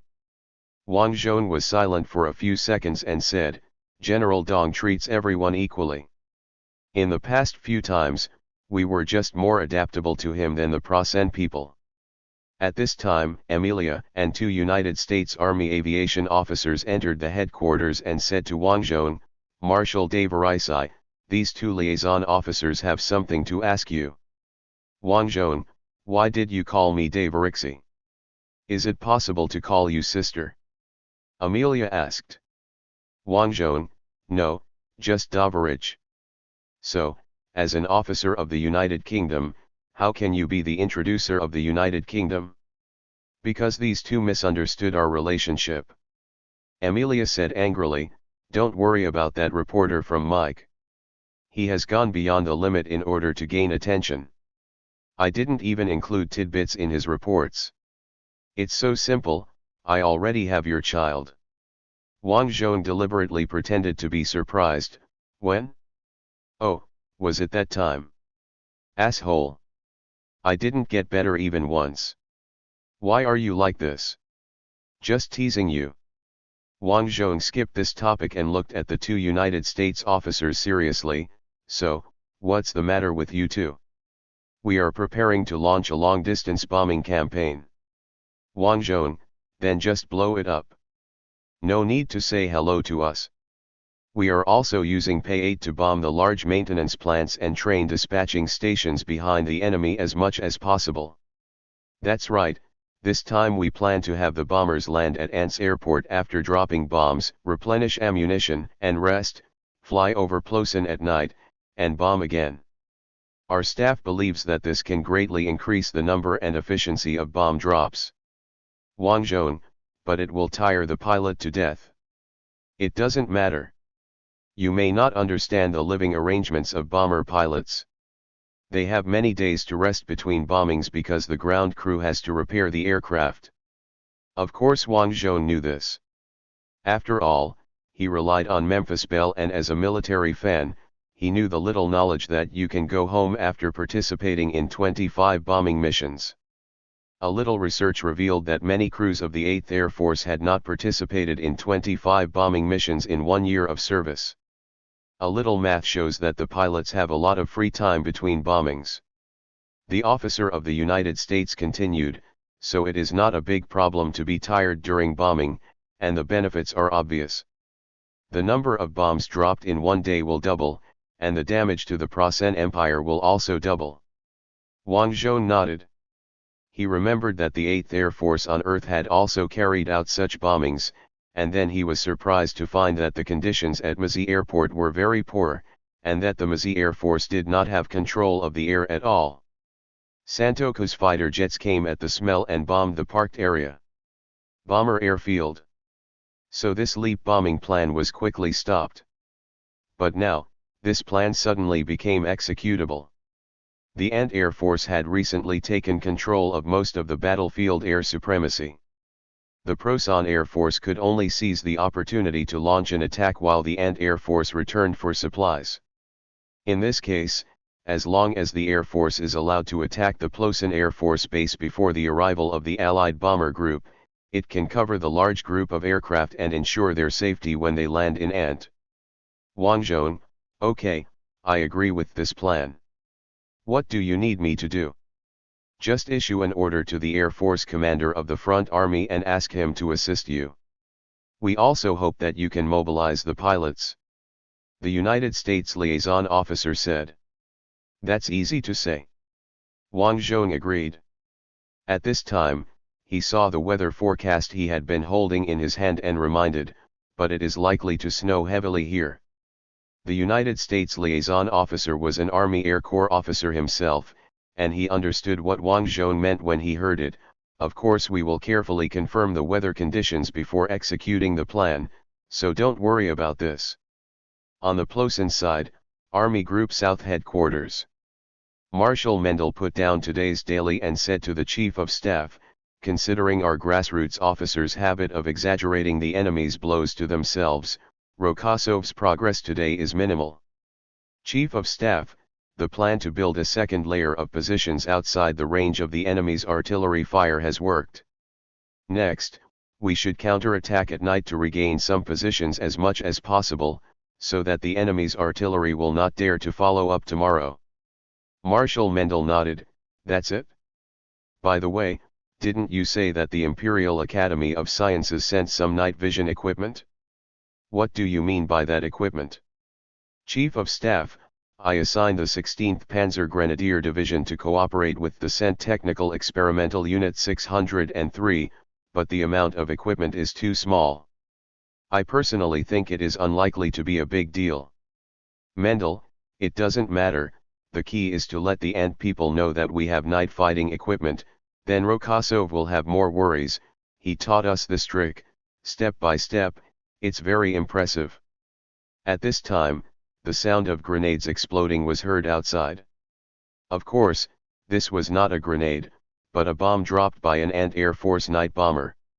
There has been a legend among the Prasen troops that in order to carry more bombs on this small wooden biplane, the Ants simply threw hand grenades. The wooden aircraft that originally could only carry 2 small bombs could carry a sack of grenades at a time. The explosion won't kill a few people, but it can cause panic wherever the plane passes. Mendel pointed outside, can those night vision equipment deal with these aircraft first to see their strength? Chief of Staff, let me give them a call. No, it's better not to fight.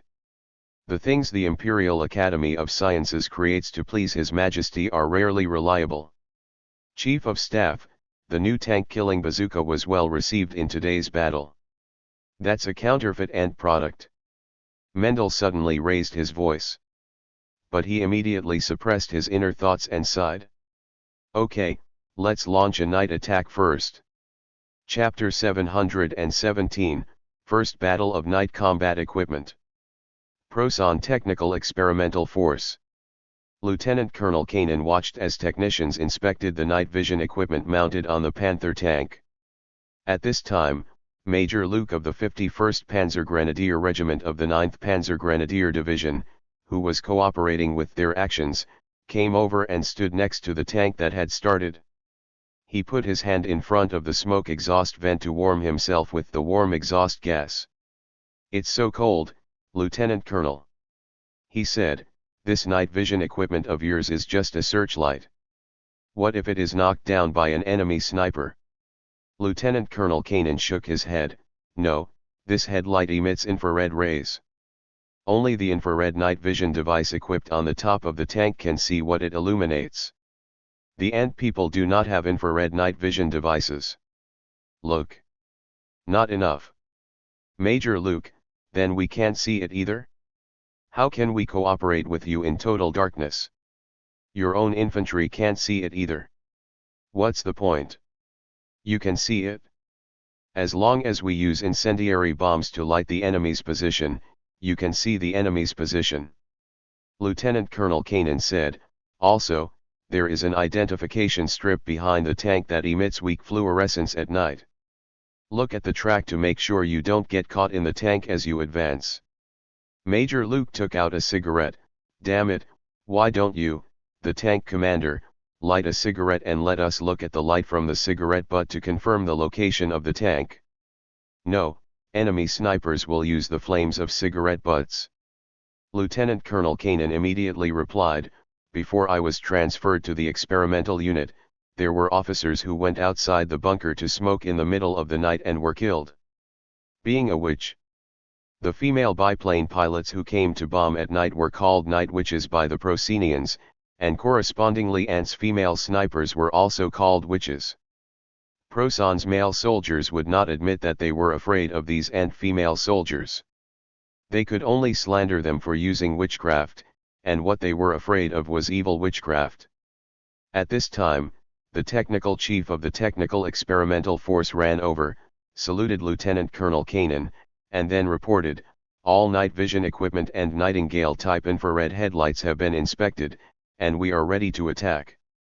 Lieutenant Colonel Kanan, "Got it? Major Luke, please prepare your regiment." Major Luke pinched out the cigarette and blew out all the remaining smoke in his lungs. "The first actual night combat equipment in human history, we can also leave our name in history." After saying that, he turned around and disappeared into the night. Lieutenant Colonel Kanan climbed onto the tank, got into the turret, put on the headphones, and picked up the microphone. "Attention all vehicles, activate the infrared headlights and night vision equipment, and start moving forward." The engine volume of the lieutenant colonel's car suddenly increased, and the car jumped forward a step before turning into a steady progress. "Hank," the colonel called the pilot's name, "don't be so aggressive." "Corporal Hank, Lieutenant Colonel, I have just finished armored recruit training. The 38T training tank I drove in school is not suitable for the Panther yet." Lieutenant Colonel Kanan, "Plusin soldiers will not make excuses for themselves, remember this." "Yes, Lieutenant Colonel." The gunner intervened in the conversation. "Lieutenant Colonel, the technical sergeants said that infrared rays are a kind of heat energy, so are we warming up the ant soldiers? Can they feel the heat and notice that we are attacking?" "Lieutenant Colonel, the technical sergeant said no. But during the last test, I put my hand in front of the headlight and it was really hot." "Lieutenant Colonel, that's because the headlight is an electrical appliance.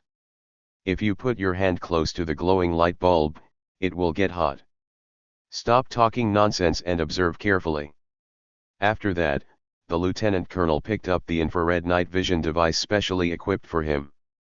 Because night vision devices are relatively large and expensive to build, even the modified tanks of the Technical Experimental Unit only have 2 night vision devices, one for the gunner and the driver, the commander and the electromechanical personnel, part-time machine gunner, next to the driver.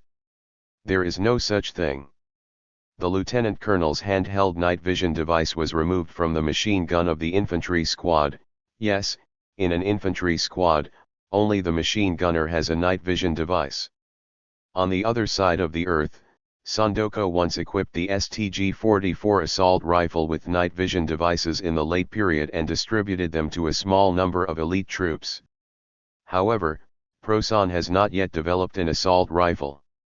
Night vision devices are now experimental products and are in very small quantities. The lieutenant colonel saw the road illuminated by infrared headlights through the night vision device. He was a little surprised that the lighting effect of the headlights was so good. He suddenly remembered the first time he saw a kaleidoscope when he was a child. Facing the magnificent world in the kaleidoscope, he must have been so surprised and full of curiosity. After playing for a while, as the excitement passed, the lieutenant colonel felt the limitations of the night vision device. The field of view is too small. Even if the magnification is adjusted to the lowest level and the field of view is maximized, it is only such a small area. And in the parts not illuminated by infrared headlights, everything is very blurry. The lieutenant colonel took off the night vision goggles and observed the night with the naked eye. Although there was almost no moonlight at this time, the human eye could still barely distinguish the outline of the trees. Lieutenant Colonel Kanan began to wonder, can this thing really enhance night combat capabilities? Ants witches are not known to have night vision goggles, but they can always throw bombs where the Prosans are stationed. Filippov suddenly heard the phone ringing and looked up from the chessboard. He is studying chess records alone, which is a new pleasure he has recently discovered. The regiment staff officer picked up the receiver. This is the regiment headquarters. What's going on? The sound of the engine? Are you sure? Filippov stood up and took the receiver from the staff officer. He happened to hear the battalion commander on the other end of the phone making a hurried report. There is indeed an engine sound. Everyone heard it. It was very loud, but we did not see the enemy's flares, which were not in keeping with the Plozan's practice of attacking at night. I have ordered the soldiers to enter the position.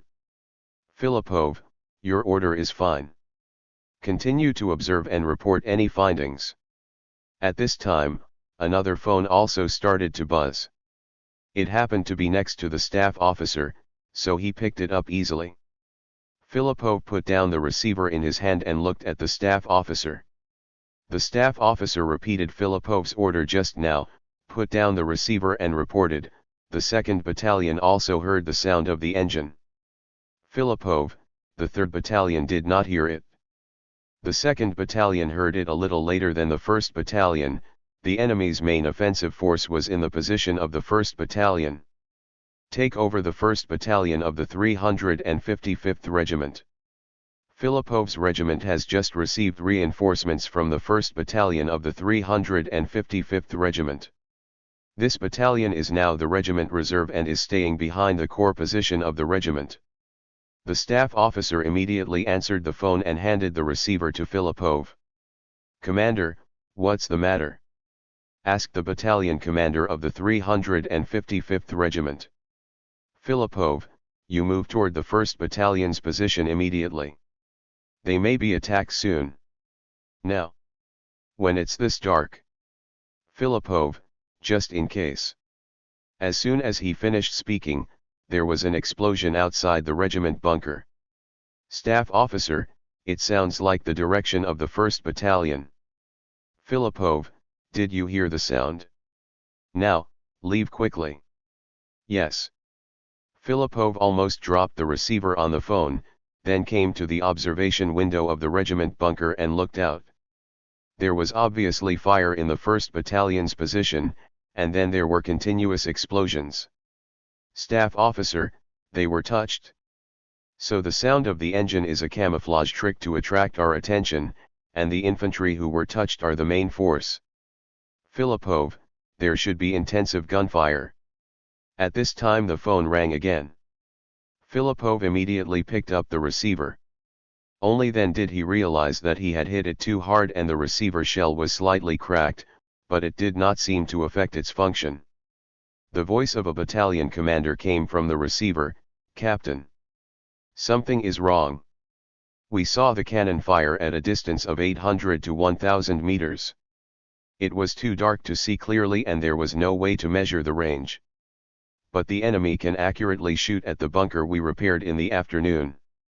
In the afternoon, Filipov's regiment occupied the enemy's first position, advanced about 5 kilometers, and then stopped at the edge of the extreme range of our artillery fire. The current fire points and bunkers on the 1st Battalion's position should have been temporarily repaired after occupying the position, and there may not be time to camouflage them. But calling the fire power points one by one in the middle of the night? Filipov, the enemy set off flares? Why can't I see it at the regiment headquarters? No. This is the evil place. We have extinguished all the light sources on the position. We extinguished them when we heard the sound of the engine. And I swear that the soldiers did not violate discipline. All candle lights were blocked. Will not be seen by enemies from afar. Filipov, this is crazy. He looked outside again to make sure there was no moonlight. At this time, the battalion priest hurriedly ran into the regiment bunker. What's going on? The enemy attacked? I didn't see the flare. The priest is going to rest according to his schedule at the moment, and will come back to replace Filipov and the others in the middle of the night. Filipov, we are trying to figure out what happened. Priest, what do you mean? At this time, the staff officer suddenly said with a look of fear, maybe it's a vampire. There are Moravia among the Procenians. Moravia is also the hometown of the vampire Count Dracula. The Procens may have found the reclusive vampire. The tribe organized a vampire army to fight at night. Priest, the church has specially studied the legend of vampires. After all, the Moravians are distant relatives to us. The Eastern Holy Church also has quite a few followers in Moravia, among which the secular sect accounts for a large proportion. The local church has researched the legend of vampires and believes that the so-called vampires may be people who have developed antibodies to rabies, because rabies gives them better night vision and is also afraid of strong light. The local church has been trying to capture a sample and send it back for research, but so far they haven't caught it. I don't quite believe that the Prosen people have found a real vampire. The staff officer looked at the priest in surprise. Is that so? That's right. One of the main purposes of the secularists is to use scientific methods to explain those strange things that cause chaos and chaos. On this point, we have certain similarities with Prosen. We can even think that Emperor Prosen learned from the works of Saint Andrew. Draw inspiration from. It's just that Saint Andrew admits those things about strange powers and gods, and needs to study and accept them. The Prosens want to use technology to forcibly replace them. Filipov couldn't help but interrupt the conversation between the two, say something meaningful about the current situation. Priest, we have to grasp the essence of the problem, Captain Dovorich. So has the position been lost? No, it's just that the fire power point was hit by the enemy in the dark using incredible methods. Priest, then hold the position first and wait until daybreak. At this time, gunshots were heard from the 1st Battalion's position. Filipov grabbed the receiver and was about to call to ask about the situation, but the phone rang on its own. Regiment commander. The voice of a battalion commander came through the receiver. There is a firefight. The enemy infantry is trying to occupy the position. We are engaged in hand-to-hand combat. Filipov, hold on.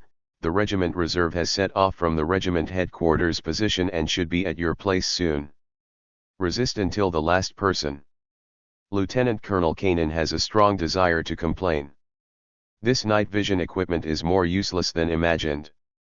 Although the enemy's fire power points and anti-tank gun bunkers were destroyed with night vision equipment, in the end it was still up to the infantry to rush forward and fight the enemy hand to hand. Now there are flames from incendiary bombs on the enemy's position. After the infantry comes up, the two sides are even. It is an ordinary close combat. Also because of the fire from the enemy's position, the gunner of the Kanin vehicle had turned off the night vision equipment and relied solely on the original sight to find the target. and the electromechanical personnel who did not have night vision equipment are now relying on the firelight of the enemy's position to find targets and shoot. So what's the point of night fighting equipment? Lieutenant Colonel Kanan relied on his own instincts to realize the most suitable use of these night fighting equipment: penetration raids by elite troops. Unless this kind of frontal attack does not fire artillery or light things at all, there will be no difference between having night fighting equipment and not having it. The lieutenant colonel sighed. As a technical experimental unit, his unit had already tested several prototype weapons, but they were basically useless. Maybe in the future, if these equipments develop, they can become something that can change the shape of war, but now, in their infant form, they are useless for war. In order to verify his judgment, Lieutenant Colonel Kanan once again picked up the night vision device specially issued to him and looked at the battlefield. This time, night vision worked. He saw that the Panzer Grenadiers who had just rushed forward to fight hand-to-hand were retreating. Sure enough, you can't beat the ant people in hand-to-hand combat. No, Lieutenant Colonel Kanan realized that he had blamed the infantrymen wrongly this time. In the distance, under the illumination of the infrared searchlight on the Panther's body, a large number of ant troops were entering the trenches on foot. It was obvious that enemy reinforcements were coming. Damn, they are indeed the Caped Ant Guards. Reinforcements come quickly and the commander's tactical skills are amazing. The attack failed. All leopards, reverse and return to the starting position. Lieutenant Colonel Kanan's car started first and moved backwards, followed by the other Panthers of the test group. Except for one. Car number 303, what's wrong with you? Kanan asked. Number 303 immediately replied, report. The gearbox is finished. Our reverse gear has failed. Then drive forward and turn around. Yes. Engine number 303 roared several more times. Even Lieutenant Colonel Kanan could tell that something was wrong with the gearbox. Number 303 anxiously reported, the forward gear is gone, we've broken down. Damn it!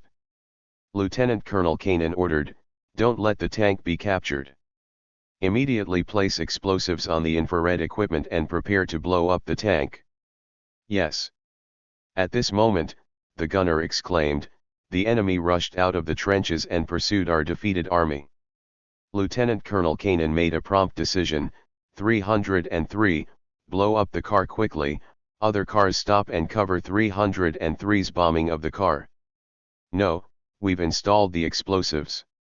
Lieutenant Colonel Kanan looked at number 303 and saw the commander running backwards with the crew. The tank that remained in place did not even turn off its fire. Then, an explosion occurred and number 303 turned into a burning torch. Burning torch? Lieutenant Colonel Kanan's scalp felt numb. Just then the anti-tank guns on Ant's position opened fire. With a sun sound, the artillery shell flew over and hit a leopard illuminated by number 303. Because the distance was only about 800 meters at this time, the Panther was directly penetrated and stopped immediately.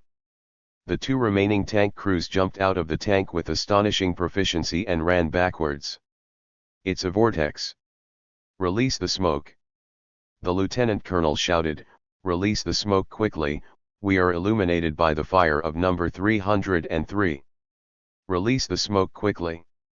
Amidst the sound of smoke launchers, the first night battle in human history in which night combat equipment was deployed ended in such a disgraceful manner. Chapter 718 Tomorrow this smile will be full of spring flowers, 83k. Chapter 718 Tomorrow, this smile will be a spring flower all over the field, 8.3k. Filipov was waiting for news in the regiment bunker. When the phone rang, he immediately picked up the receiver, regiment. The voice of a battalion commander came from the receiver, Commander, we repelled the enemy's attack. The vortex assigned to us destroyed several enemy tanks. These tanks are a bit strange. They are equipped with headlights, and there are strange things on the top of the turret. I think it has something to do with the fact that they named our firepower points in the dark before. Please ask the commander to send a tractor immediately to tow one back to the front headquarters. Filipov, where can I find a tractor for you? The artillery in the regiment is towed by BT-7 with the main gun removed. Can the enemy's tank BT-7 be towed? Battalion commander, wait a moment, commander. Then the receiver came his order to his subordinates, find someone who knows tanks to evaluate whether the enemy's thing can be towed away by BT-7. How is it possible? The soldier's answer came over the phone line, that thing looks more than 40 tons, more than twice the weight of BT-7. Another soldier sounded more experienced, the enemy's wheels look complicated, I think we should ask the army headquarters to send a trailer over. The army headquarters has a Dragon trailer imported from the United States. The soldiers have seen it transport the Navy's armed gunboats and were very impressed. The 1st Battalion commander spoke again, Commander, BT-7 may not work, so let the army headquarters send a trailer. Filipov, no, the passage between us and the rear has not been cleared, and the imported precious trailer cannot be allowed to go. You drive the enemy back and set up a blockade. I will go with Captain Holov of the Tank Destroyer Battalion to take a look. We will bring technicians. Yes, we will set up new positions around the tanks and build fortifications overnight. No, the surrounding area may not be suitable for defense. Just hold on until the enemy tanks are towed away. That's it? Filipov hung up the phone directly, turned around and said to the messenger, go to the commander of the Tank Destroyer Battalion assigned to us, Captain Horlov, and tell him that the enemy may have a high-value new tank. I plan to go and see it myself. I hope he can bring the technicians with him. Yes. The messenger turned and ran away. The regiment's military chaplain, I should be against the chief commander of the troops running to a dangerous place, but I feel that this matter is very important this time. Filipov patted the chaplain on the shoulder, don't worry, I have already asked the 1st Battalion to push the defense line forward. 25 minutes later, Filipov saw with his own eyes the strange enemy tank that the commander of the 1st Battalion said. Captain Horlov immediately demonstrated his professional qualities as the commander of the Tank Destroyer Battalion and said, it was hit from the front, but it did not hit the weakness indicated in the identification manual issued by the headquarters. It should be because it was dark and could not see clearly. Filipov, it didn't hit the weak spot but penetrated it. Is it because Proson's armor steel has become garbage or? It's the distance. Holov interrupted Filipov, if we fire from the position we just passed, the distance is only 800 meters. At this distance, we can penetrate the front of the enemy's new tank and the enemy can also penetrate us. Filipov, I see. Holov came to the tank, studied the hole in the armor, and said, it doesn't look like it's completely penetrated. The shell should be stuck in the armor, and then the fuse started the explosion. There are obvious marks of gunpowder burning around the armor. The explosion caused the inner armor of the tank to collapse, killing the tank members, but did not ignite anything. After speaking, Holov climbed onto the tank and looked at the headlight installed on the front of the turret. Strange, he said, this light is a little different from the searchlight I remember.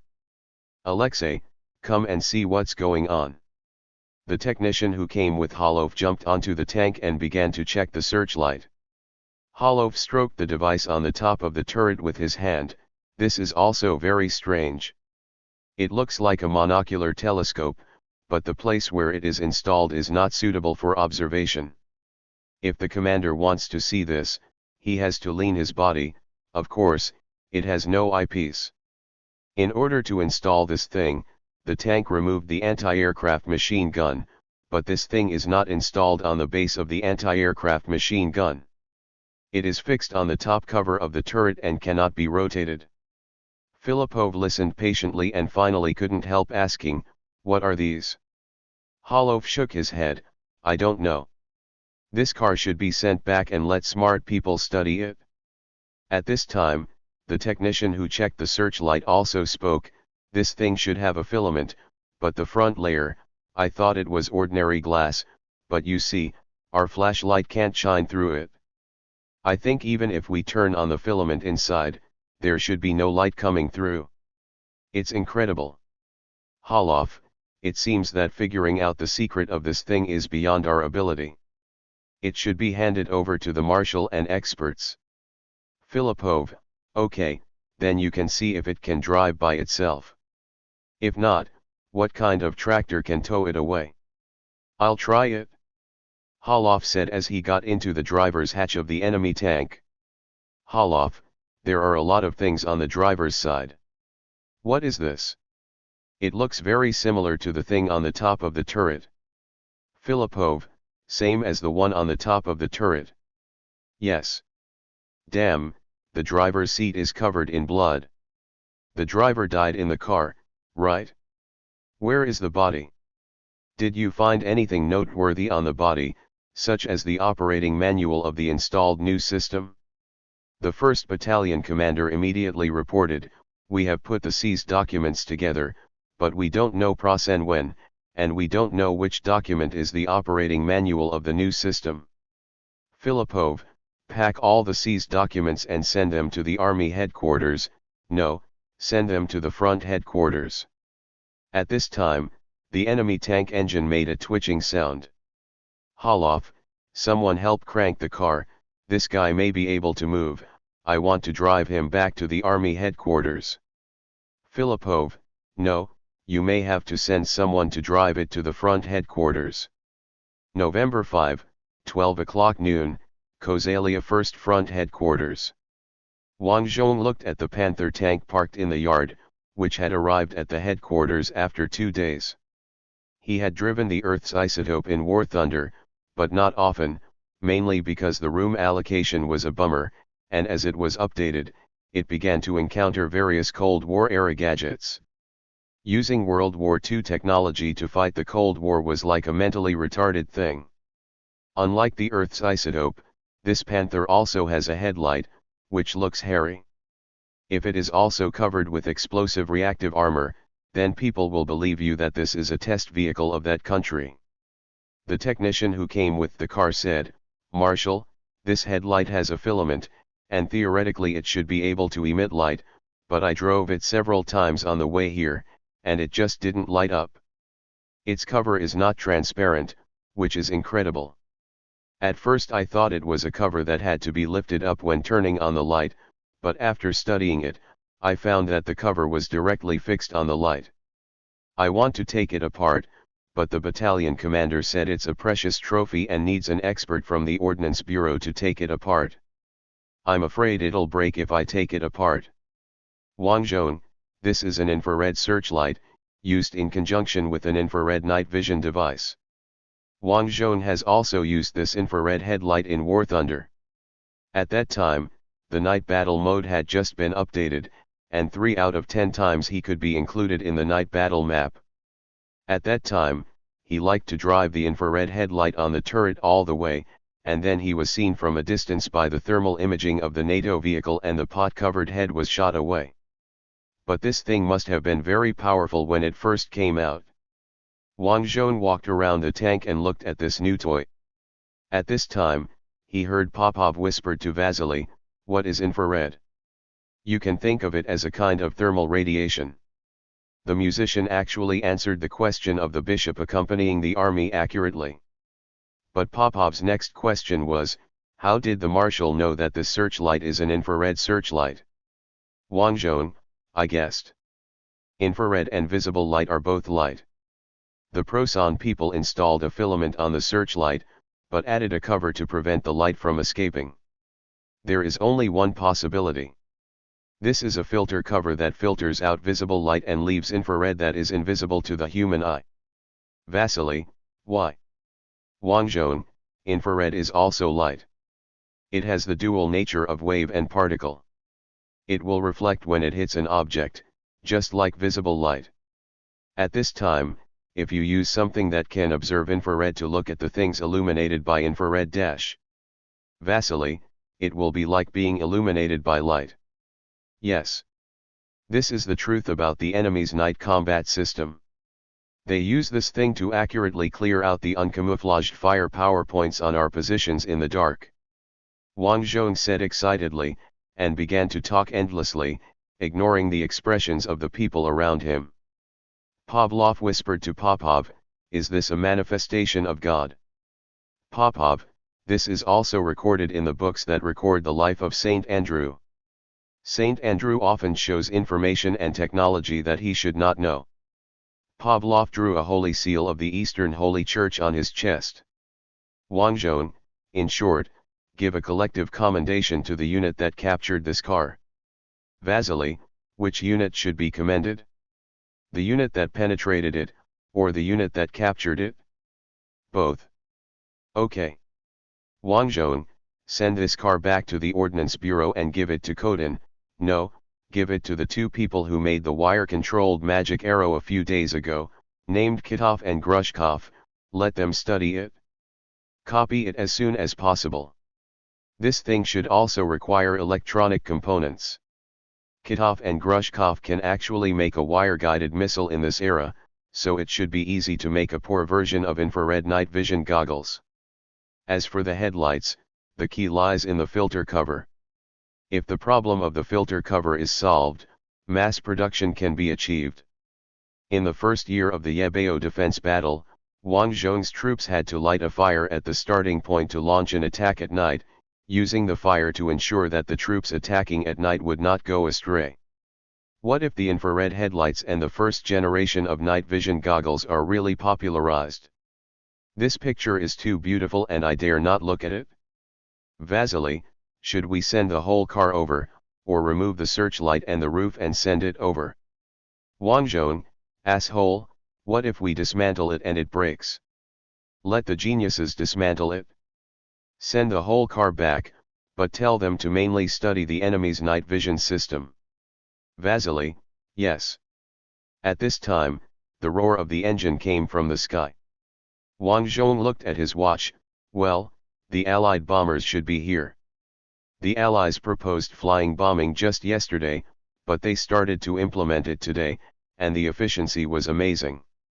Maybe they had been preparing for this flying bombing for a long time, and took off as soon as they got the approval. After all, there is actually nothing to prepare for this thing.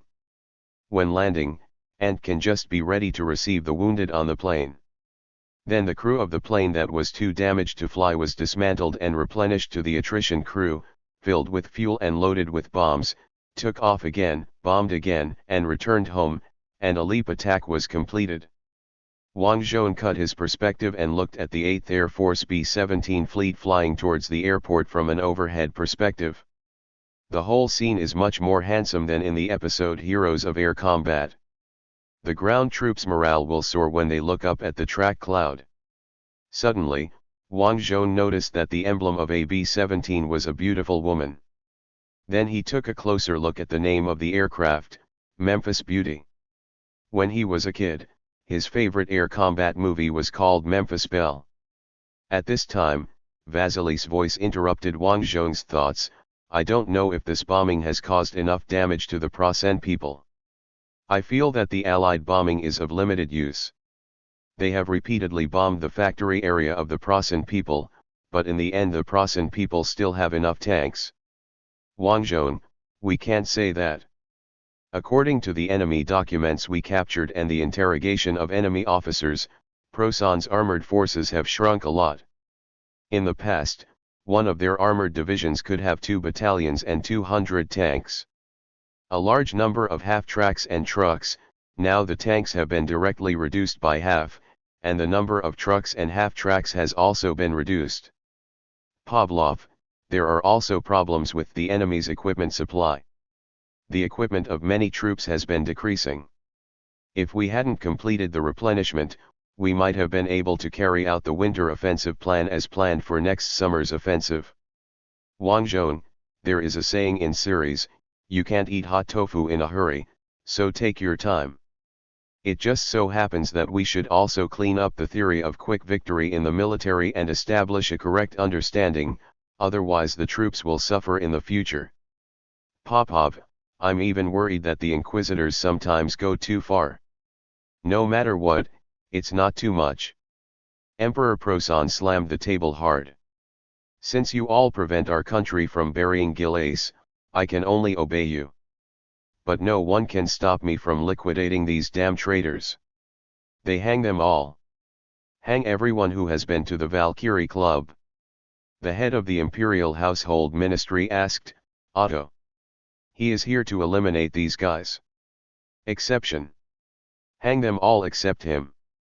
The head of the Imperial Household Ministry, then, will Marshal Erwin Rommel of the Western Front headquarters also be hanged? The Emperor stopped and stared fiercely at his most trusted subordinate.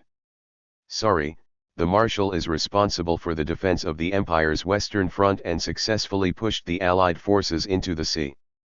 Naturally, he cannot be a rebel. He must have been deceived by his officers before he showed up at the club. The Emperor nodded, very good, that's it, all the bad guys around Marshal Erwin will be hanged, no one will be spared. In addition, our people will be placed in the Western Command to fill the vacancies of those who have been hanged, and the Marshal's movements will be closely monitored.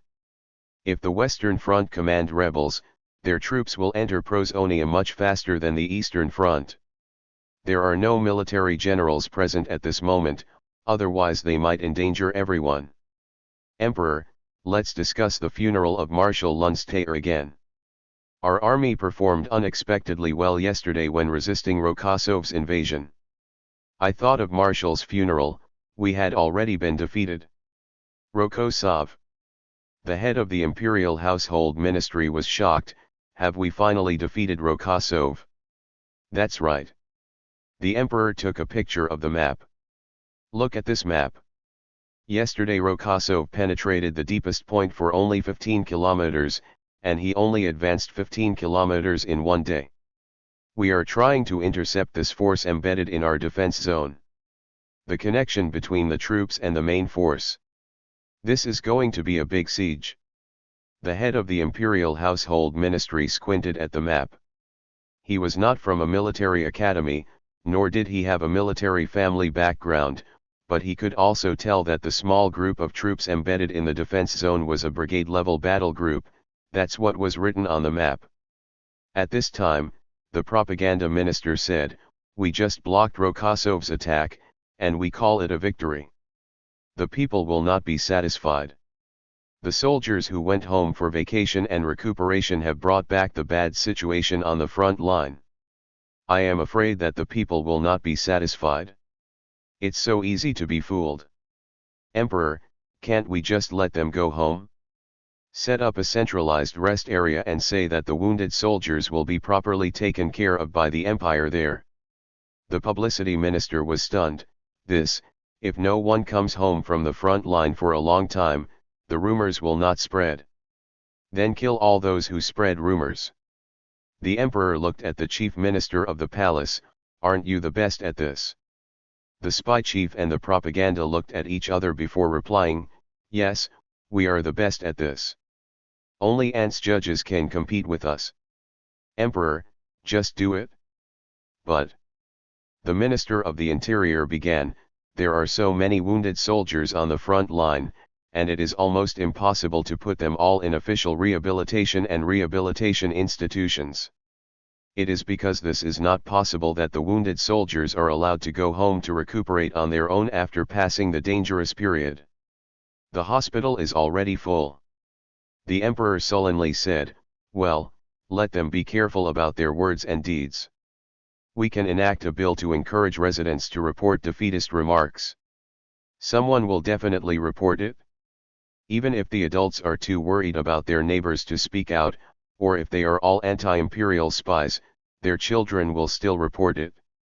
Those children who reported on their parents, uncles, and aunts should be rewarded and awarded with the Iron Cross. Then the kids will report all the people who spread defeatist remarks for medals, and then other people will be afraid to speak out about the situation on the front line, and that's it. The propaganda minister and the interior minister looked horrified, but they quickly controlled themselves. Only the spy chief applauded as always, Your Majesty is so wise. Eagle's Nest, Publicity Minister's office, 30 minutes later. The propaganda locked the door and pressed the button next to the door. An iron bar was raised on the office window, so the last gap was blocked. The office became a complete Faraday cage. Even if there was a bug in the room, its radio waves would be "it can't be spread." This device was obtained by the propaganda minister who bribed General Ferdinand, who was responsible for the construction of the Eagle's Nest. He believed that even the emperor did not know the existence of this Faraday cage. Perhaps. After doing this, he looked at the guests already waiting in the room. The Celtic marshal, who was still injured, asked, "How do you feel?" After Gilles died, His Majesty's mental state was a bit hysterical, right? The publicity minister came to the wine cabinet, took out the shaker and started mixing wine. Marshal Celtic continued, "Those people in Valkyrie, maybe they had good intentions, but now they have messed up things, and the Prothean Empire is sliding towards the abyss." The publicity photographer poured the mixture from the shaker into the goblet and looked at the color of the liquid with satisfaction. He picked up the goblet and turned to face the Celtic marshal. "You enjoyed it very much when the empire was advancing vigorously." The Celtic marshal turned his face away, avoiding the gaze of the publicity minister. The publicity minister took a sip of the wine he mixed and continued. "After occupying the entire Europa, the generals first advocated a landing in the United Kingdom, but the Royal Air Force blew up all the barges they had collected with great difficulty, and then angrily admitted that landing in the United Kingdom was an adventure with no return. But then the generals looked eastward and began howling to finish what the conqueror had left unfinished. Is the attack on Ant really the result of His Majesty's will? Marshal, what do you think?" Celtic marshal, "There is no point in pursuing these now. It makes sense. When the empire is destroyed, these will be the basis for our sentencing. Do you think everything will be fine after assassinating His Majesty? Do you think the United States and Ant will give up on liquidation? Of course, that slippery guy from the United Kingdom may indeed give up on liquidation because they want to play continental balance. But the other two families meeting in Paris are determined to send us all to the gallows." The publicity minister changed the wine glass to his left hand and pointed at the Celtic marshal with his free right hand. "I can't escape, and you can't escape either." The marshal lowered his head. The publicity minister finished his drink and took a long breath. "So my opinion is that it doesn't matter if you are a little crazy now. Maybe a little crazy will block Ant's offensive. We have 3 lines of defense, the Western Wall, the Siegfried Line, and the Bug River defense line on Melania's border in the east. If hysteria can hold on to these 3 lines of defense, there is still a glimmer of hope. Celtic marshal, instead of hoping for this, you might as well hope that the madmen at the Imperial Academy of Sciences can change everything. But they can't change it. The night vision device has failed in the first battle. Today the V2 missile will be in the first battle. Do you think it will be effective? They said this thing can sniper Rokosov. Why don't I believe it?" The propaganda minister held the wine glass. "Place it back on the wine cabinet and start mixing the wine again." "Celtic marshal, aren't you going to give me a drink?" The publicity minister silently took out the second cup. After the new wine was mixed, the publicity minister handed one of the glasses to the Celtic marshal, and then raised the glass. "I wish the V2 rockets a victory in the first battle." "Victory?" The Celtic marshal raised his glass. "Damn it, I haven't heard this word for I don't know how long. Victory." Wang Zhong suddenly heard a sharp whistling in the sky, and then an explosion rushed into his ears. Then 10,000 men rushed over and threw him to the ground. "Wang Zhong, asshole, are you going to smash me to death? Think about your weight. And people may not be tall, but they are mostly stocky and weigh a lot." Fortunately, there was no second explosion, so after holding Wang Zhong firmly down for almost 2 minutes, the guards released him. "Wang Zhong, I want a doctor. I may have internal bleeding and was beaten by you bastards." At this time, he couldn't help but think of the American commander who was used as a battering ram by Secret Service agents to ram the bulletproof car. It seemed to be Carter. Wang Zhong stood up and said to the others, "Find out what blew us up. Subscribe to Chinese Novel Audiowave." In fact, he had already guessed what it was. It was either V1 or V2. Prosan was stronger than Earth's Santoku. It was time for this imperial decisive battle weapon to be released. He cut the angle of view and quickly found the location where the missile hit. A building was completely destroyed, and the surrounding buildings were also damaged, but the city of Ranas already had a lot of ruins, and there was no time to repair or clean up. I don't know whether these ruins are the work of missiles or whether they were there originally. No one knew what had started the open fire, and thick smoke was rising. "The fire truck and ambulance are coming. This car is assigned by the Plozan people. They seem to really want to stay in Rognez forever, turning Ranas into the Plozan nation on the White Sea Pearl on the bank." Wang Zhong switched back to his physical perspective and saw the commander of the anti-aircraft artillery unit running towards him. "Comrade Marshal," the anti-aircraft artillery general saluted Wang Zhong. None of the air defense observation posts saw the enemy planes attacking this time, and the radar station also did not see the enemy planes. The radar station near Ranas was only established last month, and it still uses generator sets left by the Plozan people. Wang Zhong, immediately sent people to ask the residents what they saw before the explosion. After putting out the fire, organize people to carefully survey the scene to find out what blew us up. Yes. After the commander of the anti-aircraft artillery unit left, Pavlov lowered his voice and asked Wang Zhong, "What do you think blew us up?" "It could be rockets. Enemy rockets. They've been developing rockets that can hit enemy cities from a distance." "Pavlov, I see. How dense would such a blow be?" "It won't be too high. They can't produce many rockets, especially after the Allied air attack on the rocket factory." Wang Zhong replied. "Then I'm relieved." Pavlov was really relieved. To be honest, the front line is now 80 kilometers away from Ranas. It would be unbearable to be bombarded every other day. Vasily suddenly said, "Perhaps the Prosens got a huge cannon to attack us?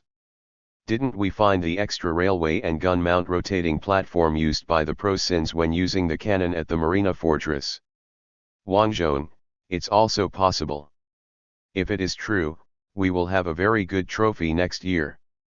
I will build a theme park around Yebeo, place the trophy on a 1-to-1 replica base, and get a group of ordinary people. The prisoners of Lawson were given daily demonstrations of firing cannons to the children and ladies of Yeberg." Vasily laughed. "What a great idea! What a great idea!" Wang Zhong also smiled. At this time, Amelia led 2 U.S. Army Air Corps officers into the headquarters. The 2 Army aviation officers' eyes widened when they saw the Prosen tank parked in the yard. Amelia also looked at the tank strangely. "Trophy. Wang Zhong, a trophy equipped with the enemy's new night vision equipment. Amelia, is it that searchlight? You are quite humorous." "Although I have always been quite humorous, you have misunderstood. That is not a searchlight, it is an infrared searchlight." "What is infrared?" Amelia asked. "Wang Zhong, a special band of light that is different from visible light. Snakes use this to identify voles and hunt." Amelia opened her mouth wide, so Wang Zhong noticed that she had changed her lipstick color, and asked, "Is today a special day?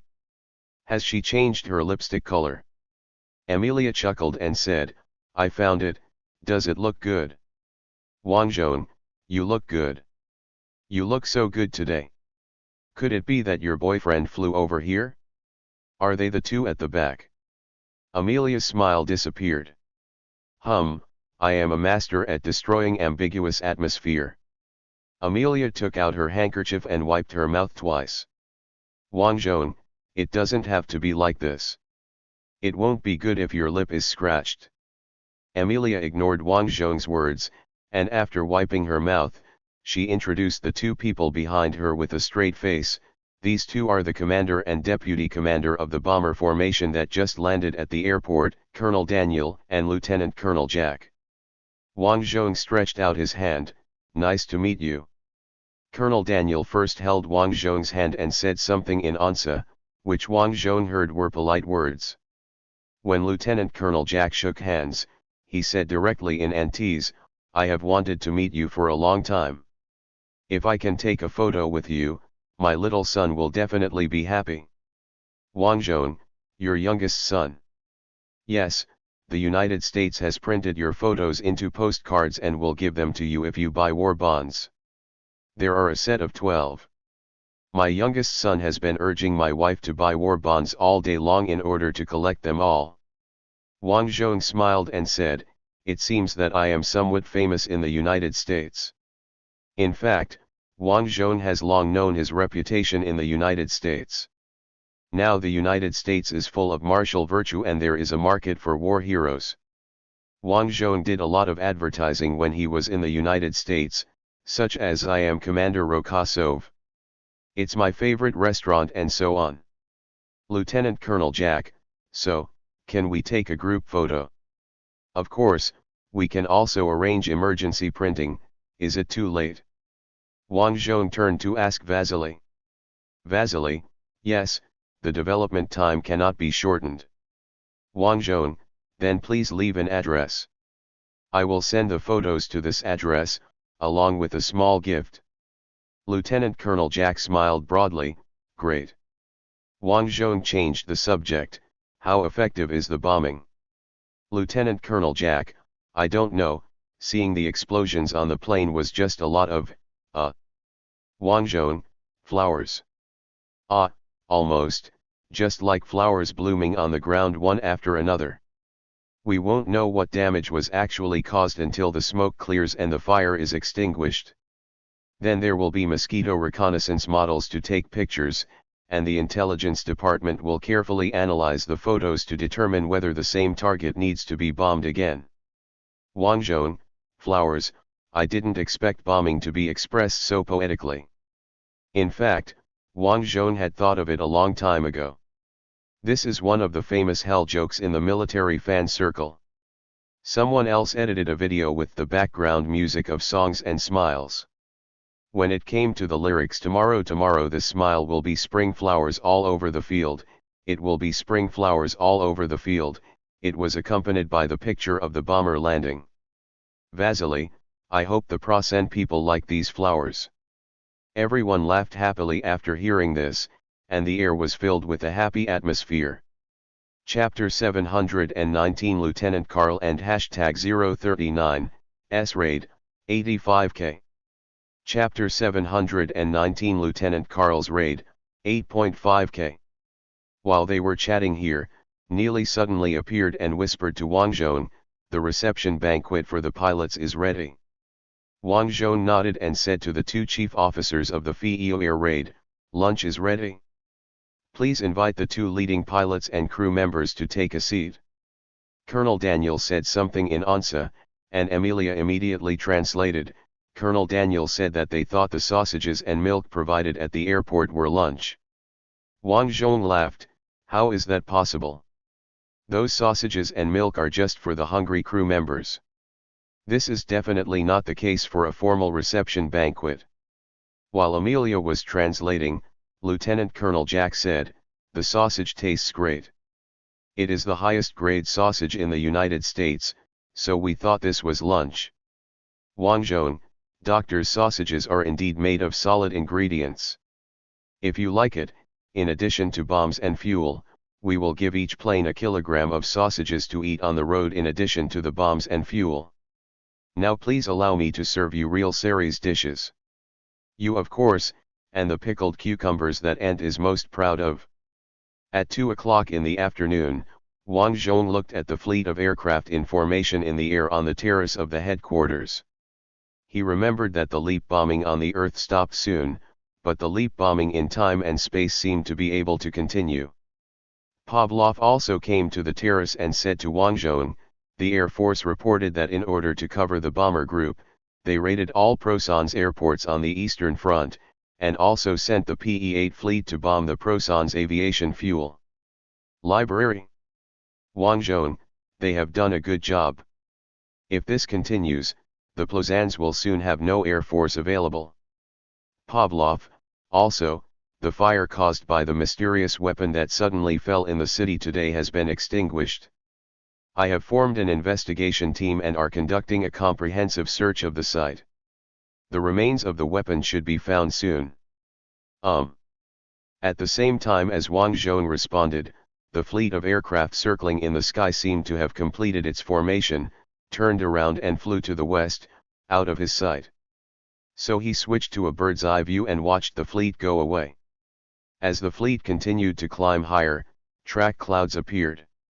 Wang Zhong then switched back to his physical perspective and looked at Pavlov. Obviously we have launched an attack, but it is calmer than the previous times. Isn't that right? Just looking at the casualty figures and the number of enemy annihilations reported by each unit makes us feel powerless. Both sides of us are tired. Originally, I was thinking that maybe the winter offensive would achieve an unexpected breakthrough and liberate all of Seiko's area before next Christmas. It seems that I was naive and underestimated our opponents. Wang Zhong, as we advance westward, the density of enemy troops on the front will increase, the degree of urbanization on the battlefield will also become higher, the cavalry will gradually lose its role, and General Gorky's set of offensive methods of attacking across the entire line to seize the loopholes will also be lost. Will lose its effect. What awaits us is urban minced meat like a baba han. Wang Zhong swallowed the phrase "there may be heavy casualties." Pavlov, do you think the Prosenians will break into pieces and fight to the death like us? Wang Zhong thought for a while and replied, I don't know if it is possible, but Emperor Puluisin definitely hopes that his soldiers and civilians will be like this. Pavlov, what if they really resisted as bravely as we did? Wang Zhong, this is why we are stockpiling white phosphorus bombs and napalm bombs in large quantities.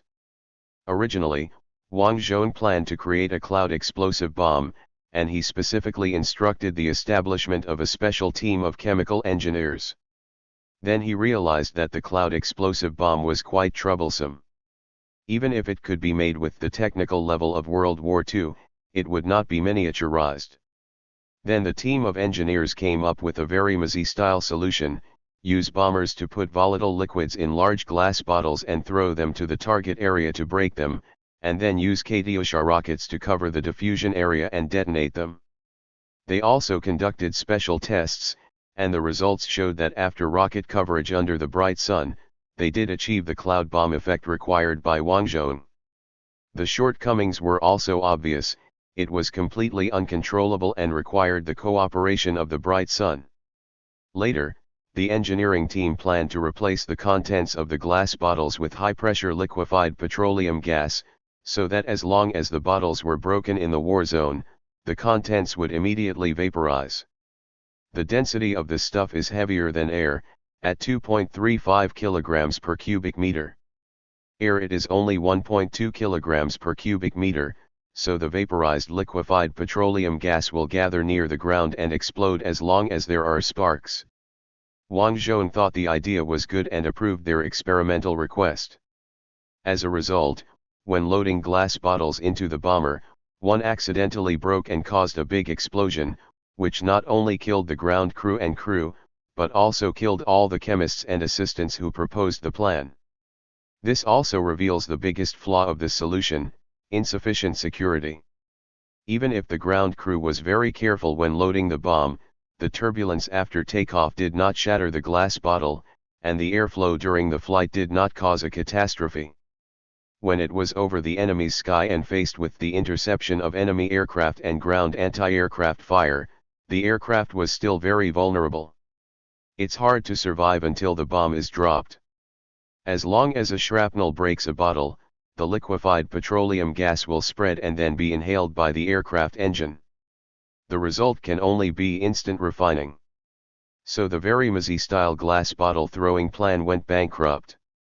Now the surviving scientists of the chemical engineering team are studying other cloud explosive bomb plans. Whether they can be developed in time is still a question. Wang Zhong could only stockpile more white phosphorus bombs and napalm bombs. He even made a napalm bomb fired by the urban assault gun. After experimenting, the effect was excellent. Although it could not blow up the bunker, it could burn all the surrounding air and suffocate the people in the bunker. Of course, the Russian drivers still liked ordinary shells, using plain TNT to send the enemy and the enemy's bunkers into the sky. For future urban warfare, Wang Zhong also began to equip the T-54 with thin shell grenades. This thing does not have many fragments, but the warhead is loaded with a crazy 7 kilograms of explosives. The enemy who hit a building with one shot will be temporarily disabled for 30 seconds. By the time of the summer offensive next year, I hope these things specifically targeting the Eastern Eurobia urban agglomeration will be ready. As for this winter, the goal will be achieved by finally leveling the defense line and withdrawing as many front-line troops as possible to rest. Pavlov also expressed the same view. It seems that there will be no major breakthroughs this year. Just flatten the defense line, compress the troops needed for defense, and let the troops withdraw as much as possible to rest. Wang Zhong, why don't the Prosan people just retreat? If the defense line is flattened, the troops they need will also be reduced.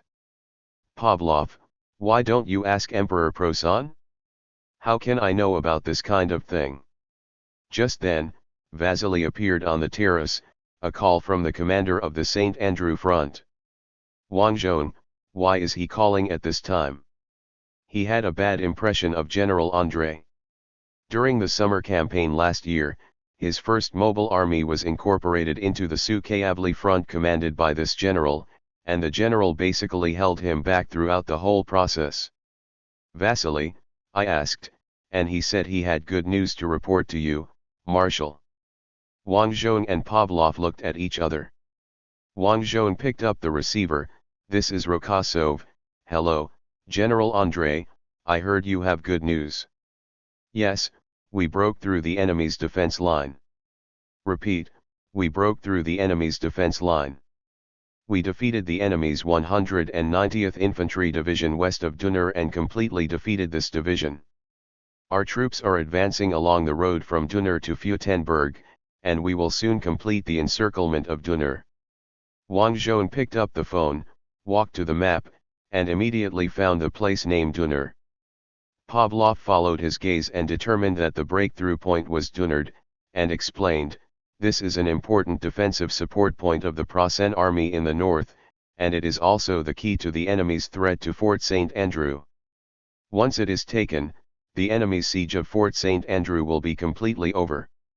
Wang Zhong, I thought it was lifted. The north has been lifted, and supplies are being transported into the city through the woodlands in the north. But that road is only a little easier to travel than the road on the ice lake before. After understanding the situation, Wang Zhong congratulated, Congratulations, Andrei General, this may be the greatest achievement we have made in the entire winter offensive. At this time, Vasily muttered in a low voice, then the general will not be promoted to marshal because of this merit, right? Pavlov, Dunard is surrounded by most of the troops of the Plasen Northern Army Group. If he really fights an annihilation war, he will indeed be promoted to marshal. Vasily looked upset. Obviously he was dragging us down like crazy last year. In order to prevent General Andrei from hearing Vasily's words, Wang Zhong ran to the edge of the map room with his landline phone. Popov was trying to persuade Vasily, you can't say that. He may not have fought very well at that time, but now he has accumulated more experience and is playing well. It is also possible that he is not good at defense, but very good at offense. While Popov was speaking, Wang Zhong was also congratulating General Andrei. Congratulations, General Davarishi, you should be promoted to marshal after the annihilation battle is over. It's not certain yet. We have just broken through the defense line. The enemy may deploy armored divisions to counterattack. I have already placed the 18th Independent Tank Brigade and the 11th Heavy Breakthrough Tank Regiment. At the attacking front, we are ready to fight against the enemy's armored counterattack. We have too few tank units with the title of guards, and we can finally send out two this time. Wang Zhong, do you need me to do something for you? For example, dispatch more armored units to you? Not yet.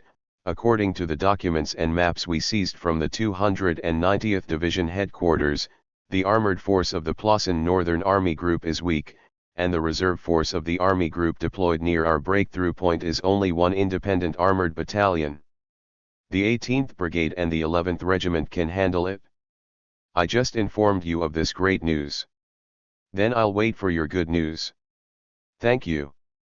After the last courtesy, Wang Zhong hung up the phone, looked at everyone in the headquarters, and then announced loudly, "Everyone, the St. Andrew front has made a breakthrough and may soon surround Plassen's heavy troops in Dunal.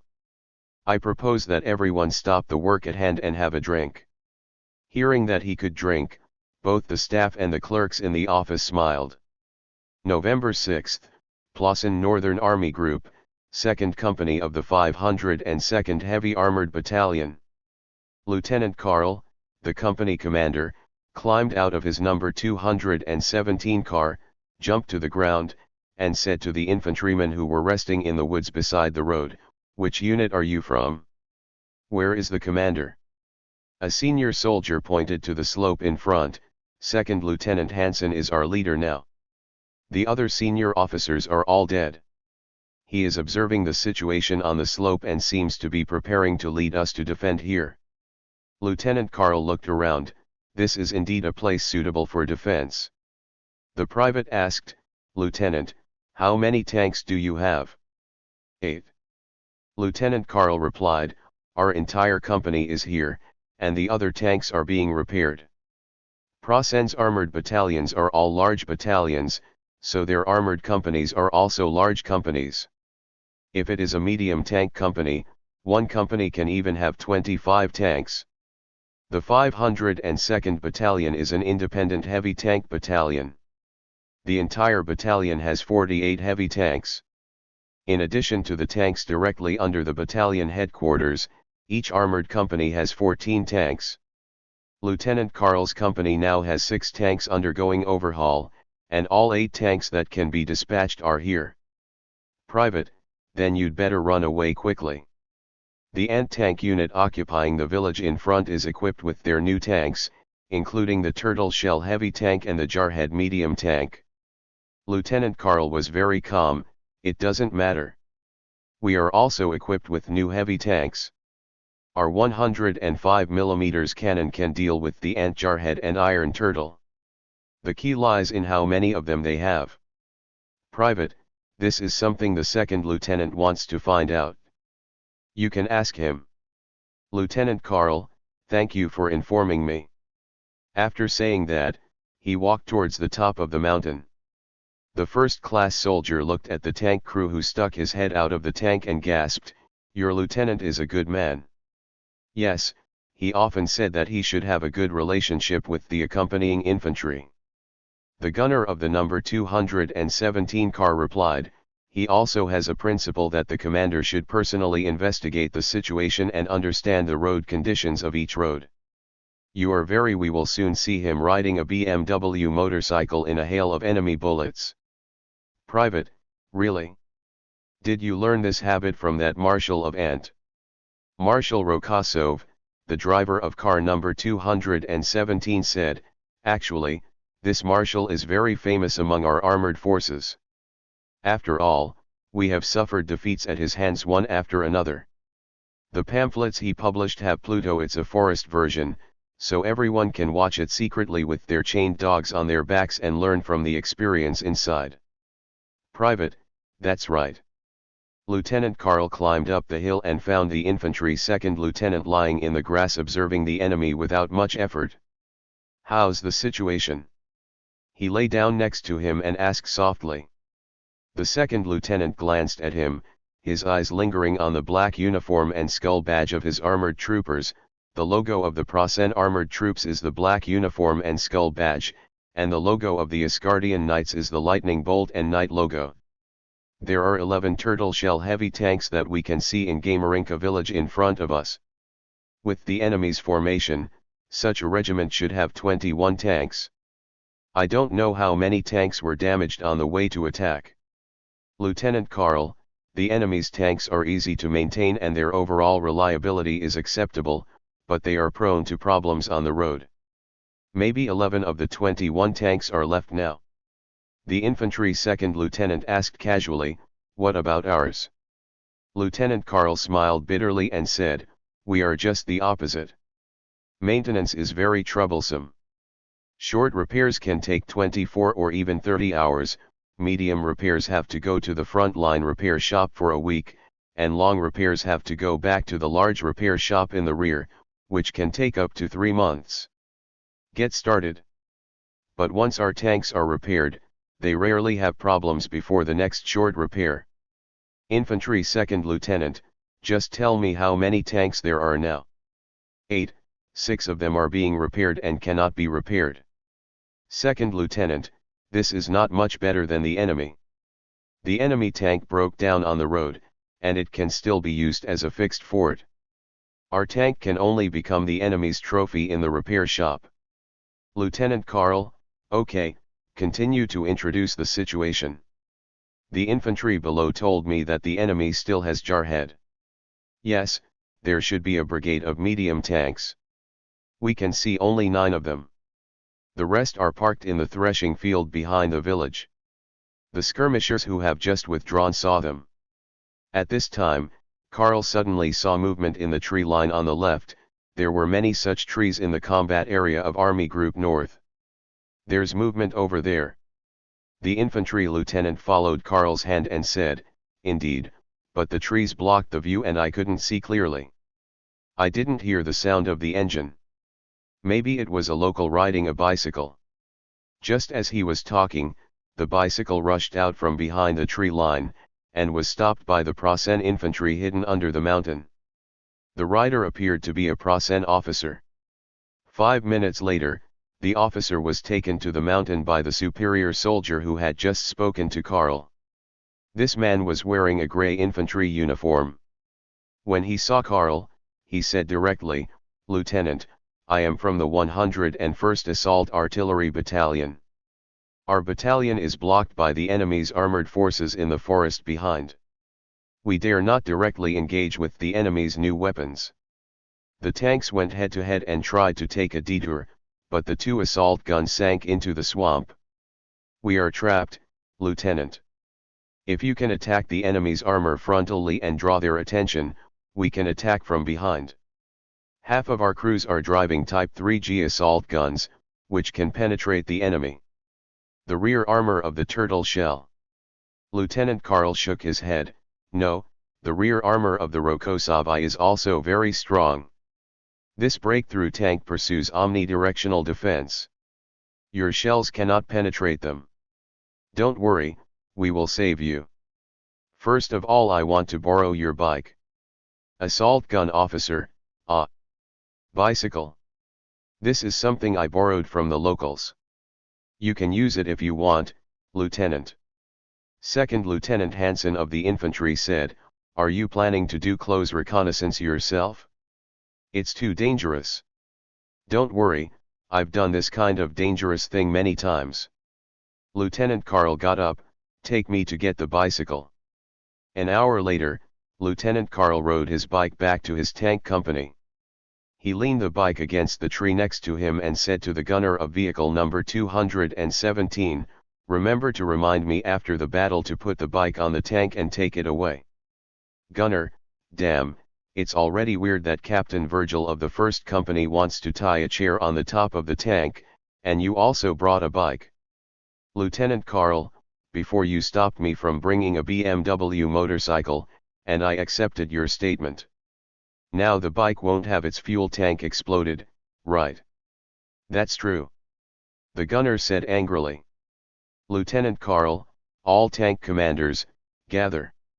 I have checked the situation in the village.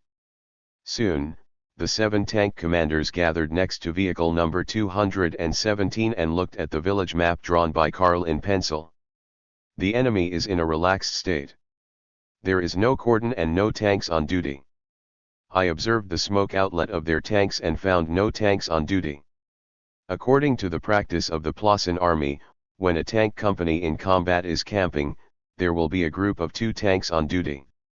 The tanks on duty will keep the engine running, but not in gear. In this way, if an emergency occurs, these 2 tanks can be put into combat immediately. This rule was stipulated when tanks could only be started manually in the early days. At that time, 2 or 3 members had to crank the crank for a long time to start the tank. Now Plassen tanks have electric ignition, but unfortunately they often break down, so the compulsory course for Plassen tank soldiers is still to crank the tank. In order to reduce costs, ANT's tanks have no electric ignition at all, and all have to be started manually. ANT's electric ignition technology is probably not as reliable as Proson's, and Proson's electric ignition often has problems, so the ANT people don't install electric ignition. Proson tank soldiers are very familiar with the opponent's tanks, and some of them have even driven T-34s, so when they heard Karl say that the ANT people had no tanks on duty, everyone was shocked. If we launch a surprise attack, won't they have to crank the tanks manually? It will take more than a minute to do it, right? Lieutenant Karl, there's something even more outrageous. I saw their tankers enter the house and eat the food prepared by the locals. The tankers were silent. Lieutenant Karl continued, I am going to raid the enemy immediately while they are eating. In order not to alert the enemy, we will only use 2 tanks, so that the noise of the engine and gearbox will be lower, which will make the enemy relax. We are going to launch an attack from the east. Most of the enemy's turrets are pointing southwest. In this way, they will turn the turrets when they find us. Tanks with unstarted engines can only turn the turrets manually, which will be very slow. This will provide us with a few minutes of time gap. Deputy Company Commander, bold plan, let me go with you. No, Kosher will go with me, and you will stay to command the remaining 6 vehicles. Once we succeed in the raid, I want you to advance to the east side of the highway, aim at the main road, and prepare to snipe the enemy tanks withdrawing from the village. You can just hit their flanks. Lieutenant Karl gestured with a pencil on the village map he hand-painted. Deputy Company Commander, yes. Has the battalion headquarters reinforced our communication platoon? Not yet, Company Commander. The Deputy Company Commander said. Tell the infantry to come to me once the communication company's medium-wave communication vehicle arrives. Infantry Lieutenant Hansen said, you seem to have foreseen that the raid will be successful. I have this hunch. Lieutenant Karl put away the map, okay, start the Kosher vehicle, come with me. The others will wait for us to fire the artillery before starting the tanks. Yes. Lieutenant Hansen, what do we infantry need to do? We can put together a submachine gun squad composed entirely of veterans. No, not yet. I didn't see any infantry in the village, not even one. Lieutenant Karl said. Lieutenant Hansen, what's wrong with the enemy? The infantry and tanks are out of sync, there are no tanks on duty, and all the tanks are turned off. Are they here to fight or to take a vacation? Lieutenant Karl, maybe they thought victory was in sight and were careless. At the same time, in Malinka village, the commander of the 11th Heavy Breakthrough Tank Regiment said to the peasant woman who entertained him proudly, Anna, the war is about to end. We can rush to Proshenya in one go. Marshal Rokosov said that the war will be over before Christmas next year.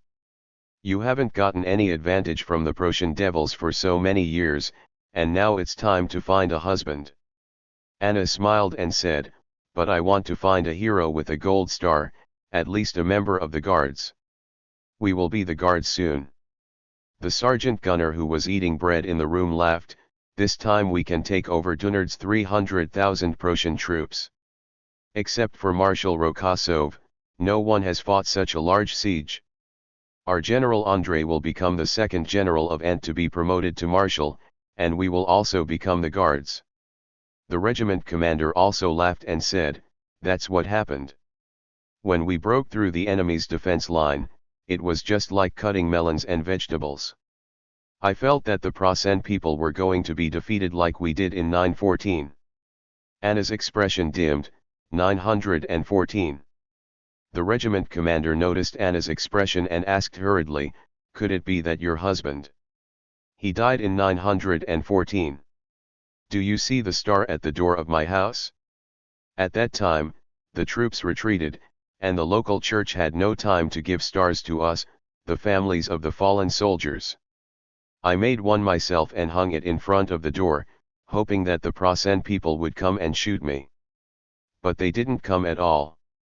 The regiment commander, maybe they don't want to insult the widows of the fallen soldiers. Maybe the commander of this area just happens to be very chivalrous. At this time, the regiment commander suddenly stopped. Did I hear the sound of an engine? The others in the room also stopped. After suddenly becoming quiet, there was indeed a faint sound of an engine. The gunner, such a small sound, it should be far away. The regiment commander shook his head. It's still a long way to go, but we must be prepared. Order the troops to start the tanks and prepare for battle. No one moved in the room after he finished speaking. Asshole, go and order the troops to start the tanks. Go. The regiment commander roared, and the people in the room stood up lazily and walked out of the room. Asshole, run. The regiment commander stood up and kicked his subordinate's butt, which made his subordinate run. The regiment's military chaplain sighed. That's why Marshal Rokosov ordered a strict investigation of the army's quick victory theory and underestimation of the enemy. Your just sentence "end the war before Christmas" is very problematic. Marshal Rokosov's latest pamphlet clearly said that there are still quite long and severe battles waiting for us in the future. The regiment commander, really? Yes. At this moment, there was an explosion outside the house. The regiment commander shrank his neck in fear, and then the shock wave shook the window of the farmhouse, making it make a rattling sound. Sakabuli. The regiment commander rushed out of the farmhouse and saw black smoke rising from the east. The enemy is attacking us. He shouted, "Start the tanks. Damn it, start the tanks. How can they come so quickly? There was only a little engine sound just now." In fact, it was because there were only 2 tanks in total engaged in the attack, which caused the regiment commander to misjudge the distance of the enemy. In fact, when he heard the engine sound, the attacking King Tiger was already very close. More explosions, and 4 columns of smoke in the east, because the new ammunition of the Prasen people had less charge, and the number of direct fires after being hit was reduced. The actual number of tanks hit must be more than this. The regiment commander rushed to his own vehicle, and then saw the loader and gunner holding the crank and sweating behind the tank. The regiment commander, hurry up and start. Starting. The gunner and loader used all their strength to turn the crank, as if they were winding up a music box. At this time, the 5th column of smoke rose. The regiment commander rushed to the crank and pushed the gunner away. "You go into the turret and turn the turret to the east with your hand." After that, the regiment commander grabbed the crank, shouted a slogan, and shook the crank wildly to the rhythm. Kosher. We are each responsible for one side, and we will fire at full power. Lieutenant Karl repeated what he had just said into the microphone. At this time, his car opened fire. Because the tank was driving very smoothly at this time, the gunner fired directly while moving. Less than 800 meters away, a turtle shell was hit and caught fire directly, but no tanker jumped out of the car. Obviously, there was no one in the tank at all. Kosher's car also opened fire. Lieutenant Karl opened the hatch directly and leaned out his upper body. The gunner shouted worriedly, "This is too dangerous. The enemy is only 500 meters away from us." Machine guns and snipers can greet you. Don't be afraid, the enemy is running around like a headless fly now. After that, Lieutenant Karl picked up the anti-aircraft machine gun and fired at the village. Kosher, fire at the enemy. They are cranking the tank. Don't let them start. Understood. As soon as the words fell, number 217 opened fire again. A turtle shell was hit. In this way, the two Tiger Kings fought from 800 meters to less than 100 meters. All the tanks that could be seen directly on the east side of the village were on fire. Before rushing into the village, Lieutenant Karl glanced at the east side of the road and was satisfied to see that another 6 vehicles led by the deputy company commander appeared there and fired at the tanks in the village from that position. Lieutenant Karl, we are going to enter the village. Go along the village road. The village road is full of enemy tank tracks. It will definitely be passable. So 2 Tiger Kings rushed into the village from the village road and headed for the intersection of the village road and the highway. The gunner fired again and hit a pot-covered tank. At this time, the distance was less than 100 meters, and with the amazing armor-piercing ability of the 105mm gun, the pot-covered tank was directly penetrated. Lieutenant Karl used an anti-aircraft machine gun to sweep the ants next to the pot-covered tanks, knocking down 3 people directly. Kosher's voice came from the radio, "We should bring an infantry submachine gun squad. The enemy who is now starting the tank is a target in front of the submachine gun." Lieutenant Karl was about to reply when he saw that a pot-covered tank had started and the tank driver was climbing the car. Without saying a word, he swept the anti-aircraft machine gun over and hit the tank driver directly in the back. As the tanker fell, the gunner opened fire, and the shell hit the pot-lid head, but it slipped, and a spark hit the house behind. Gunner, damn it! Ant's pot-lid head is damned. It's too easy to ricochet. Lieutenant Karl, hit the car body. No, we are too tall, and the enemy tank is too short. It's hard to hit the car body at such a close distance. At this time, 2 Tiger Kings rushed to the central square of the village, which is also the intersection of the village road and the highway. Lieutenant Karl suddenly saw that one of them had started and the artillery was aimed at the turtle shell here. At this moment, his heart sank, and he could only shout, "Kosher, enemy tank, on your side." "I see, fire." The enemy opened fire first, and Kosher's Tiger King was hit and stopped directly. Lieutenant Karl had no time to observe Kosher's condition. Under the stimulation of adrenaline, he shouted, "Turn the turret! Quick! On our right!" The turret's motor made a buzzing sound, and the huge turret of the Tiger King turned to the right. The enemy's turret had already locked onto vehicle number 217. Lieutenant Karl turned his machine gun and fired at the enemy, trying to knock out the enemy's sight. Finally, the turret turned into position. The gunner roared and opened fire. The enemy tank exploded. Chapter 720 General André is defeated again, 86k. Chapter 720 General André failed again, 8.6k. Lieutenant Karl was sweating. At this time, he had time to look at Koshel's car and found that only the driver and the electromechanical engineer climbed out of the car. The driver met Lieutenant Karl's gaze and shook his head. It seemed that all 3 people in the turret were dead. Lieutenant Karl made a "stay where you are and defend" gesture to the 2 men. Now the whole village is full of ant people. The 2 survivors of the Koshel car have not brought out their submachine guns yet and only have pistols for self-defense. No matter what they think, they should not cross the village at this time, but should hide under the car and wait for rescue. After confirming that the 2 people had climbed into the bottom of the car, Lieutenant Karl issued an order through the internal line, "The kosher car is finished, we have to fight the remaining enemies ourselves. Driver, turn left, we will leave the village along the road, and then outflank it from the outside." According to Lieutenant Karl's new instructions, when they start to outflank again, all ant tanks will be on their right side, so that there is no need to rotate the turret significantly.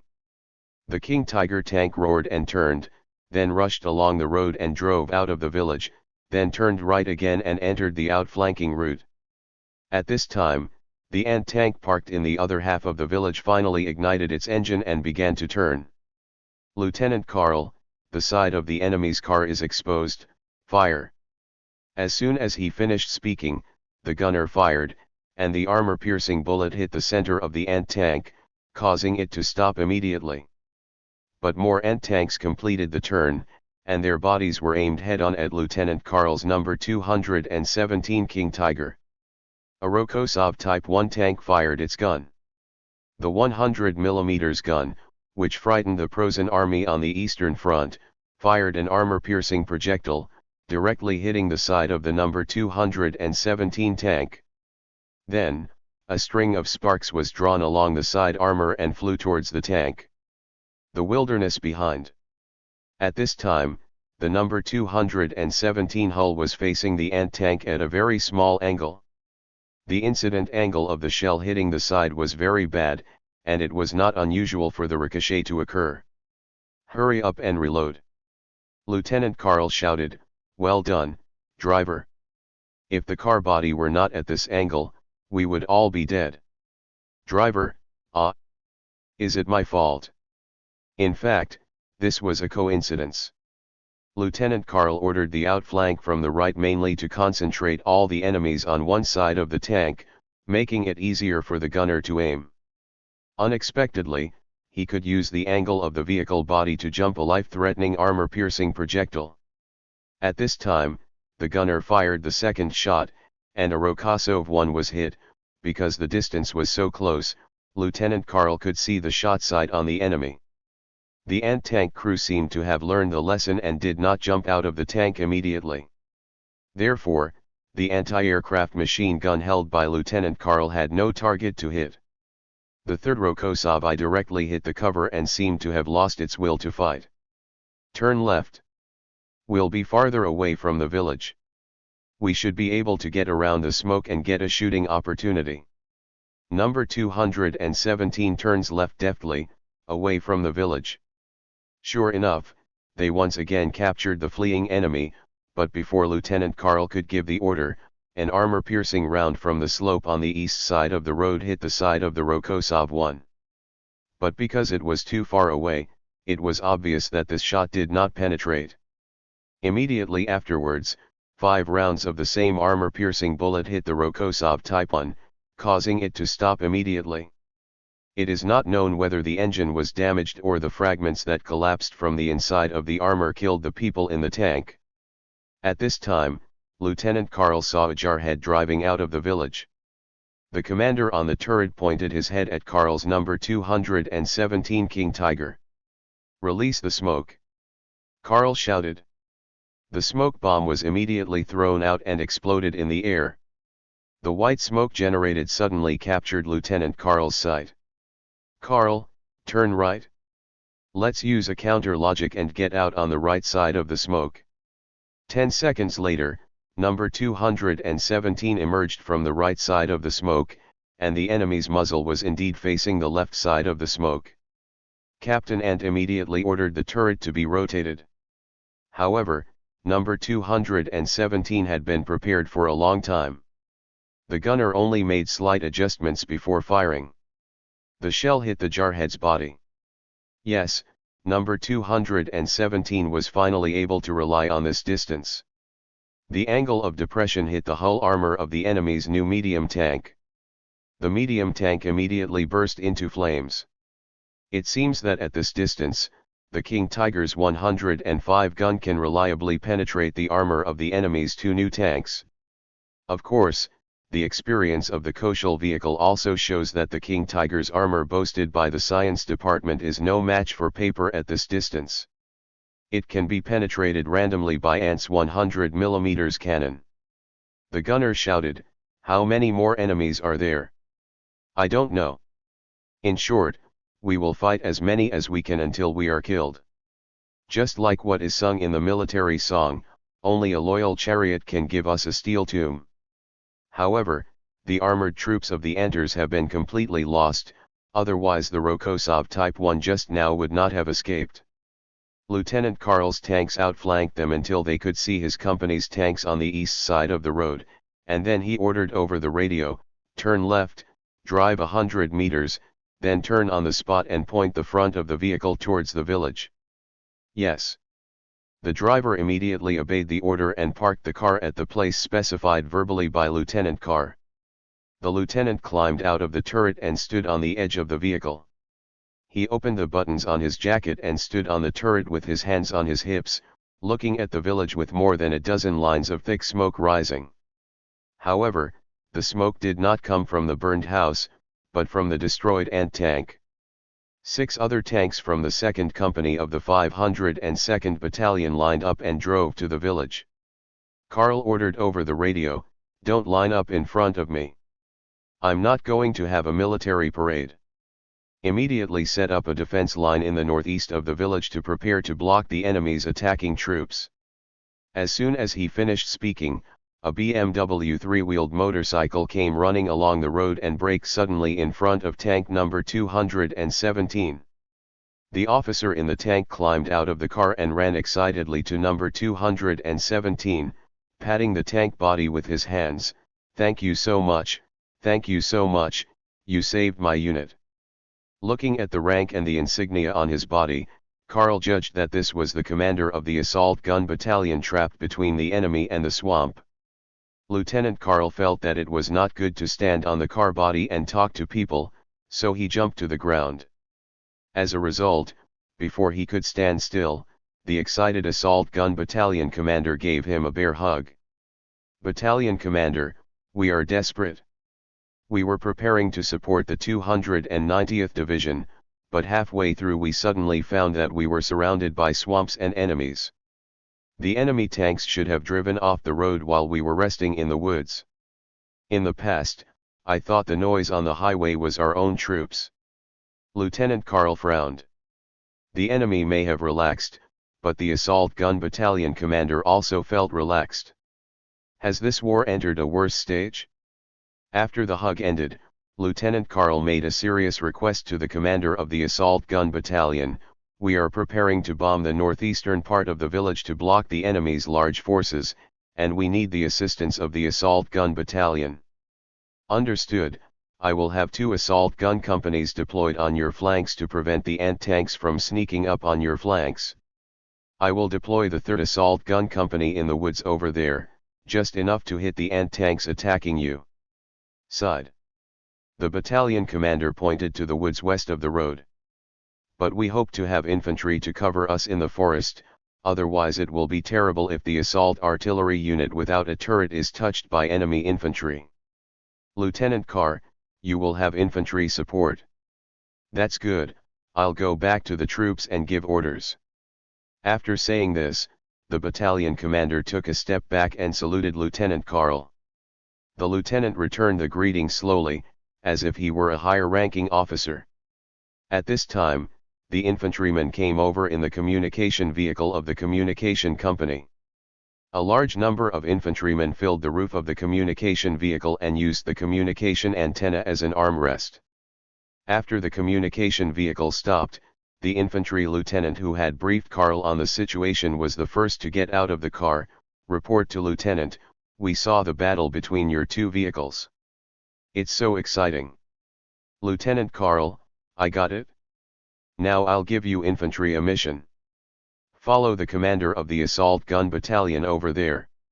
He has a company that wants to ambush in the woods, and you guys have to cover them." "Second lieutenant, what?" "We just came out of the woods over there."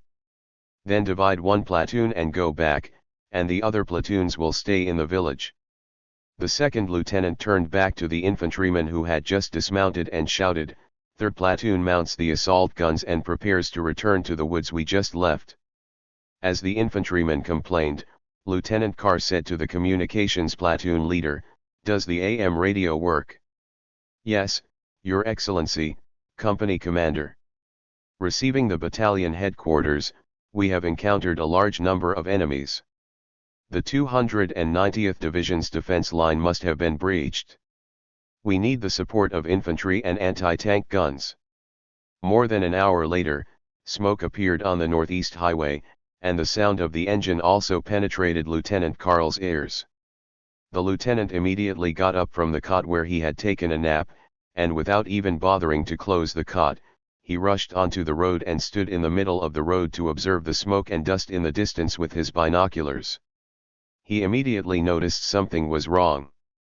Why are the enemies lined up in a marching formation? When the tanks are marching, especially when marching on the road, they form a long snake formation to facilitate the use of roads. But using this formation in battle is 100% seeking death. Lieutenant Karl wondered to himself, didn't any surviving ant people think of informing the follow-up troops that this place has been occupied? When the gunner heard this, he said, it's possible that they hurriedly activated their tanks when they were attacked by us. They were so relaxed and panicked. It's not surprising that they forgot. Lieutenant Karl used the telescope to observe again and confirmed that the enemy was indeed coming here in a single column, and the distance between the two tanks was still small. After the first tank was stopped, there might be a chain attack. Car accident. No matter, Karl picked up the radio, 3 assault gun batteries, 3 assault gun batteries. I am the 3rd company, please speak. Please attack the enemy tank array and cut off the rear vehicle. Sir, these are T-34W models. We can easily penetrate their flanks, so I have just assigned targets to ensure that each assault gun is responsible for 1 target. The first salvo will destroy the 20 tanks on the enemy's tail. Very well, I leave it to you. Putting down the microphone, Lieutenant Karl observed the enemy's formation for the 3rd time. He just felt that the enemy's formation, which looked like a snake on a mountain, was deceitful. But after reading it several times, I still can't see what's wrong. Besides, those are all T-34W. Even if the main gun is far away, it may not be able to penetrate the front armor of the No. 3 assault gun, and it is helpless against the armor of the King Tiger. It seems that the Prosan Armored Corps is going to have an amazing exchange ratio here again today. Just like the first year of the war. No, Lieutenant Karl remembered his own experience in the first year of the war. Other tank units were using ants' tanks to earn Iron Cross medals by using their battle results. Lieutenant Karl's tank was penetrated within a few days of entering ants' territory. At that time, he was an electrician, and the penetration position was right next to him. The driver had been beaten to a bloody mess, and the gunner's foot in the turret was hit by shrapnel, and he screamed in pain. The commander shouted, "Abandon the car! Everyone abandon the car!" This was Lieutenant Karl's first battle. He climbed out of the tank and stumbled into the crater next to him. At this time, the commander stared at him and said, "Your shoulder is injured, bandage it quickly." Only then did Karl find that his shoulder was red, and it didn't seem to be the driver's blood. The moment he found the injury, severe pain came through his brain. Karl shouted shamefully. This was Lieutenant Karl's memorable first battle. He waved away the thoughts in his mind, raised his right hand, and held the microphone in his left hand. Fire! The moment the order was issued, the number 217 vehicle opened fire. The lead vehicle of the enemy column, which had just approached 1,800 meters, was hit and stopped, and the second tank really hit it unexpectedly. The assault gun battalion also opened fire, and Lieutenant Karl could see the flames burning behind the enemy's column. It seemed that the assault guns did not use the newly issued subcaliber armor-piercing shells, but the old ammunition with sufficient charge. Keep firing. Don't give them a chance to breathe. They dare to march like this in enemy territory without sending out reconnaissance troops, and they will pay the price with their lives. How much loss? General André's eyes widened. All 200 tanks were lost. The commander of the 20th Tank Army said with his head down, including the T-54 and Rokosov 1 tanks that were reinforced for us to use for armored confrontation. General André sat down on the chair dejectedly. It's over, it's all over. The Tsar will question me for losing so many new tanks. The front chief of staff suggested, although the tank troops were severely damaged, we can use infantry to encircle them. The combat area is full of woods and swamps, and the tank troops may not be able to perform. General André, nonsense. Didn't the enemy Strauit's battle group reasonably use the tank troops to cooperate with the infantry to cause us heavy casualties? The chief of staff shut up. General André, but we can try to see if we can complete the encirclement with pure infantry and anti-tank guns. Marshal von Lehr, commander of the Plassen Northern Army Group, looked at the map seriously. According to the report of the 502nd Battalion, the enemy's breakthrough in the 290th Division's position has been temporarily contained. We have regained control of the road, but we are still in danger. The enemy can use infantry to cross the forest and swamp to encircle us at any time. We need to concentrate our superior forces to push the enemy back. The Chief of Staff of the Army Group, the reserve forces we have are only one armored division of the Asgard Knights, and two heavy armored battalions, 502 and 503. The 502nd Battalion has 28 heavy tanks in combat readiness, and the 503rd Battalion is better, with 33 tanks in combat readiness. With these troops, I'm not sure if we can launch a successful counterattack. Marshal von Lehr, if we reinforce 2 more infantry divisions, there should be no problem. I remember that we have 2 infantry divisions resting in Navajo. Yes. But the replenishment of these 2 divisions is very bad. All the reinforcements in August and September were forcibly added to the Southern Army Group. These 2 divisions rested for 2 months, which means that except for the veterans who returned from injuries, they did not get any reinforcements. The Chief of Staff was very resentful when he spoke. After all, the lazy people in the Southern Army Group received reinforcements from the 4 armored divisions drawn from the Western Front and received reinforcements first, but they still collapsed and almost bulged out the land that the Southern Army Group swallowed up when the war started in 1914. Marshal von Lehr, how many people are there in total in these 2 divisions? 16,000. The Chief of Staff replied, according to the original replenishment plan, the 2 divisions should have restored their troops to 10,000. Marshal von Lehr, the 4,000 man gap is not so fatal. Let these 2 divisions move to the front line and join the counterattack battle group.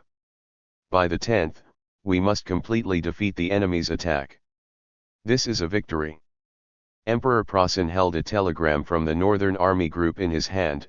Our heavy tanks, with 2 against more than 20 enemy tanks, the final exchange ratio was 22-1. This is not counting the gains from ambushing the enemy troops at the blocking position later. The Emperor raised the telegram in his hand, as if showing off his achievements to the marshals and generals in the room. Look, using the same equipment, the Northern Army Group has achieved a brilliant victory. This shows that it is not a problem of equipment, but people. Generals of other army groups, don't blame the enemy's new weapons for the defeat in the future. This also proves that our King Tiger tanks are excellent. It can completely defeat similar products of Ant. Marshal Selt reminded, we just thwarted the rapid advance of the enemy's armored forces, and it is far from a glorious victory, right? No, this is a glorious victory. The Emperor clapped the telegram in his hand. Heroic Prosan armored troops, with 2 Tiger King tanks, launched an attack on an independent tank brigade and a heavy breakthrough tank regiment of the enemy. The propaganda minister who attended the military meeting said, we can do some processing, without lying, to make the masses mistakenly believe that we won the victory in a situation of 2-69. Ant has 48 tanks in an independent tank brigade and 21 in a heavy breakthrough tank regiment. The Emperor thought for a while and nodded, very good, let's do it. We didn't deceive the people, we just forgot to tell them that half of the enemy's tank troops were already lying down because they were marching long distances on bad ground. The Celtic Marshal looked at General Moltke and other new officers who were trusted by the Emperor. The general averted his eyes. The emperor was still thinking about his speech. We also want to tell the people that there will be many successful defensive operations like this, and our army will firmly hold the Ant people and prevent them from entering the territory of Plosun. When the war lasts longer, the Ant people will definitely be unable to hold on and actively seek peace. Everyone in the office was silent now, except for Grand Duke Meyer, who kept wiping his sweat. At this moment, an air raid siren sounded outside the window. The emperor scolded, "Those things about enriching one's own pockets, but I didn't expect that I would be willing to spend a lot of money to buy an air defense siren. They are all so arrogant. Celtic Marshal, I'm going to call them and ask them to stop the alarm." Emperor, no. I think it's better to make the air raid sirens more piercing. You're right, Grand Duke Meyer. Meyer trembled all over, and then looked at the emperor. Well, in the past month, due to the hard work of Air Force pilots, the production capacity lost due to bombing has dropped by 7 percentage points compared with the same period. But the enemy suddenly adopted a new bombing method. After the bombers dropped bombs, they flew to the airport in Ant to land, refueled and replenished ammunition there, and then flew back to bomb again. When they flew back, our Air Force on the Eastern Front was unable to effectively intercept these hedgehogs full of cannons. The Emperor looked at Grand Duke Meyer. Listen to what you said, a reduction of 7%? I almost fell into your word game. You didn't mean 7% of the total production capacity, but 7% of the total production capacity. 7% of production capacity lost. Grand Duke Meyer took out a spare handkerchief, no, a towel, and began frantically wiping the sweat from his face. The Emperor sighed, for the sake of containing at least 7% of the losses, we will not pursue it this time. But it is best not to have a next time, it is best not to have one. Grand Duke Meyer nodded repeatedly. The Emperor looked at the propaganda picture again. For matters related to propaganda, prepare according to your own ideas. If there is anything you need me to speak about, feel free to mention it. The propaganda minister nodded solemnly. Don't worry, Your Majesty. Subscribe to Chinese Novel Audiowave. After Wang Zhong saw the telegram, he sighed. Was it defeated by the enemy? The last time we saw such exaggerated numbers was the result of the enemy's No. 4 tank destroyer ambushing us during the summer offensive. Pavlov, the front army headquarters should not be able to obtain the detailed details of the battle so quickly. It can only report the number of losses. Popov asked, is it because the enemy's King Tiger tank has put in new armor-piercing bullets? I remember that we also captured this kind of armor-piercing bullets. The armor-piercing ability was improved, but the charge was very small. Our tanks almost didn't survive after being hit. Will burn. Wang Zhong, it's possible. The enemy is constantly updating their equipment, and we have to do it as soon as possible. The T-54 equipped with the new engine can greatly strengthen the frontal armor. I plan to name these T-54 T-55. As for the style of additional armor, Wang Zhong had already thought about it, so he followed the method of Mazi on Earth and added eyebrows to the tank. It's a pity that we can't make explosive reactive armor now. Otherwise, if we get explosive reactive armor and add infrared headlights, we can pass it off as AT-80. War Thunder players were ecstatic at the thought of this, and even wanted to use shortcut keys to send a radio message asking to attack Point D. At this time, the window pane of the headquarters map room suddenly shook and made a clanging sound. Vasily, according to the weather forecast, the cold air is moving south and the temperature is about to drop. Marshal, do you think the Plosun people will collapse again due to the cold winter? Wang Zhong, this is already the third year. If the Plosun people are not ready to deal with General Dong, they deserve to be defeated. Vasily, that's right. By the way, do you think the Plosun newspaper will start boasting that this is the first time the Empire has blocked Marshal Rokosov's attack in winter? Wang Zhong, they didn't block it either. Most of my tactical goals have been achieved. Look at how smooth our front line is now. It can save at least 4 divisions of troops. Vasily, the enemy can say that you were originally planning to recapture Volhynia, but were stopped. Wang Zhong thought for a while and nodded. This is indeed a possibility. It is not a good thing for the enemy to boost domestic morale, but we really do not have the strength to launch a large-scale attack in winter. Popov, the troops are exhausted, and now they rely entirely on high morale to fight. They won't be able to recover if they don't stop for half a year. On November 10, the day the counterattack began, Lieutenant Karl got into his number 217 tank and saw the gunner and loader lighting a small bonfire with oil drums inside the tank. "Lieutenant Karl, damn it, don't do these things in front of me, that will make the mechanic scream." "Gunner, we are very careful not to set the tank on fire. Without a fire, we have to start the tank and rely on the heat of the engine to keep warm." "Are you sure this won't make the mechanic make a sharp explosion?" "The operating hours of the King Tiger tank engine are very precious. Normally, the engine will not be started. Even if it is idled after starting, it will reduce the precious trouble-free operating time. It takes a very long time to repair the Tiger King tank, and it will take at least 2 days." After weighing the pros and cons, Lieutenant Karl gave up the idea of letting the gunner put out the fire, and squeezed in to roast himself. "Damn, thanks to the spacious interior of our tank, if it was Ant's tank, you would dare to set it on fire." The interior of the Ant tank was very crowded, and it would definitely burn something if it was set on fire. After roasting for a few seconds, Lieutenant Karl asked, "What's the smell?"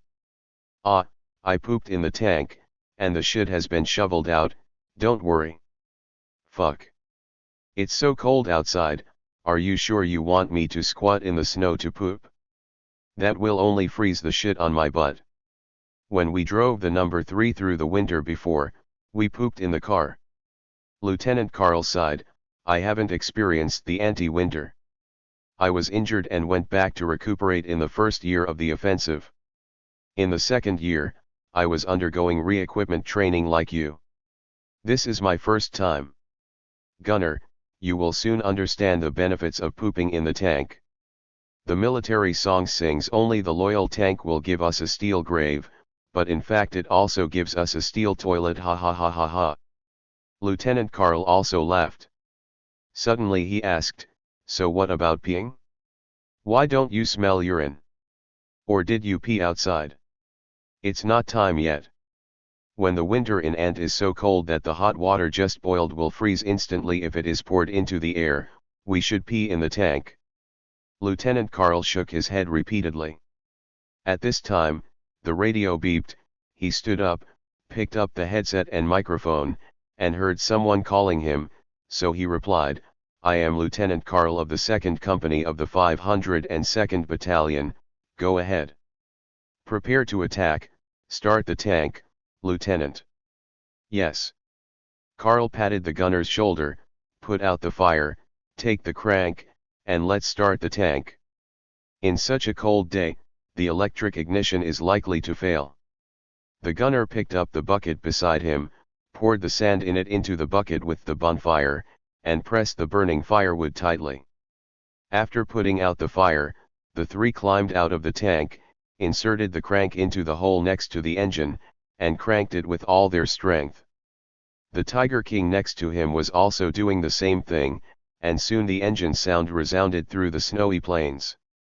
On November 11, the report was sent to the headquarters of the First Front of Hazaria. Sure enough, we were pushed back by the enemy. Pavlov handed the report to Wang Zhong.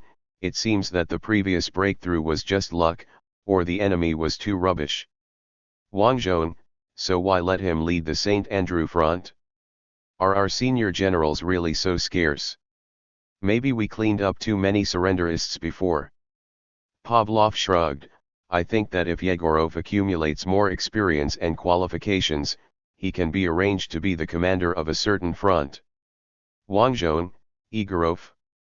No, he has received intermediate military education, and leading an army group is almost the end. If he wants to move up, he has to go back to the military academy. Do you think he is willing? Pavlov thought about it and replied, I think he will say, the last ranked division commander can also fight, he is so good, what's the point of studying? Wang Zhong laughed loudly, and then continued, besides, I still count on him for next year's attack. I think Kashuk and Kirenko are both good. They are lieutenant general level officers and have received complete military education. They are very suitable to be the commander of the front. Popov, we now recommend the appointment of Kashuk and Kirenko as the commander of the front. Will it be considered as expanding power? The Rokosov faction is now feared by many people. Wang Zhong, the country has not been completely liberated, and the Prasen devils have not been eliminated. Some people have started fighting among themselves. It's time for the court to give them a good beating. You are a living saint, you have the final say. The patriarch's words may not be as effective as yours now. Popov said. Vasily, isn't the marshal a popular candidate for the next patriarch? Living saint. Wang Zhong, you are the only one who talks too much. Don't make me suffer. At this time, Pavlov suddenly said, if you are a living saint, can you preside over weddings and funerals? Popov, according to the canon, saints are clergy and can preside over them. Wang Zhong, why, do you want to get married again? No, my wife and children are fine, why should I get married? I just want to see if Yegorov and Dr. Katya can wait until our attack is over so that we can get things done. Wang Zhong couldn't help but glance at Pavlov's bald head, thinking that this guy clearly didn't get along with Yegorov when the war just started, but now he is worrying about his wedding. War can really bring all kinds of changes. Wang Zhong thought about it and nodded, okay. After all, get married after this war is a famous death flag, and the battlefield is very weird. Pavlov, is it legal to hold a wedding for them in the name of the front? Popov, the military bishop has never been involved in such matters. Usually, it is the local church that is in charge. Can I ask the local church in Ronnie's? Wang Zhong, ask. When our tactical goals are achieved and Yegorov returns from the front, give him a surprise. Dr. Katya can tell her first, after all, her hospital is not far from Ronnie's. This attack was a tactical one. The troops did not advance too far. Wang Zhong's headquarters and various major logistics agencies basically did not move in place. This was unprecedented. In the past, there was either a big retreat or a big advance to chase and annihilate the remaining enemies. Once the headquarters and logistics agencies stayed in one place for a long time, it meant that the front line was fighting bloody battles with the enemy. Vasily, Marshal, don't you write a song about their battlefield love? Wang Zhong thought to himself that you said it lightly. I am not a really talented musician. I have to think of a suitable song before I can copy it. Vasily, I went to see Filippov before. He seemed to have written a poem, but the atmosphere was not suitable for the wedding day. Wang Zhong, give it to me. Vasily immediately opened his notebook, turned to one of the pages and handed it to Wang Zhong. I copied the poem down. Wang Zhong laughed when he saw the poem, because the content of the poem was very similar to the famous song Walking Through the Tall Grass by the Liubai Band. It felt that this famous song could be copied. Vasily, how do you feel? Wang Zhong thought to himself that I am not a real literary youth. If you ask me to evaluate poetry, I can only say it has a romantic atmosphere. To hide his embarrassment, he continued, I have an idea, Vasily, please write it down. Then Wang Zhong hummed the melody in his memory. After 2 springs, summers, autumns, and winters. How many people have forgotten me? How many people have left me? I returned to my hometown, my temples were full of frost. My comrades were scattered all over the world, and only the medal on my chest accompanied me. I walked on the path covered with weeds and walked through the tall grass. I want to take a deep breath of the air of this land. The smell I have long forgotten. Chapter 721 The End of the Winter Offensive. On November 20th, the snowstorm finally came. When Wang Zhong entered the headquarters, the first thing he did was to shake off the snow on his body at the door. Vasily also came forward with a brush to help him clean it up. Wang Zhong, damn it, the weather forecast said it would cool down 10 days ago, but now the snowstorm is coming. General Winter has also entered a fickle age. Vasily joked. Wang Zhong, weather forecast, when will the snowstorm stop? There is no way to conduct large-scale military operations in such heavy snow, but the strategic purpose of the winter offensive to level the front has not yet been fully achieved. Vasily replied, it may not stop in the next week. Now the headquarters is dealing with supply difficulties caused by heavy snow. We have stockpiled a certain amount of supplies on the front line, but we don't know if they are enough. We are now calling to confirm. In addition, Wang Zhong, what else? In addition, there is a shortage of heating fuel in Rogne. The local church is asking us if we can bring some oil or other things to the people to burn. Wang Zhong, isn't there enough wood? It's only enough to burn for 3 days. The local people are organizing emergency logging. But most of the strong men have joined the army. Wang Zhong was taking off his coat when he heard this.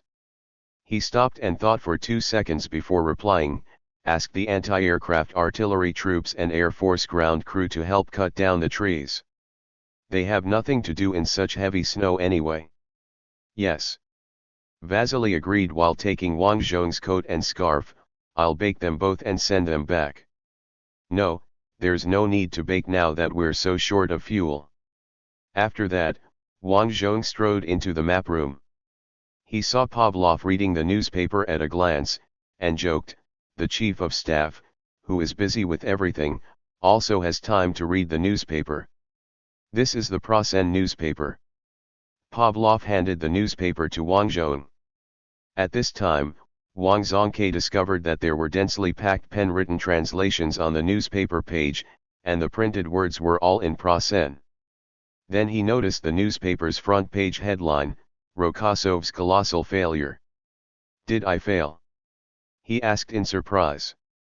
Pavlov, no, I'm talking about things in the north, the failed breakthrough of the St. Andrews front. But when the Plozans knew that you were the former enemy commander, they thought that the setbacks we suffered on the entire front were yours. Fail. Wang Zhong silently gave a thumbs up. At this time, a flash of light illuminated the entire map room. Reporter Mike stepped in through the flash of light, followed by a photographer with an expression on his face as if he had caught a big fish. Reporter Mike, when I saw the seized Prasen newspaper, I rushed here immediately and arrived in Ronnie's yesterday. Fortunately, I ran fast. If I had taken the plane today, I probably wouldn't have been able to take off. Wang Zhong, you caught me doing an exclusive interview again. Reporter Mike laughed heartily, yeah, so what do you think of the latest victory announced by the Prosenians? Wang Zhong, they did achieve a partial victory, taking advantage of the idea of underestimating the enemy and quick victory that spread among our troops. In addition, the Prosan armored forces are good. Reporter Mike frowned, good. Wang Zhong nodded. In fact, without reading the report, he roughly guessed which alien from different time and space was responsible for this armored counterattack. After all, on Earth, he was a big fan of the Tiger King, and he had a copy of Tiger King at home. Tiger in the Mud is also a very rare replica of a signed copy of the Tiger King himself. Encountering the legendary Tiger King himself, Ant's armored troops at least killed the Tiger King's comrade Keshel, and their performance was already better than that of the Earthlings. Reporter Mike looked at Wang Zhong, is it really okay to praise the enemy like this? The enemy also built very grand cemeteries for my dear friend Crown Prince Ivan and my father, the old Duke Rokosov. They affirmed the courage and skill of the other party, and in fact they were promoting themselves. After all, the final winner was us. Just like the anti-Japanese drama on Earth, the Japanese were filmed as if they were mentally retarded. People can't help but ask, have you been bullied by such a retarded person for 14 years? The West, on the other hand, has always taken very good pictures of the Nazis and the Japanese, such as the 5 Minutes of Destiny. It seems that the Japanese almost won, but in fact the Japanese War History Research Center has already determined the non-mobile by interviewing the parties involved. It will take at least 30 minutes for the troops to complete reloading, and it will take another 30 minutes after reloading to complete preparations for attack. However, Ami did not accept this research result, and kept following the lead of the Japanese right wing, boasting that the Japanese almost won, in the fateful 5 minutes, in order to highlight the heavenly soldiers' victory. Later, Ah Zhong became his rival, and Ami needed to highlight his crushing of the Asians, so he adopted the Japanese's own research results from 50 years ago in the book Broken Sword. In short, what Wang Zhong said made reporter Mike suddenly realize, you are right. Belittling the enemy will only reduce the value of our victory, while elevating the enemy will increase the value of victory. Wang Zhong was wondering, did I teach Ami how to publicize? But then I thought about it, could the old imperialist countries do this? Reporter Mike's partner circled Wang Zhong again and clicked the shutter repeatedly. The light in the room was pretty good now, so he could probably take good photos without a flash. Reporter Mike, so how effective was the winter offensive? Very good, we have leveled most of the front lines so far. Look at the map, the front lines looked like they had been gnawed by rats before, but now they are smoother. This way we can save a lot of manpower. These replaced troops will take half a year to rest and train. Reporter Mike, you are already preparing for the next battle. Wait a minute, why do you sound sarcastic? It feels like on the one hand, RNG is the first team to prepare for S9. Pavlov, after a year of fighting, we have consumed a lot of equipment and manpower. After more than half a year of fighting, our artillery shells are less than 10% left. If we continue to fight, our howitzers will have no shells to use. If the Prussians attack at that time, it will be a big problem. Wang Zhong, but the Prussians may not have any shells to use. This is true. Since the beginning of the winter campaign, the Prussians' artillery fire has been very restrained. Reporter Mike, it seems that the summer offensive next year will be very grand. Wang Zhong, yes, we will go straight to Prussia and end the war completely. Just like the Prussians did in 914. But they failed, and we will succeed. The first wave of smoke bombs in the summer campaign, take it, Emperor Prussian. Reporter Mike, directly attack Prussia. Even if we start from the nearest place, it is still hundreds of kilometers away, and there are 2 large rivers in the middle. Wouldn't this be a bit reckless? Wang Zhong, only if we launch a large-scale attack will the Allies have a chance, right? At the meeting in the capital of Belarus, Prime Minister Leonard and President Lao Luo agreed to open a second battlefield to relieve our pressure. Although I think we don't need to relieve the pressure in the current situation, but, just in case. In fact, judging from the attack on the Prusinian defense line during the winter offensive, the enemy's combat effectiveness is very strong when defending. If the enemy continues to increase its troops and transfers the troops on the Western Front to the Eastern Front, it will become very difficult to fight after entering the Prussian Empire. At this time, Wang Zhong actually hopes that the Allies can exert pressure on the Western Front and force the Prusinians to leave more troops on the Western Front. In order to achieve this goal, he must pretend that he has no expectations for the Allied landing. Reporter Mike shook his head. Several failures in the Kingdom of Sardinia this year have made the Allied forces very cautious about landing. Of course, the Allies have not stopped assembling troops. There are already 1.5 million troops assembled in the United Kingdom. By April next year, the number will increase to 3 million, at least that's what the official announcement is. Wang Zhong, and the Plasan troops guarding the Carolingian mainland across the strait are less than 500,000. Reporter Mike, we are landing operations, and the 6:1 difference in troops is not enough. Wang Zhong, when will it be enough? No, there is never too much troops. If you want to wait until the troops are enough before attacking, you will never wait until this moment. The Allies should try to land in Normandy or Guyana now to put enough pressure on the enemy. Maybe the Prussians are not prepared at all and will be caught off guard. If the Allies land now, we will be caught off guard. Marshal Irwin slammed the table. How can you replace my entire headquarters? The new staff officers don't even know how many kilometers long the west wall is or how many mines are buried. We already know. The new chief of staff said, we read all the maps and documents overnight, although we haven't finished reading them, we have read all the important ones. Marshal Irwin, look. They are just reading the documents now, and they haven't finished reading them yet. If the Allies land at this time, what should I do? I issued an order, and the staff didn't know where the troops I ordered were. Where? I don't know where the place name in my order is, and what the terrain is like. The Imperial Household Ministry agent said, but if you don't replace them, there may be surrender elements among your staff, and they may even secretly pass on information to the Allies. Marshal Irwin, then are you and the military police eating dry food? Because it is possible that all the staff and clerks of my entire headquarters will be transferred away. What is the point of the Empire supporting you? The Imperial Household Ministry agent, the meaning is to maintain the prosperity and stability of the Empire, Your Excellency Marshal.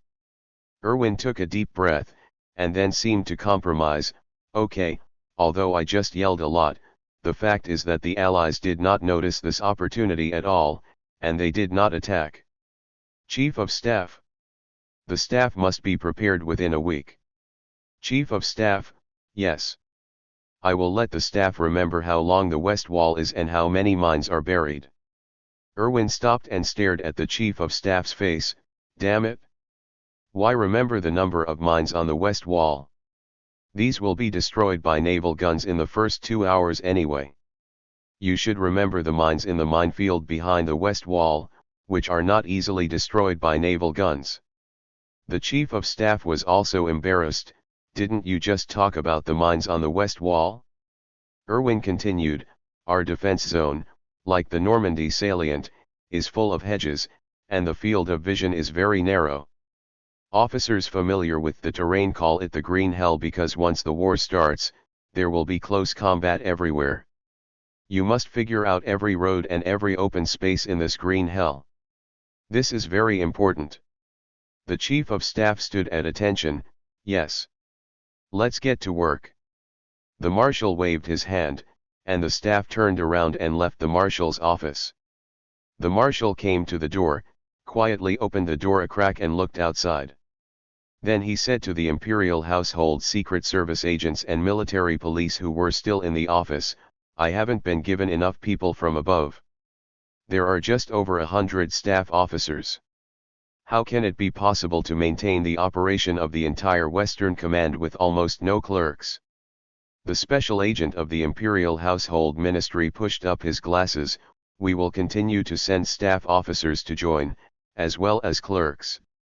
If you need anything, you can talk to us. I know the reason for the lack of staff is because you have to conduct a review, so I won't increase your burden. Marshal Irwin teased, when the troops of the United Kingdom and the United States launched a landing operation, I used the excuse that there were not enough staff, unable to mobilize troops, just surrender. In fact, the Marshal was just complaining, but the secret agents of the Imperial Household Ministry and the military police officers all stared wide-eyed. Irwin immediately realized his gaffe and said immediately, I'm teasing you. Do you understand? I will overcome all difficulties and use the 500,000 troops in my hand to stop the Allies. Damn it, my 500,000 troops are still scattered among the Carolingian and Sardinian kingdoms. The secret agent of the Imperial Palace pretended to be sincere and said, we believe that you will achieve greater glory. You defeated the armies of the United Kingdom and the United States in the Mamluks, and later also achieved brilliant victories in the Kingdom of Sardinia. Your military career has been about going from one victory to another, and we have reason to believe that you will win again. Erwin snorted, it sounds like Prosan is going to have his own victory star. Then why not transfer me to the east to meet the Empire's nightmare, General Rokosov? Imperial household agent, because the Empire has just resisted Rokosov's attack in the east and foiled his conspiracy. Oh? Really? Erwin suddenly slammed the table and exploded, stop bullying. Judging from the battle report, Rokosov is planning to level the defense line to save troops this time. And when we calculated it according to the scale on the map, the defense line has been shortened by 27 kilometers. Do you know how many divisions this will save? The secret agent of the Imperial Household Ministry pursed his lips. This was not his area of expertise and he did not dare to answer casually. Erwin, yes, Lieutenant Karl of the 2nd Company of the 502nd Heavy Tank Battalion of Army Group North did a good job. He should quickly catch up with Weidman, who had a lot of Allied Sherman's results at the Angelo landing site. Captain. Considering that most of the Allied tanks that the captain fought were Allied tanks that had fallen into the water and abandoned their vehicles, Lieutenant Karl should have been Prosan's number one ace. But the superior performance of individual soldiers, crews, and even troops does not mean that we have won. I think Ent has gained the advantage so far in this winter campaign on the Eastern Front because they have almost completed all of their strategic goals. The Eastern Front will fall into calm next, maybe even for 7 months. After that, Rokosov will definitely show his thunderous methods. Chapter 722 Wedding. On November 25, Wang Zhong woke up to see heavy snow outside. The windows of the room were already covered with ice, and he could feel the cold even if he got close to the windows. Pavlov called just now. Ludmila said, "It's okay if you don't go to the headquarters today. There's nothing important so far, and it's snowing all over the front line now." Wang Zhong, he called me from the headquarters and told me not to go to the headquarters. Yes, since the chief of staff is at the headquarters, how about you take a vacation? Ludmila smiled, it's just right that I don't have to squat in the air defense position. Ludmila brought hot coffee, pickles and sour cream to the small table in front of Wang Zhong. Wang Zhong thought for a while and asked, is the air defense mission heavy recently? It's okay, the rocket attacks of the Prosan people are not frequent. Ludmila also picked up the coffee cup herself. Wang Zhong, your latest mission is to intercept the enemy's rockets. Yes, that thing can't be caught up by planes, and can't be shot down by anti-aircraft guns, so it can only be detonated in advance with magic arrows. Is that so? How efficient is the pre-detonation? Didn't you notice that the enemy's rocket attacks these days have only caused a small number of casualties and fires, and no buildings have been destroyed? The rocket fragments detonated by us will still fall into the city, injuring some passers-by and setting some buildings on fire, but the lethality to intact buildings is greatly reduced. Ludmila paused for a few seconds and shook her head. To be honest, I'm not sure if our interception has reduced casualties. The intercepted rocket seems to have become a large shotgun, hitting the city. Wang Zhong, the key to interception is to let the people know that we are intercepting. Just like the meaning of national defense is to make people think they are protected. This is a famous stock handed down from the British TV series Yes, Prime Minister. Ludmila, recently, the technical department is researching a new warhead, which seems to be able to push the enemy's rocket to the side instead of detonating it. Wang Zhong, is the interception altitude high enough? If the interception is at high altitude, as long as the missile's trajectory deviates by a small angle, the final landing point will be very different. But the interception altitude of the magic arrow does not count. Ludmila, I don't know, but I have to try it anyway. By the way, I saw in the newspaper that Prosan also used this kind of rocket to attack the United Kingdom. Yes, it is probably to intimidate Britain and make them surrender.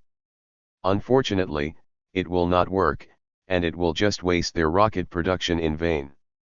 V1 and V2 rockets are very strange. Calculated by production hours, these two are not cheap weapons. After all, rocket has not been cheap until the era when Wang Zhong traveled through. When Wang Zhong traveled through time, the old Ma in the United States has been trying to reduce the cost of rockets, but he did not succeed until the end. The Sandesi of the Earth fought a lot of V1 and V2, but did not achieve any results, but seriously hindered their military production.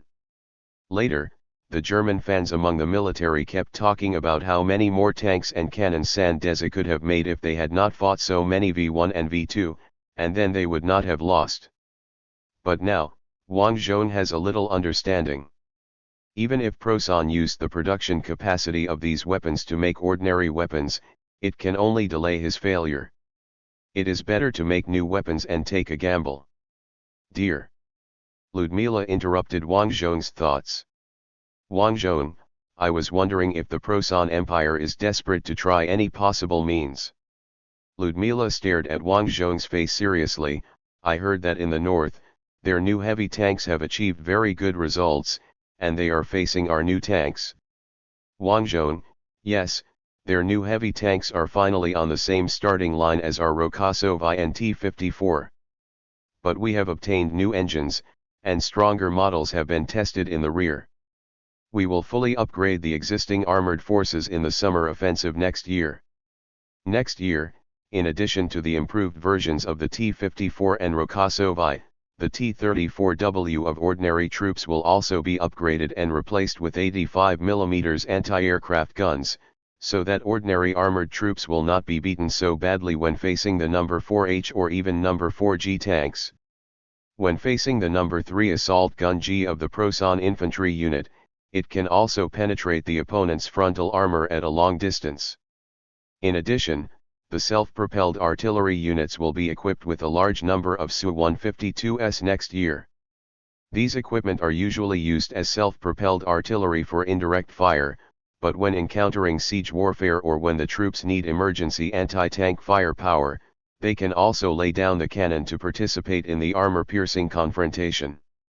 Finally, there are the wire-controlled rockets of Kitov and Grishkov. Wang Zhong is not worried that the two geniuses can't handle the rockets. What he is worried about is that there are not enough people to operate the rockets. Before Wang Zhong crossed over, he operated the first-generation wire-controlled missiles in various simulation games. It takes some skills to hit the target with that thing.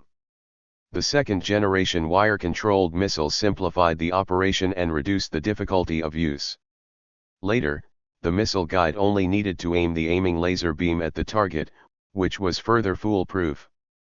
But now what Kitov and Grishkov have made is definitely the first generation. Wang Zhong drank hot coffee and ate pickles with sour cream, imagining the attack next summer. Ludmila, by the way, Dr. Katya came to see me. Wang Zhong, what's wrong? She seems to be planning to marry Yegorov when the winter campaign is almost over. But she is worried that Yegorov will not agree, so she wants you to do Yegorov's work. Wang Zhong, oh? She also wants to get married? Popov and I plan to wait until the battle is over to do their work. Ludmila, you really think so too? By the way, I heard some rumors that General Andrei of the St. Andrews Front may have to be sent to the Far East to serve as the commander of the Far East Front because of his poor performance this time. Many people believe that Yegorov will become the new front commander. Wang Zhong, then let him lead the entire front army to charge hard and kill the enemy's tank ace? No, we have discussed it and will recommend Kashuch and Kyrenenko to the headquarters. Who will be the commander-in-chief? Ministry decision. At this time the phone in the room rang. Wang Zhong looked at Ludmila. Didn't you already make an agreement with Pavlov? Ludmila shrugged. There may be an emergency. Okay, just wake up. You can answer this time. Wang Zhong put the coffee cup into Ludmila's hand, ran to the phone and picked up the receiver. I'm Rokosov, please speak. Brother. Olga's voice came, I saw the two candidates you recommended. I decided to arrange for one to be assigned to the Western Front and the other to be assigned to the St. Andrews Front. Wang Zhong, I asked you to choose one of the two to be sent to the St. Andrews Front. And what happened to the Western Front? Where is Marshal Gorky? He himself told me that as the Minister of Military Order is busy with his affairs, it is not appropriate to continue to serve as the commander of the Western Front concurrently. In other words, I recommended two people, but as a result, Marshal Gorky, the new military commander, made a favor and assigned the two key front commanders to the two people he recommended. After understanding the whole situation, Wang Zhong said, Kylenenko was born in the cavalry and is good at commanding battles in relatively open areas. He should be the commander of the Western Front. In fact, his most suitable one is the Hazalaya Front, but I have no plans to step down yet. Kashuch is good at using infantry to fight bad battles. Let him go to the St. Andrews Front. The terrain there is more complicated. Okay. Olga readily agreed. By the way, when will you come back and be my chief of general staff? Wang Zhong, wait until next year to drink on the Baltic Sea. It's agreed. Olga's voice sounded like a little girl who was about to extend her right little finger and shout let's pull the hook at the next moment. Wang Zhong, it's agreed, my good sister. To be honest, after he became the chief of general staff, Wang Zhong has not yet carefully considered who can command the Salia front. He has always regarded the front army as his direct descendant, and has never thought about letting others take command. With this opportunity, he seriously thought about this matter. At this time Olga said again, will you return to Yebeo at Christmas? Now many people in Yebeo are saying that you want a son. The war will end before Christmas. Cardinal Ravkid of the church has been arresting people everywhere. He said so, but the more he arrested the nobles, the more he spread the rumor, saying that Marshal Rokosov was at odds with the church. Wang Zhong, Olga, let me give you a suggestion. Anyone who says this should be arrested and shot. He is either stupid or has an ulterior motive. Either one deserves to die. Okay. Olga agreed without thinking, will you be back for Christmas? Go back, after holding the wedding ceremony for my most trusted general, I will go back to Ye Castle to rest for a while and check out the development progress of new equipment. The Prosens have caught up with us in terms of armor and bomb resistance. It's time to urge the scientific researchers at the rear. Okay, then I'll wait for you. Bye. Olga hung up the phone. On December 10th, the heavy snow that had been falling for many days finally stopped. When Wang Zhong's car drove through the streets of Ranas, he saw a large group of women clearing the snow on the road with shovels and hose.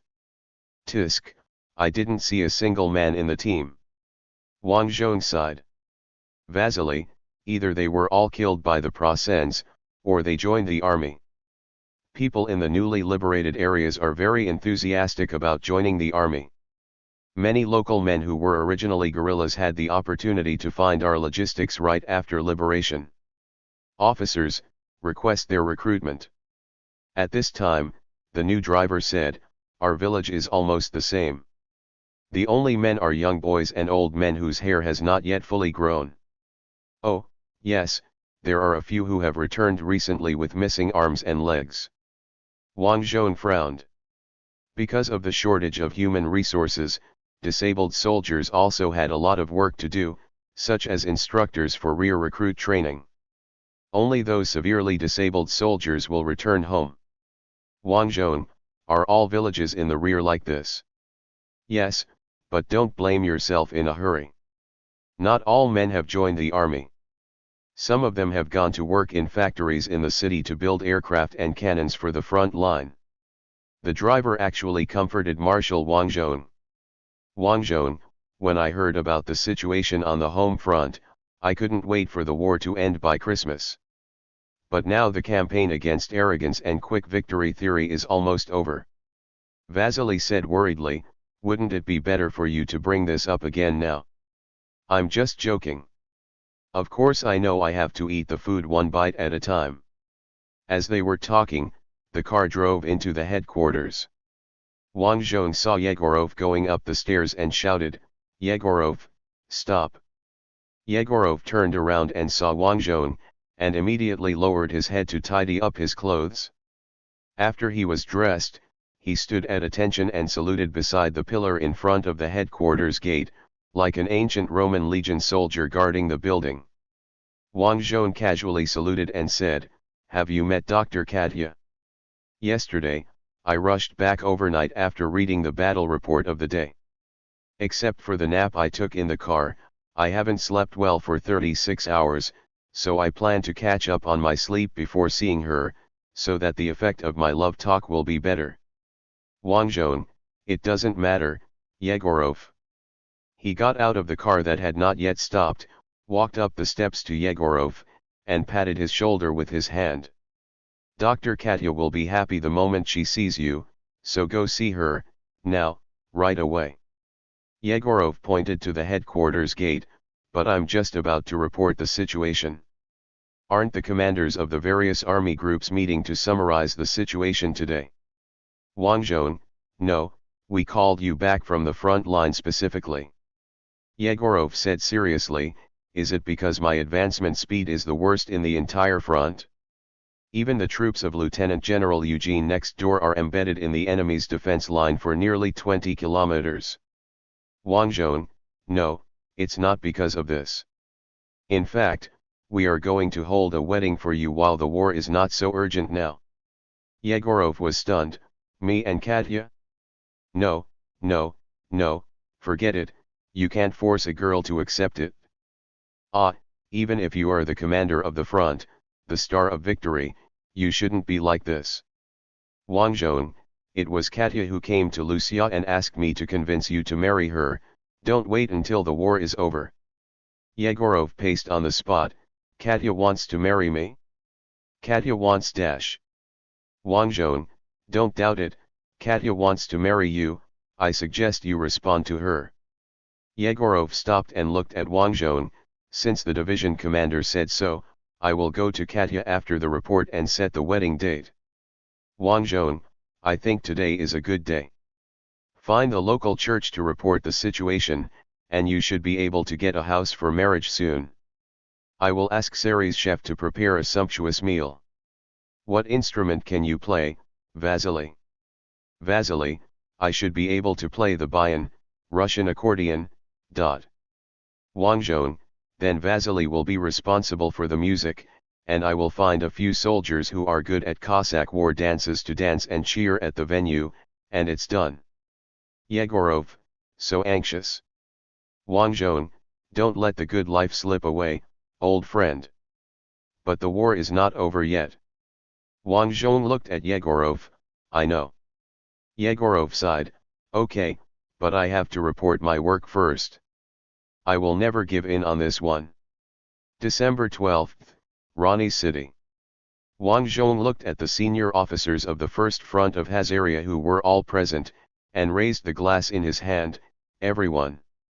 I am the happiest today. For victory.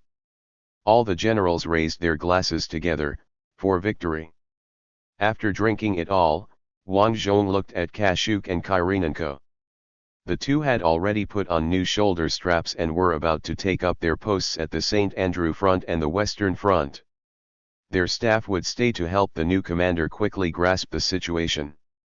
Wang Zhong, two old friends are leaving us to take up posts far away. Kyrenenko's cavalry army once saved me from danger in Luktov, and Kashuka's infantry army guarded my flank in Shostka. You are all trustworthy partners. Kyrenenko, I thought I would fight under you until I broke through Proshenya. This transfer order caught me off guard. Thinking about it carefully, the winter offensive made me realize that the space for cavalry to play has become smaller. I thought I could still gallop on Melania's field for a while. Wang Zhong, it's not your fault. If we go further west, the terrain is not suitable for cavalry to play. Melania's cavalry also suffered a great loss when the Prasense attacked Melania, and became a propaganda material for the Prasense. The Prasense said that they used sabers to cut tanks to highlight their incompetence. Kirenko, it reminds me of before the war. At that time, a large number of cavalry troops were converted into tank troops. At that time, many people said that this was because the leaders had read the Prasense propaganda. In the first 2 months of the war, all the cavalry troops that Kirenko said were converted into tank troops were lost. Wang Zhong, in short, Kirenko, you should go to the Western Front and play your best. There is still a lot of room for cavalry operations on the front of the Western Front. And Kashu, your top priority is to do what General André did not do, and completely eliminate the threat of the Prasense to Fort St. Andrew. Kashu, I will, and try to complete it before the summer offensive next year. Wang Zhong thought to himself, that's not what I meant. I want you to push forward during the summer offensive next year and do your best to achieve this. Pavlov, this winter is colder than last year.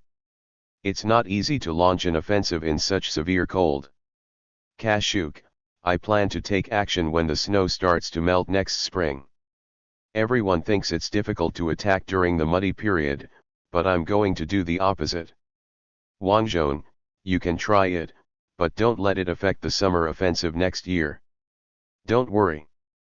Kashu, he said confidently.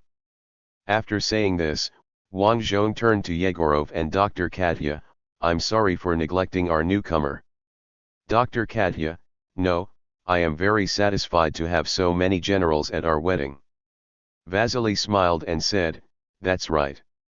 Now that the Prasense are launching a rocket here, the war might be extended by 3 years. The whole room fell silent, and everyone looked at Vasily. Ludmila opened her mouth to smooth things over. No, Vasily, we are all dead, Marshal Rokosov will survive and lead Ant to victory. After all, he is the only man who survived a direct hit from a 381 mm heavy artillery. Everyone laughed and the atmosphere became relaxed again. Popov came to Vasily and lowered his voice and said, you, don't think that I won't punish you for picking shit since you are a lieutenant colonel. Vasily, I just want to be humorous. Do you understand humor? Popov, go and have fun with the stones in the pit. At this time, Wang Zhong continued to say to Yegorov and Katya, you too, I know that the war has brought you pain that will never be forgotten. I don't think you can get rid of the pain now that you are married.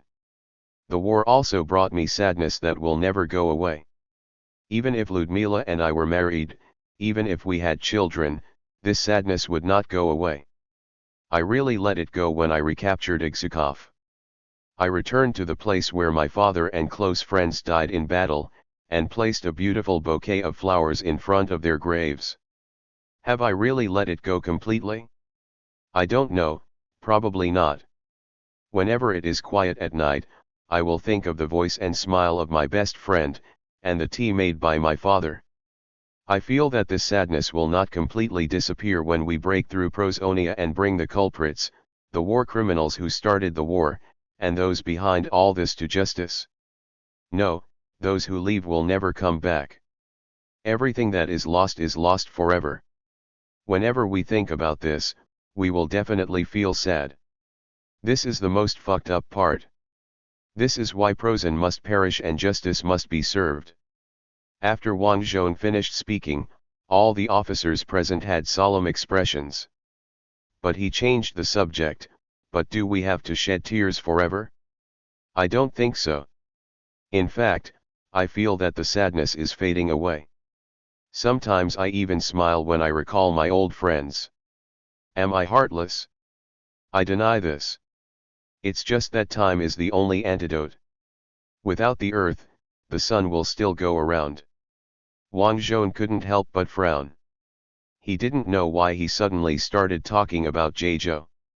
So, I think you too, although you were hurt much more deeply in the war than I was, one day, under the influence of the antidote of time, you will gradually let go and embrace a new life. Until that day comes, you can support each other and make life easier. Yegorov, thank you, Comrade Marshal. Dr. Katya also raised his glass, thank you, Comrade Marshal. Wang Zhong, I think besides defeating the Procenians on the battlefield, there is another way for us to win, and that is to tell the Procens that even though they have brought so much suffering to us, we have still not been defeated. Be happy, you too. The others raised their glasses together, be happy. Yegorov clearly had a rough face, but at this time he showed an expression like that of a literary young man. He also raised his glass high, I, Yegorov, will never lose on this front. I won't overwhelmed by the sorrow brought by the Procen. Wang Zhong, yes, that's the energy, Yegorov. Vasily, music. Vasily put down his wine glass, picked up baton, and played cheerful tunes. 20 dancers carefully selected by Wang Zhong rushed into the venue and danced the traditional dance of Hazalaya. Yegorov yelled, get out of the way. You guys are not dancing energetically, let me show you a demonstration. After saying that, he drank the wine in the wine glass in one gulp, put the wine glass into Dr. Katya's hand, and then spun it like a top, turning to the center of the field. Vasily moved his hands very fast, so that baton's melody could keep up with Yegorov's rotation. Dr. Katya shouted, Igorov! Didn't you eat? You are turning so slowly. Yegorov seemed to have been whipped, spinning even more crazily. Vasily, stop going faster. I'm going to tear baton to pieces. Stop going faster. Postscript summary. Some people said, your volume is too smooth, there are no ups and downs, it's too boring to watch. I looked at the emotional explosion points and the full romance in this volume, and I could only politely say to these people, get lost. I have said many times that I only do business with people who can feel the emotions conveyed in my words and the romance I pursue. I can also tell you that there are no major twists and turns on the protagonist's side later. Those who are familiar with history know that the Bagration operation failed to take down Warsaw because Rokossovsky's troops did not keep up with the logistics at that time, and the troops were also very tired and suffered heavy casualties, so they finally stopped by the Vistula River and watched the Nazis slaughter Warsaw. At that time, Rokossov had a lot of Polish People's Army under his command. Didn't they want to save their compatriots? How could it be possible, but they really couldn't attack? Later, the Russians rested for more than half a year before restarting the attack, allowing Sandzhi to build many fortifications. The next volume will have a lot of plots about the battles of Melania's underground organization. I can't tell you where the material is taken from, but you will all understand, after all, there is a place full of ready-made materials now. Of course, the history of this time and space will be changed, and the protagonist's troops will eventually break through the Vistula River and liberate Warsaw. In the story, at the end of 917, the protagonist arrived at the east bank of the Oder River and looked out at Prosonia. The next volume is the final volume of this book. The protagonist and his men will fulfill the promise of seeing in Prosonia. There is not much content left, and it will be finished before the spring festival in January. I have thought about it. The final ending is to climb Mount Nerida. The protagonist will meet the protagonist of the next book, that is, the naval battle volume in the trilogy. In fact, they have already met in the United States volume before, that is, the captain of the United States Navy destroyer who sank the Devil's submarine with a pumpkin. He is also a time traveler, but he is a time traveler in the next book. At the end of this book, the two foreigners will exchange secret codes. It can be regarded as a final response to the homesickness and longing for the motherland mentioned again and again in my book. Look, this damn, neat antithesis. Damn, who can still say that I have a bad ending this time? The protagonist will also suggest to Lauluo that he should not drop the atomic bomb, so as to avoid being a victim all day long in the future. He just wants to land in Fuzhou, let the Fuzu Empire 100 million people die, and then publicly try the emperor. Of course, these are the contents of the next book. No rest on the 15th, let's start the penultimate volume of this book. Thank you for watching. Continue exploring the fascinating world of Chinese novels with us.